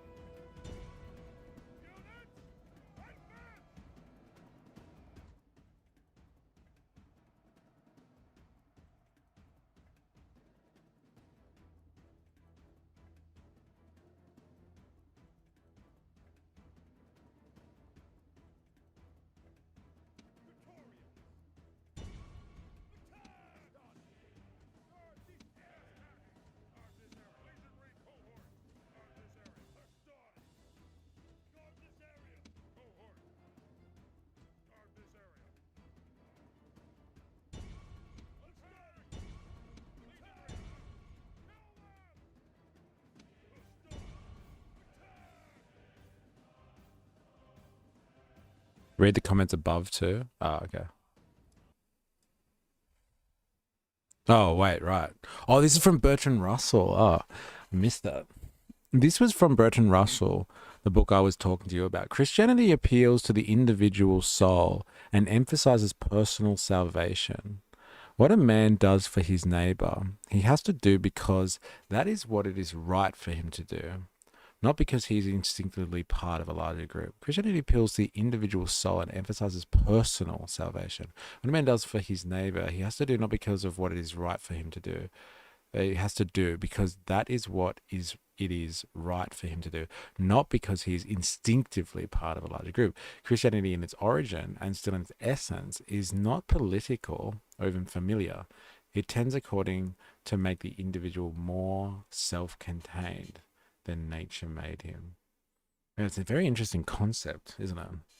Because like a lot of people say like the basis for like communism really, and like Christian groups and communes in the past, like Christian styles of living previously are based largely on Christianity. But even Christianity, it has a personal bent to it. Now I heard this really interesting assessment on like religion and Christianity. Or not just Christianity, but like religions of that time period around the formation of Christianity. And it was linked to the idea of the rise of money and debt. And so as money became more of important, like currency, hard currency became more important in organizing the state of affairs in the world and stuff like that. This was David Graeber, by the way. That's when like you have kind of the stories of Christian salvation and like personal debts. Like a lot of what like Christian teaching is about comes down to like owing debts and debts of salvation, and it's like got to do a lot with monetary culture, which is about dealing with debts and stuff. So it's very interesting. So in simpler terms, doing good for others because of the benefits for oneself and not the benefits for the community as a whole makes this selfless act become selfish, and thus having more relationship with the individualistic nature of capitalism. And so like, yeah, this theory was from David Graeber. This theory literally was monetary society. So economies where you need money to help the flow of the economy, that really boils down to why you have Christian values, you have Judeo-Christian values, or whatever you want to say. And they started taking over and becoming way more prominent than like kind of polytheistic religions. They were based on more relations to nature. This was relations to the economy and indebtedness and all of these types of ideals. Very interesting stuff. But like, yeah, there's more of a personal element when you're indebted to a society. And like slave society, the indebtedness of like, if you went into debt in these early societies, and you couldn't pay your debts back because you didn't have currency or whatever, you had to sell yourself into peonage.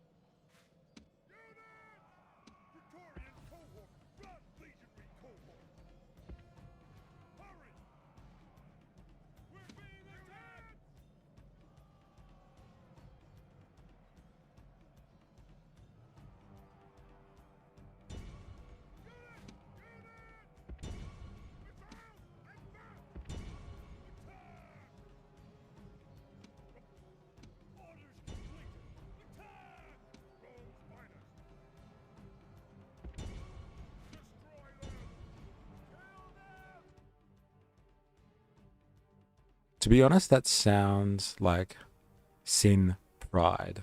What does that mean? I don't understand the reference.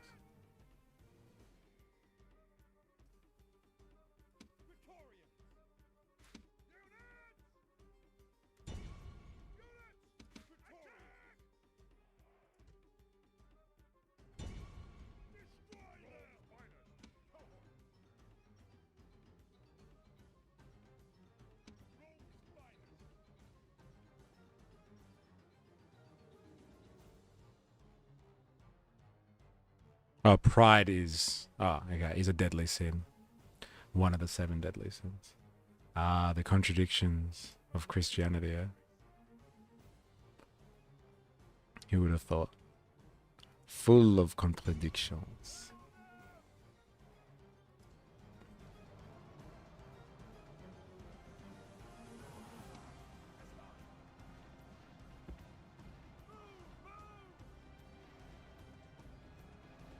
The enemy general flees. Press forward so the spirit of his army is broken too.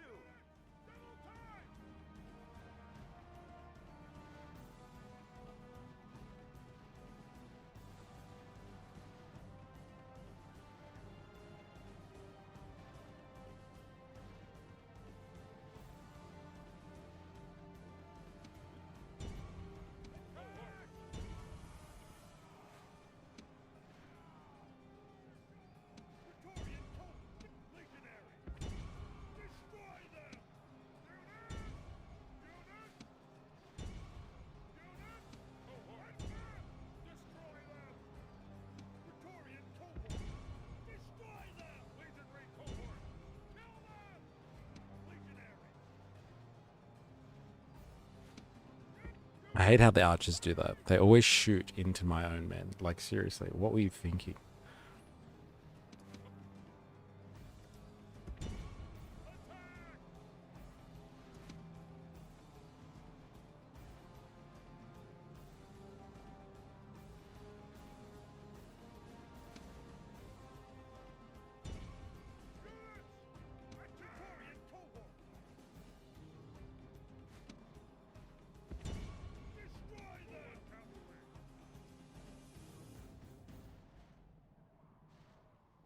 Watch Trump try to come after our PBS.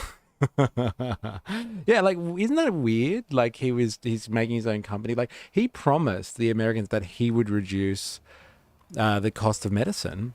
And like, I thought he was going to do that through some type of, I don't know, social safety net type of program. But like, it's not that. He's going to do it through some company. Like this, like, if that's not the definition of corruption, like, I don't know what is. Like, honestly, I don't know what constitutes corruption. That is, he's using his station to get things done in his way. He's using his station. That's corrupt.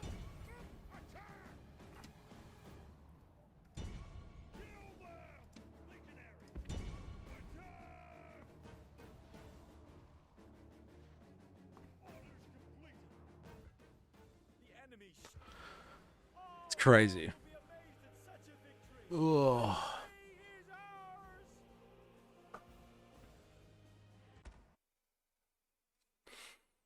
All right, look, it's 3:30 my time, local time. I gotta bounce.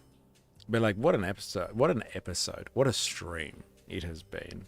Felt like such a marathon going through Hegseth's speech. Seriously, it tracks. I mean, why wouldn't he do anything if he doesn't get something out of it? He's said as much himself. I know. I really shouldn't be surprised at all this stuff. I really shouldn't be surprised at this stuff. But like, come on, it's so blatant. It's so blatant. It's literally the definition of corruption. Like 120%. That is it. If you looked it up in the dictionary, if just in case there was any fucking confusion, that's what corruption is.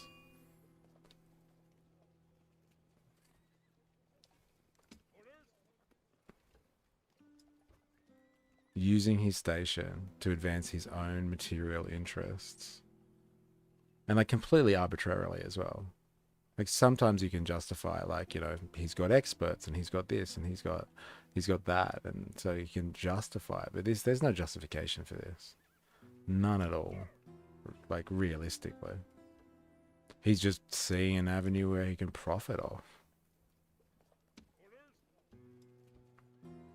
Or maybe there is a justification for it. I don't know. Maybe I'm being too harsh on old Trumpy. Giving him the hard end. Drive a hard bargain.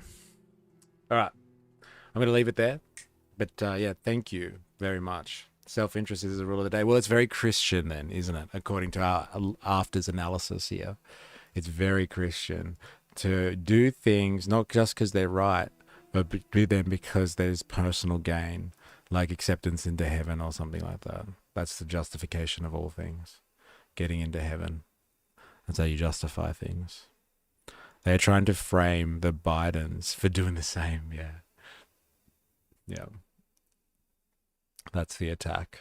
All right, good luck to those of you who are going to continue on and, watch the flotilla. I hope you catch the live action, but it looks like as soon as something happens, then the cameras just go blank anyway, so you're not going to see anything.